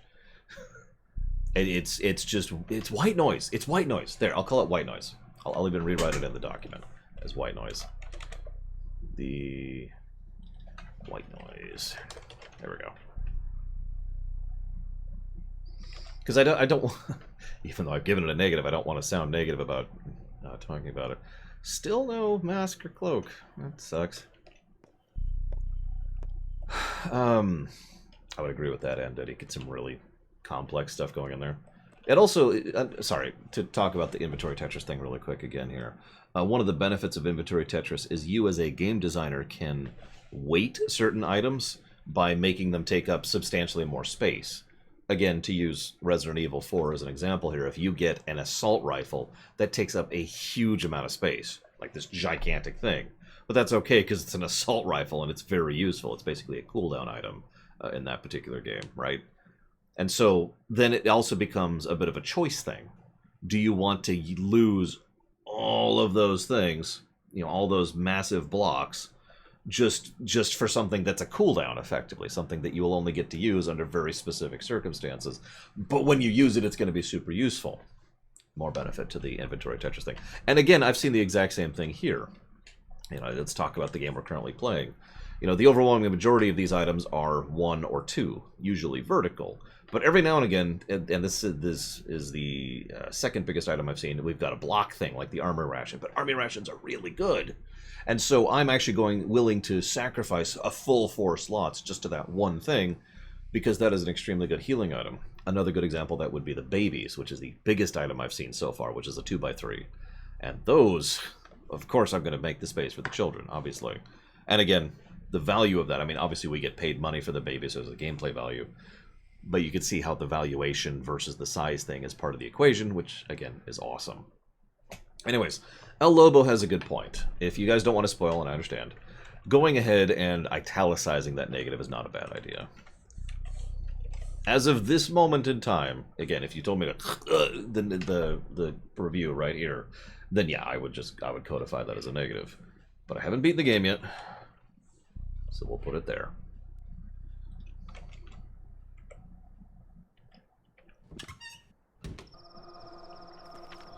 So let's go check up on Grace and see how she's doing. That would be the woman who was taking care of the bodies and who there was some burning.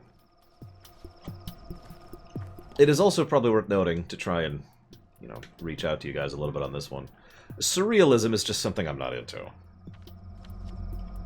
Yeah, the butterfly swings upside down the river while dashing through its eyeball drink is not something that I'm interested in, you know? That's never going to be something I'm interested in, even if I'm even if I understand its purpose and point in saying something like that.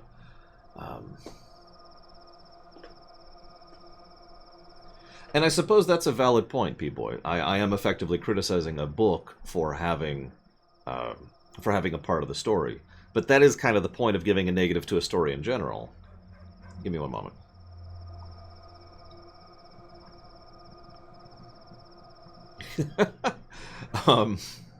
Well, that's not comforting, Estes Flakes. So, story positives and story negatives. Dashing through the gore and a skeleton drawn by snakes. There you go, perfect. Surrealism. There's 2 types of things that qualify for that, and I've actually thought in the past about divvying this up into 4 categories instead of 2. There's presentation and then there's content, right? Presentation is usually more leaning towards objective, whereas content is usually leaning more towards subjective. Obviously, all of this is a subjective review, duh. But, like, really good lighting effects. Using good camera work to tell a scene. Excellent voice acting with regards to a scene. All of that's about presentation, right? A good example of this is a game I reviewed just last year, which is called Doom Eternal. I don't know if you ever played that. And Doom Eternal did not have a particularly interesting story, but it still got 5 story positives for how the story was told, right? Presentation value. But nevertheless, the story content itself is still something I tend to review. I'm also exceptionally lenient when it comes to story content. You have to do something that really takes me out of a story for me to give a story content negative. Anybody who's watched my reviews long term can attest to this. it is far more likely, and this the far more common pattern, is the story just doesn't get anything. It just sits there because it's just whatever, right? It's not particularly well presented, and the content is just kind of fluff, so it gets nothing.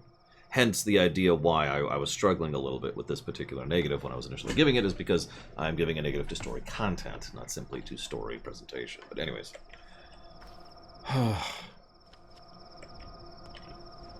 If a point of a story is to make no sense, then I probably shouldn't be reviewing it. But again, a story doing something deliberately is only a defense. It is not an absolute. It does not prevent, as I've said many, many, many times. You know, to quote myself, just because you deliberately punched me in the face, it doesn't change the fact that you punched me in the face. How you doing, Grace? Who's apparently a kid.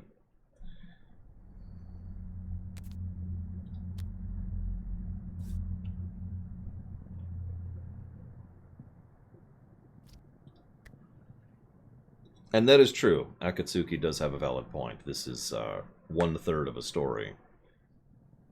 Now, it is the game that is present, and the other two games may never come out, and yada, yada, yada, yada. But again, that is an explanation, not an excuse. When we review Majora's Mask, because that will come up, there's actually a pretty good chance I will give a story negative to that game for what is effectively the exact same reason as the nonsense dialogue in this game. For the surrealism. Especially the intro, because the intro to Majora's Mask is nonsense. Oh, I could explain it. I could tell you exactly what happens. And I will when we go through the stream, because I'm sure there's people who have looked into that. But the... How do I phrase this? It's crap. I don't know how else to put that. It's weird because the rest of Majora's Mask follows a fairly consistent narrative flow to it, and isn't just weird. But the intro to Majora's Mask just bombards you with weird. And that's problematic. Especially since I know for total certainty at least 2 people off the top of my head who quit Majora's Mask and never actually played it because of that intro. But anyways. So P-Boy says, choosing to make a surreal story is valid even if it's not your taste. You're absolutely right. The problem is that defense could be used on anything. At that point, I might as well not rate the story at all. You know what I mean? Because if I can't rate the content of a story one way or the other, positive or negative, then there should be no story rating on these reviews.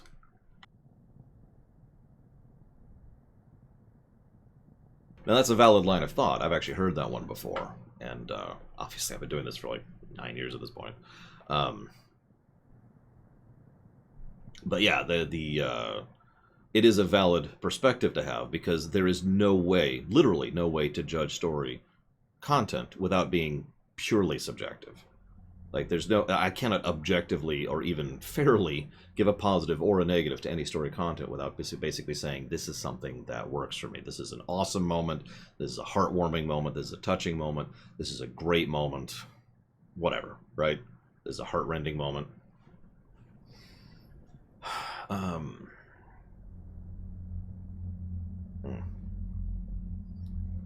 Would I rather eat a delicious fish or be beaten around the head by one?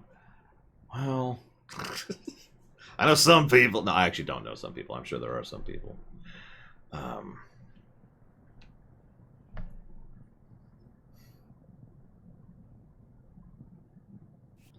No, Grace is doing okay, and that's the important part. But I'm on the wrong side of town now.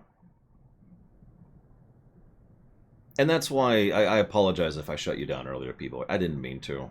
The whole point of streaming this is to gain people's feedback and input on things, and talk it out.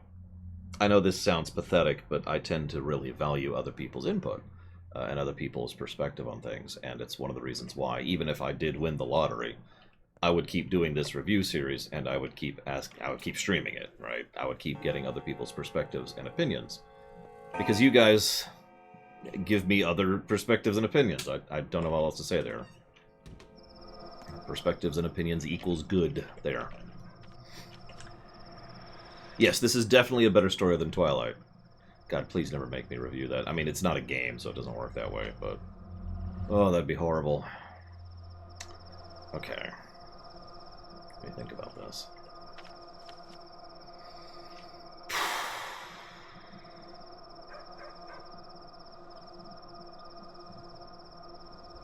Well, it's more like if I won the lotto. I mean, what could I hire people to do though, Nerdpicks? That is absolutely true, Sierra Mike. You have. There you go, the Twilight visual novel. No, and then I'll have to review it, and it'll be terrible. The floodgates are open. I'm just telling you guys right now. If you guys nominate Twilight, it's probably not going to go through. Don't waste your nomination. Anyways. Thank you, Eclectic Oak. That's actually rather kind of you to say. Like, what could I hire people to do that would make my job less time consuming? 50 Shades of Grey. Excuse me, vomit. What do I want to do? I have a snippet of time before I have to beeline back home. You will not. No, you will not vote for Twilight.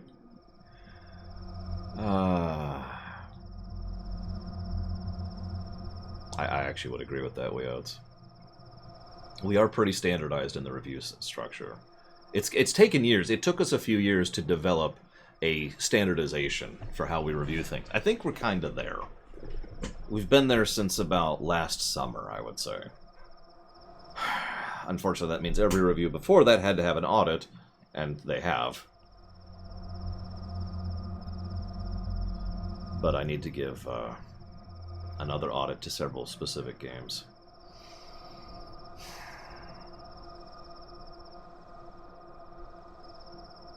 Sorry, I'm tired. Speaking of working a lot. Sticky is sick, yeah. He's infected. And he's going to die, and I'm gonna let him die. I haven't decided yet. I've got one cure, and no ability to get more.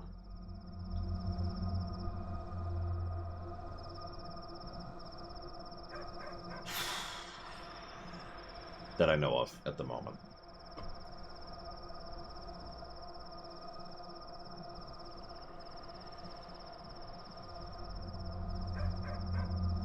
To continue the group consensus thing, I have enough confidence in my own reviewing ability to basically do reviews offline.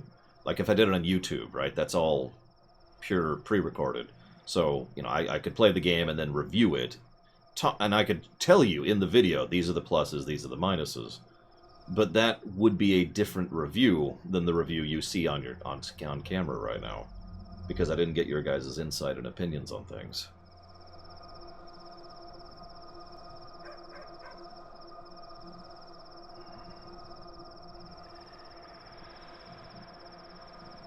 I can't decide what I want to do with the extremely limited time I have.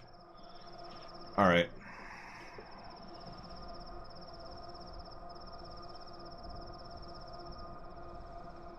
Alright, let's do that. I just saved anyways. I'm dying. Well, no, I'm not dying yet, but I'm very close to dying of exhaustion. So we need to... Yeah, this way. Listen, all I'm saying is that if I could kill people, then maybe he wouldn't have to die.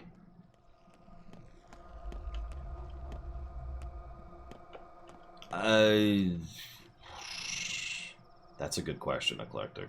I suppose technically the answer is yes. It's never come up yet. Have you seen the one on the final Twilight episode, or Twilight movie, Sitagusis? Where he just starts losing it over the werewolf imprinting on an infant thing. Which just, oh my god, I can't believe that's a plot point in that goddamn thing.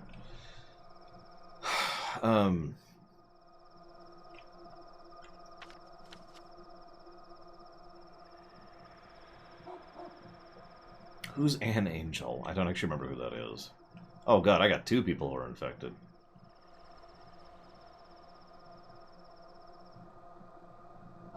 I don't remember who An Angel is. Ah, that's her. Alright. She was helping babies, even at personal risk to her own sanity. Let's go read her. Meet her out. Dude, I don't know, Estes Flakes. Does anybody know why imprinting on a baby was a thing? Is she just whacked out of her mind, the author? Is that the answer? Is she insane? Because that would explain a lot, really.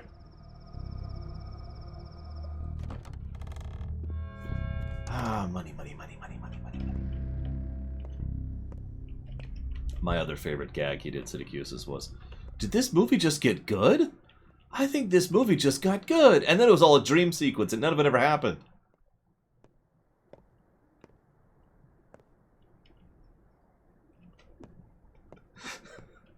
Oh, there she is. Anne. My hair's a tangle, coming out in clumps. Right.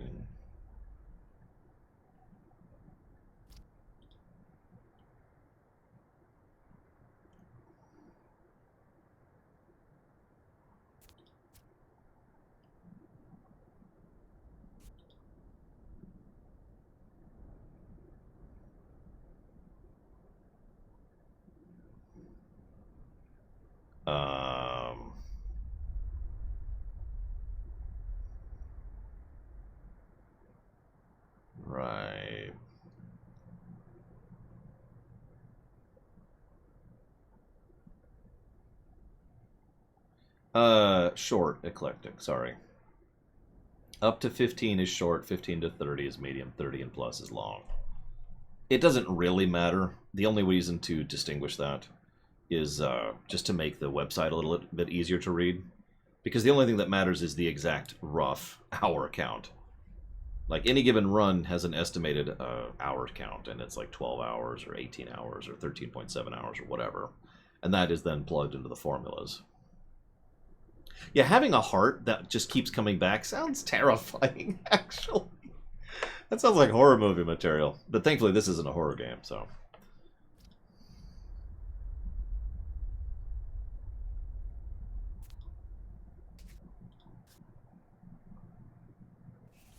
A spindle?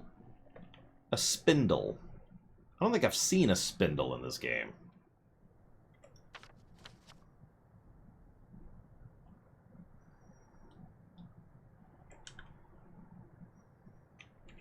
Well, I certainly don't have one on me. Let me triple check that there. If I have a spindle, I'll help you out, Ann. Totally, maybe. I got other priorities right now, if I'm being honest. Let's go that way.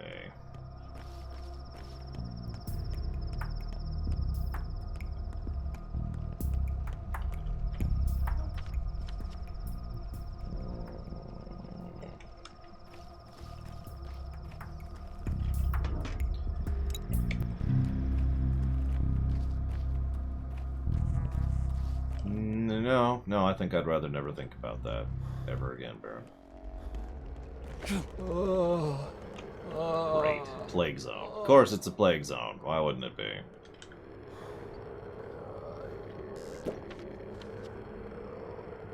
Whatever.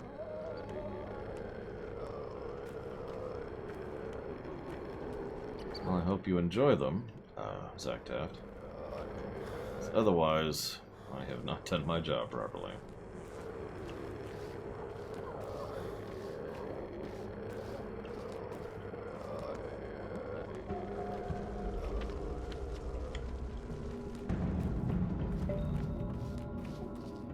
Hey, game's like, hey, you're hungry. Shut up, game. But you, no, shut up. Okay.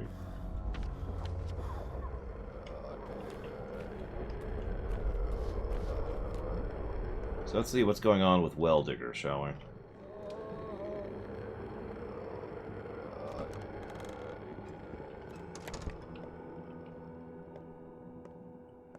That's a fun one, Siddicusis. I like that. So, in one of my settings, in one of my planets, there's a concept called green magic. It's summoning magic, right? But what you summon is effectively it's an elemental echo of yourself. So it's not really a separate sentient entity in the strictest sense of the word. It's more like if you were able to pull out a part of yourself, and then it could operate independent of you. But it is still you, right? So one of the things I did was I killed off one of my player's summons.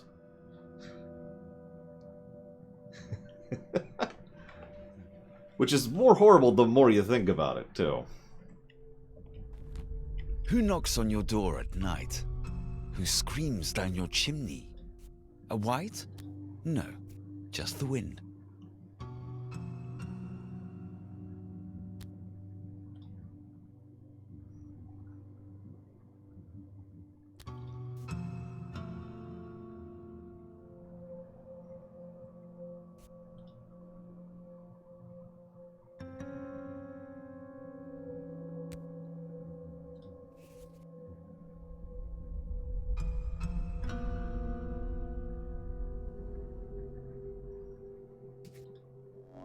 Okay, well, I guess he is going to do it, as prescribed. Thank you, Eclectico, very, very much. I do appreciate the bits, as always. I will put that towards Hollow Knight. Streamlabs is apparently delayed a little bit today.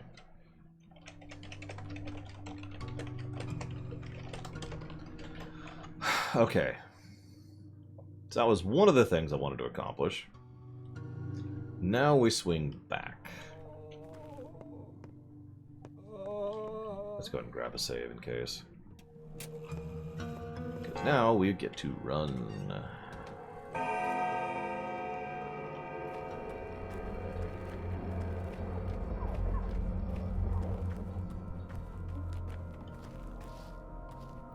And, you know, die. Sorry for being redundant. I love how no one else in town is going around trying to fix any of the water mains. It's just me. No one else cares about having water. It's frickin' town, I swear.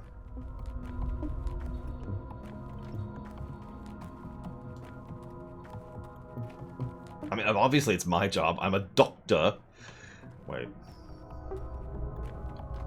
Wait, what is this? Fallout 3?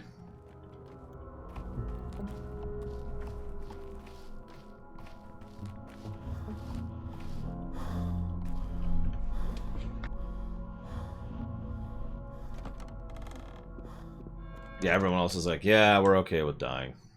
And I'm like, no, we're cool. Just let us die. Okay.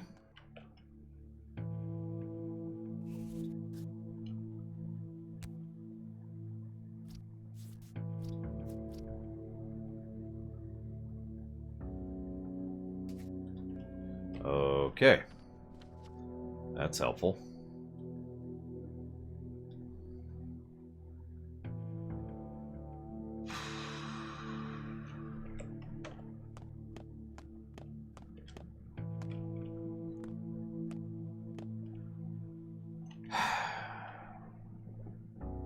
Here. My only panacea? I've heard it said so many different ways. It's the only cure I had left. Watch, Lara's gonna get sick next. You know, the other character I care about.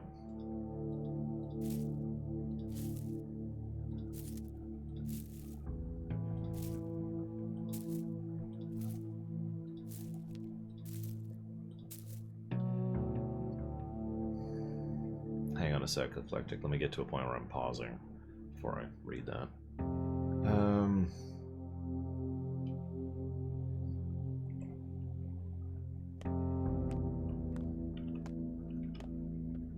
You know, you keep saying that, Zactaf, and I keep not believing it.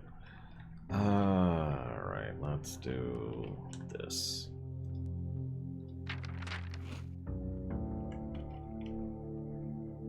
I've always disliked two Syracus's. Murky.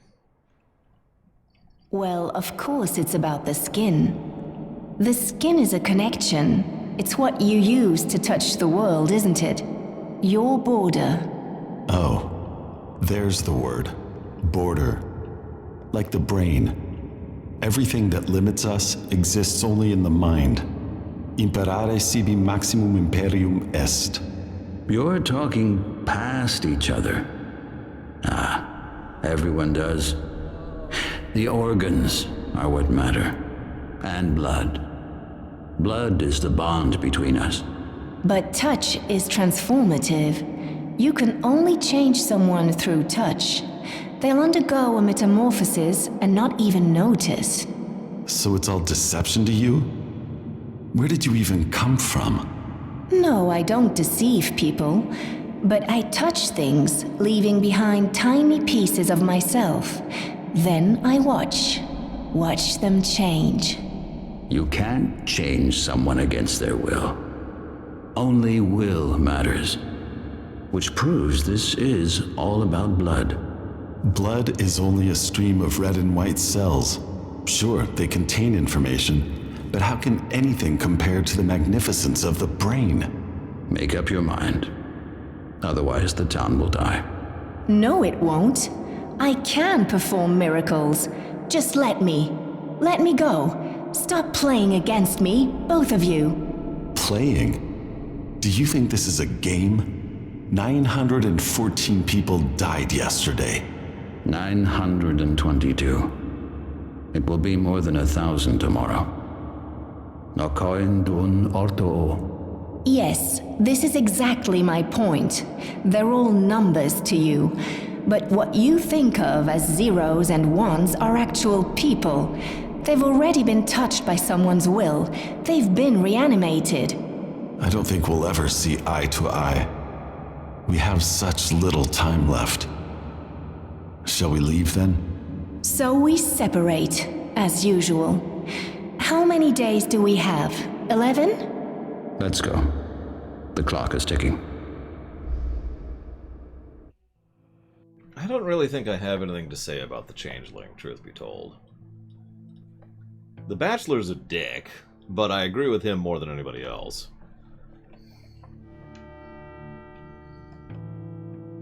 So, make of that what you will.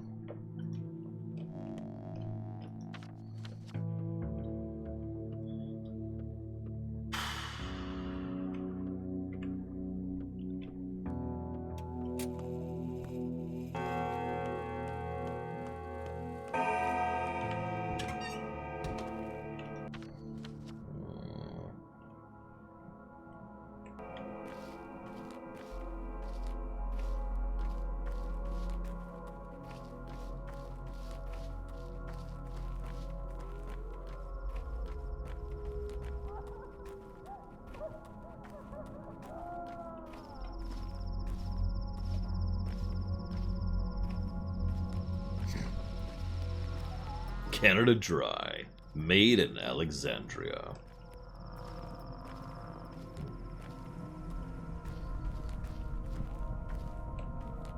It probably helps to explain how boring of a person I am, that in real life my actual dreams are quite logical and orderly for the most part. In fact, the overwhelming majority of my dreams are lucid dreams.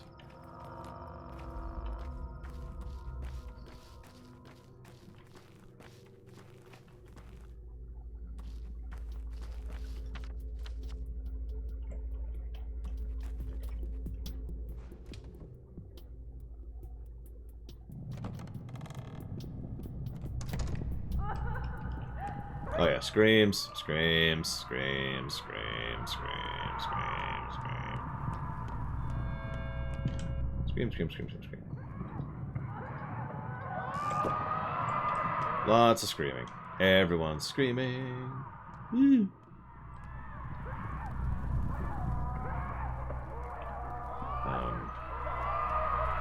So no.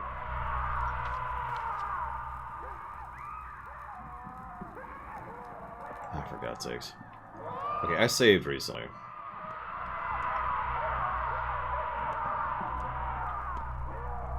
Okay, I see him. I see him.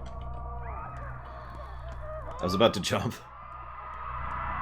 I've been programmed not to jump because I was playing Left 4 Dead 2 recently with a friend of mine. And then also 2 other friends of mine. Yeah, this is just a Tuesday to me, guys. I don't know what the issue is here.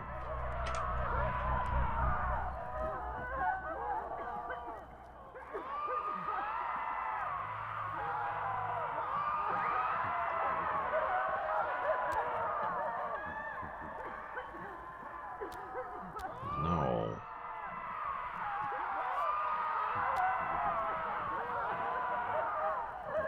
What? Okay, I gotta read that one out loud. Neither wisdom nor strength speak through you now. We hear pity. It is an absurd feeling. Leave it to women.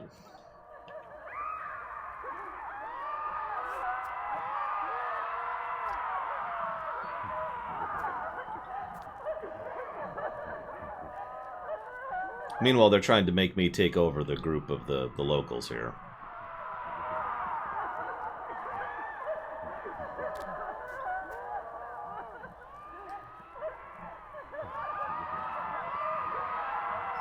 And what? He wants me to kill off some of the arms here.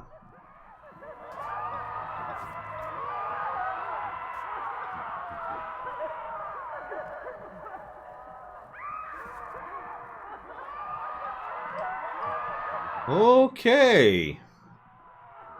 Did he at least give me the weapon? Nope, he didn't actually give me the weapon he said he was going to give me. Maybe I should have specifically asked for it.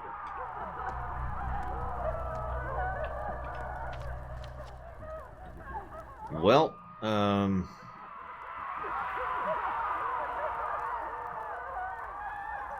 and they want me to murder all of the people who reject the authority, which is me, because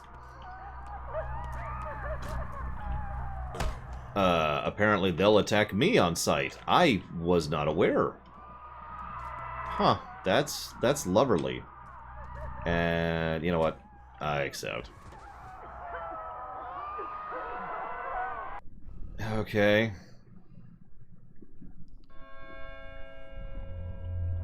Hope springs eternal, but the water runs through your fingers.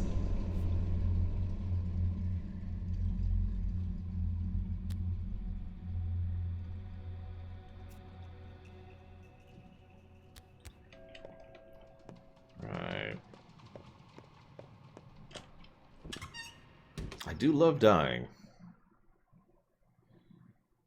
Right. Okay, so I've decided not to do that particular quest.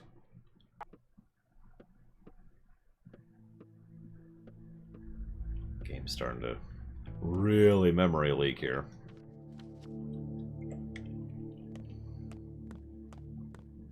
Ignoring the fact that he didn't give me a weapon, there's also the fact that I don't have a weapon.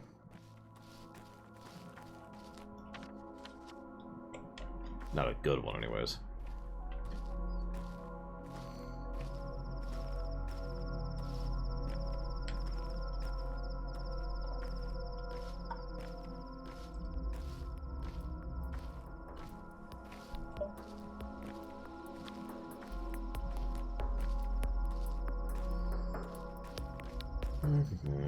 Gamble number 2.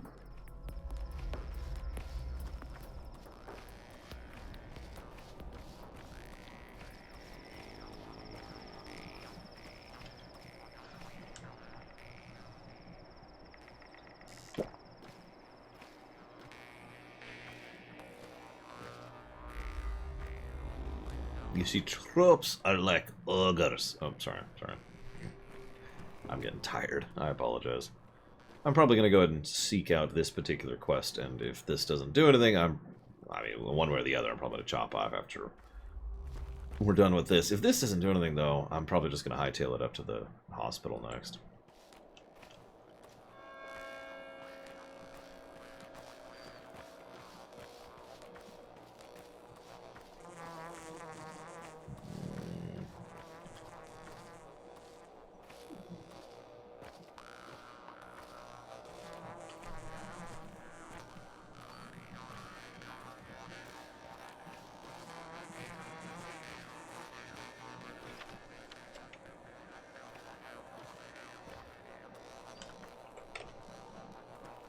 reminding myself which day it is.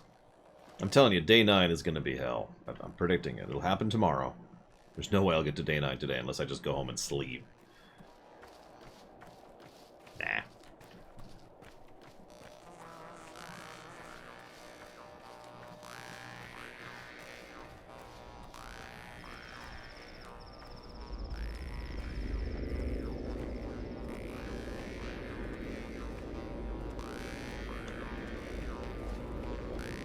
That's all thanks to anime, Michael.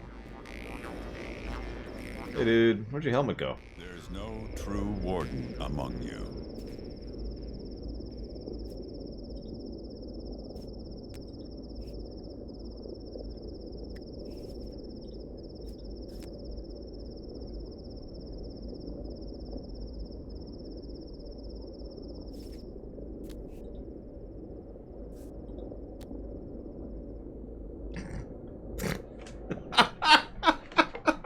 I'm sorry, I'm sorry.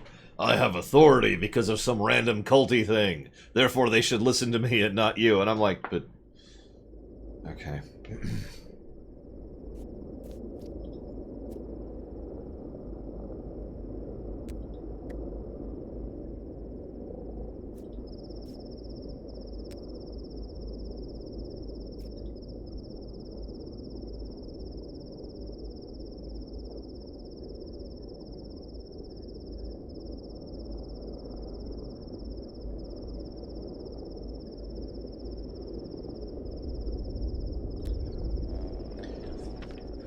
Well, that was unhelpful and a waste of time.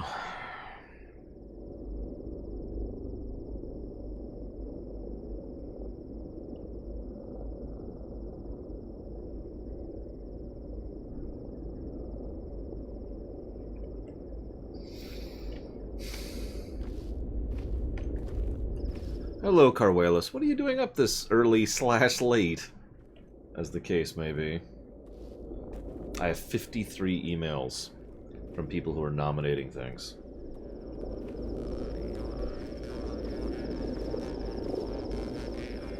I find it funny, really. Every year you guys do this. You nominate a bajillion things, and then the majority of them get 0 votes.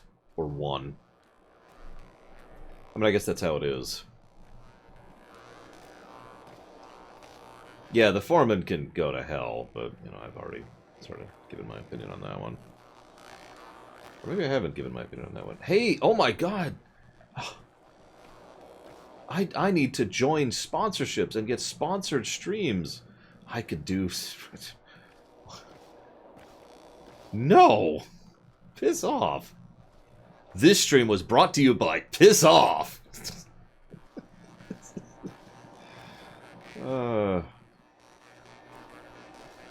I mean, right now it's a 25 game system, as displays. Excuse me, 25 movie system. Just looking at the notes here. Well, Mockingbirds. Forgive me for asking what may sound like an improper question. But, have you actually put money towards the show? I think you have. I'm pretty sure you have. Well, that... Well, I understand completely. Not that I'm saying you are stupid, a moron, or depressed, but I certainly understand what it feels like.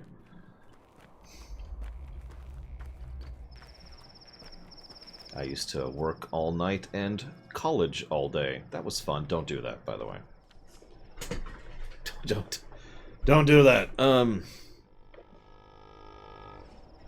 Lore Runner Productions, brought to you by Screw You sponsorships. Raid Shadow Legends will give me all the money.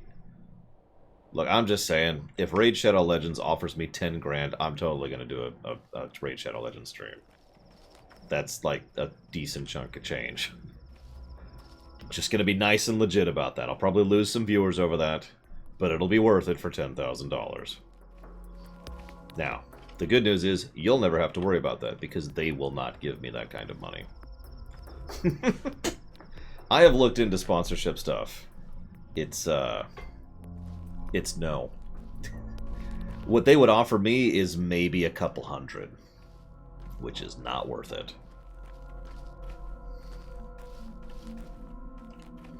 They would be like, yeah, we'll give you $300 to do a stream. And I'd be like, no. Because unlike some people, I understand that there's things of value that are not simply money.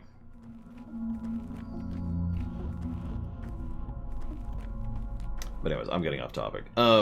So the way it works, Mockingbirds, is you say, I would like to nominate you Ruminate on this. And I say, okay. Then in about a month, I will be sending out a link to everyone who is everyone on Patreon and everyone who is currently subscribed, along with a few individual people who I've been notating individually as we go. And that link will be to the voting process. I actually already talked about this during this lore week. I am starving to death. I don't have any food. Oh my god, this game. Whatever. I'll just starve then, since there's nothing I can do about it. Stop screaming. God. What the hell was I talking about? The way it'll... Oh, piss off! Did you see that? Homed in on me and everything. I'm just gonna reload. I'm just gonna straight up reload.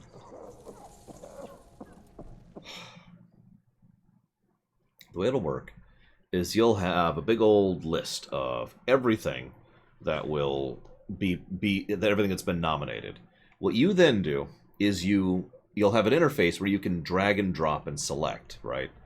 What that means is, let's assume for a moment that 50 movies are nominated. Well, you can vote for by selecting 1 or 3 or 8 or 50, any number. Then what you have to do is you have to drag and drop to order it. This is my first pick. This is my second pick. This is my third pick, etc. Right? That's it. That's how voting will work. It's actually quite simple and very user-intuitive. I've received a lot of positive feedback about it. It is ludicrously complex under the hood, but that doesn't matter to you guys. That's the whole point. It is, and then we will select the top 26 actually, excuse me, from that list. Or maybe it's 27 this year. I forget. Point being, however many it is this year, and those are the ones that'll get in. Sense make?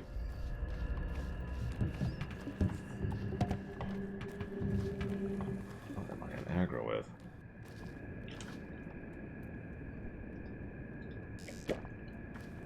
I'm actually really happy with our voting system. The only downside is that I have to basically let it sit for about a month on both cycles, so that everyone who, you know, doesn't follow the show regularly can have time to pop in and nominate as well as vote.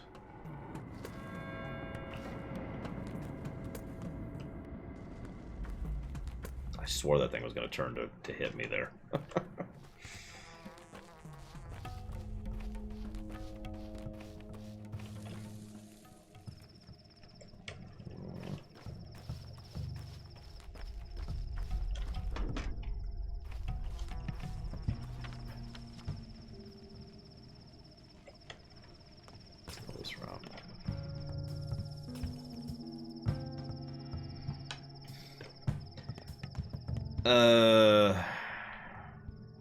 So the general answer is no, Sidicusis. However, if you do watch the show... hang on. No, you cannot, Mockingbirds. After all, I don't even know what's been nominated yet. I just opened the floodgates today. I haven't collated. I'm going to have to sit down and make a list based off of the 54 emails I have just received. So I haven't done that yet. I've been streaming all day.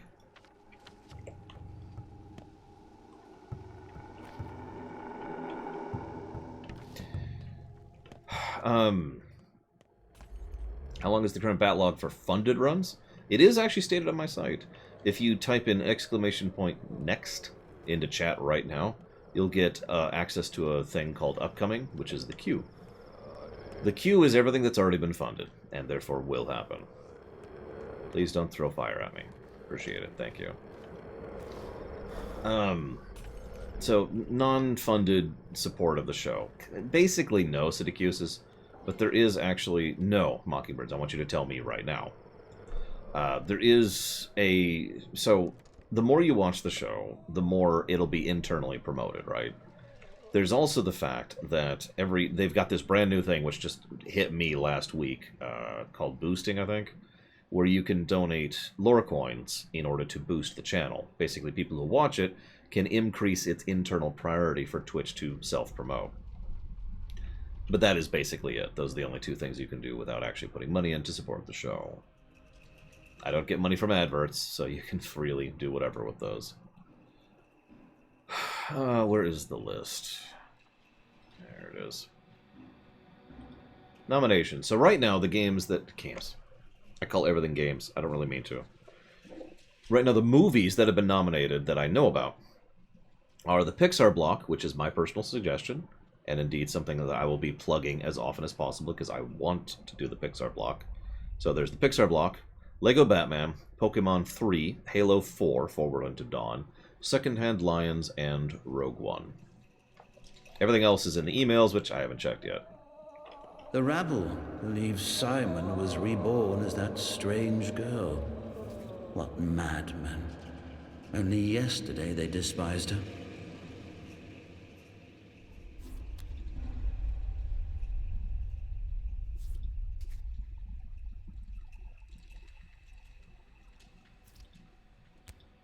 Don't worry, they won't send the army, guys.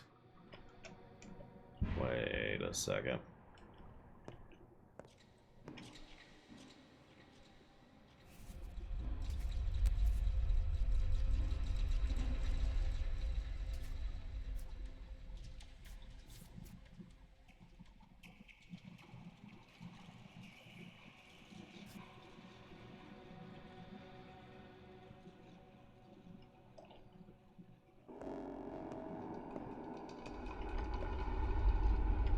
Today's task, dodge a plague cloud for an hour. Apparently, oh my god.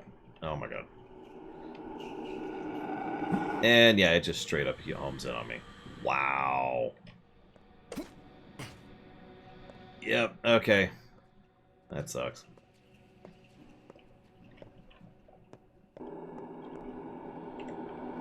No.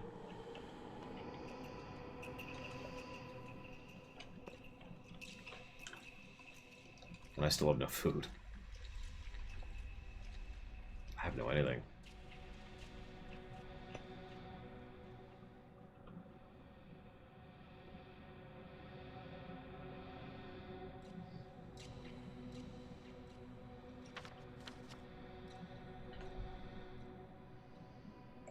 I love how the quest literally says, all I have to do is stay in the hospital for an hour without walking out. Sounds simple enough.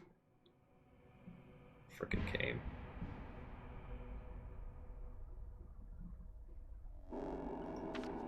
Oh my god, it's only been 20 minutes.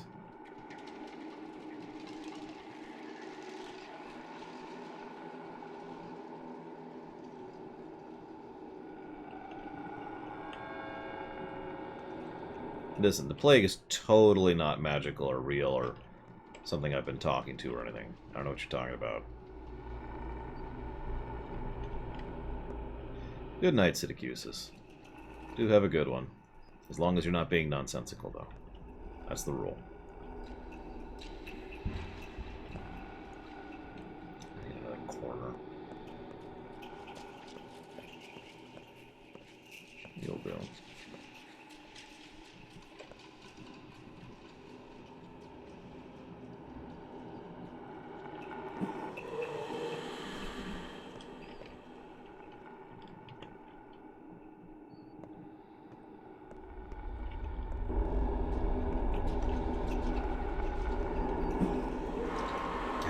And I'm infected. Oh, that's game.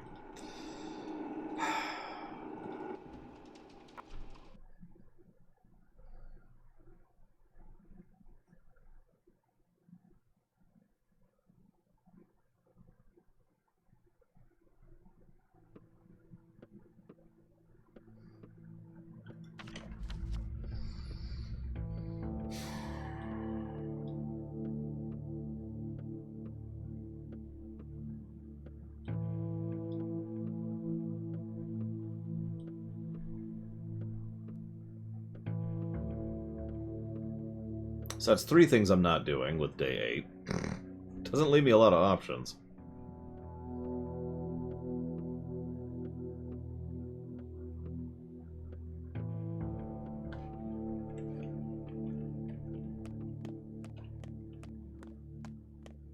Not heading south because it's a waste of time.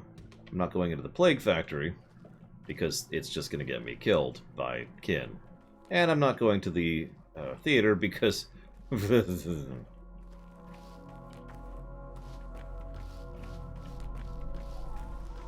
can quote me on that.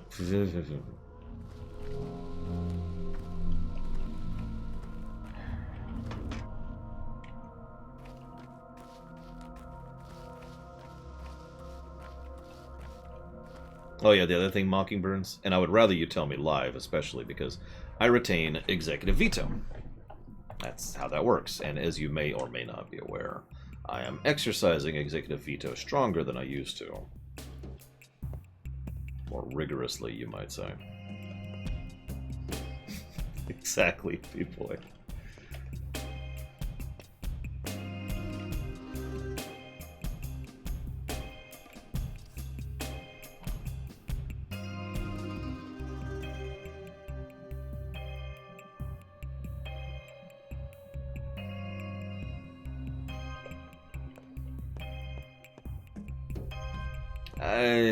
We don't know, Jonathan Freeloader.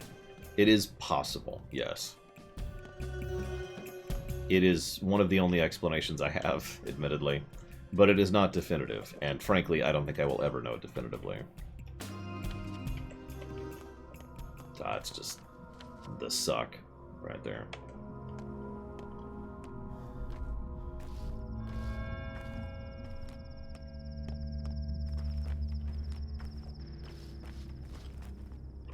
See, proper labeling on the buildings.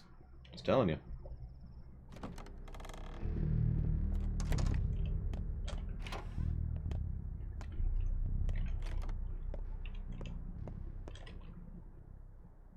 Oh my god.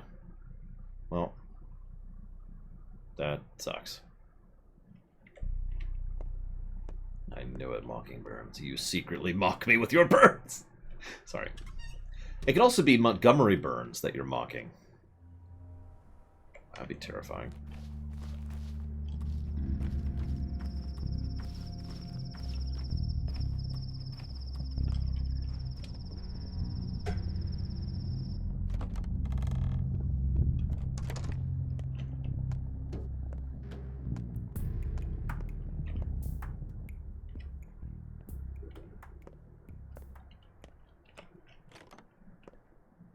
Hello? Whoops. They'll know. Love how stark that is. They'll know. There's nothing in the back room. Nope. And the rain. The goddamn rain. Does it ever end? Pouring and pouring and pouring and pouring. You aren't cub anymore, Burach. Time to grow up. No, he's getting some much deserved sleep, so I'll let him sleep.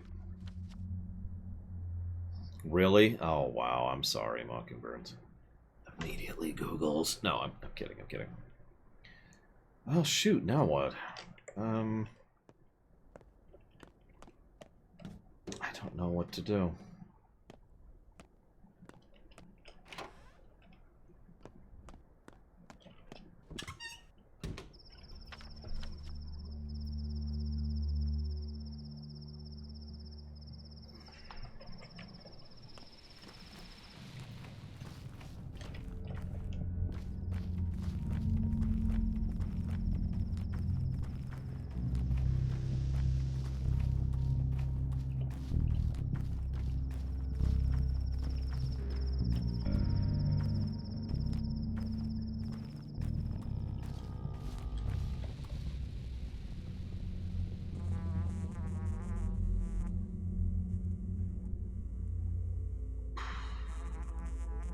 See, I feel like that's a good thing that you can't find it. I don't know, maybe it's just me.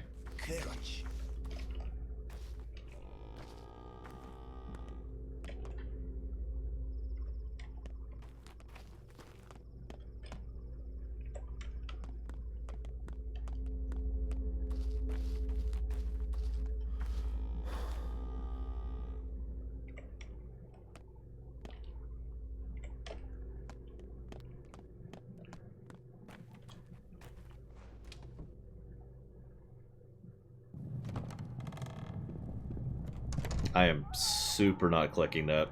Like, this sound is my reaction to that, Mockingbirds.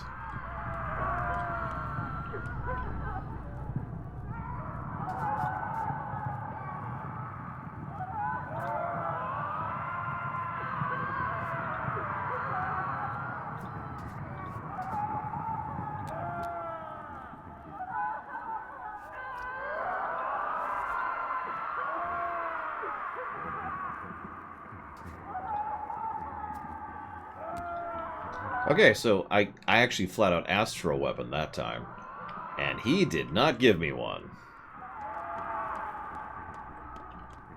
I am not doing that quest. Just wanted to do something while I waited there.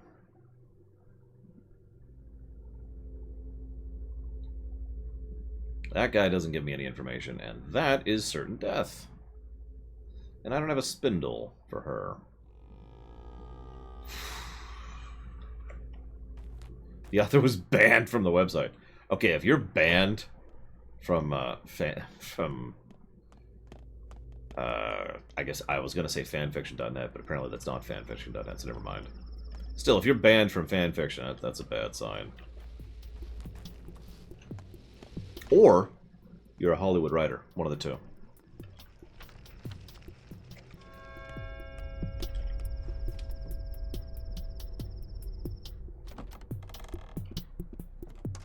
And then Optimus slowly strode up to Captain Picard. It's time to roll out, Captain. Captain looked sweet. Why is she not trading with me? Why is she not trading with me? God dang it. Captain Picard looked fondly into his mechanical receptors. Make it so. Sorry, this is too high quality. I apologize. Can I not talk to anybody right now? Oh god, I can't. I can't talk to anybody. You see that? I literally can't talk to anybody. I'm bugged.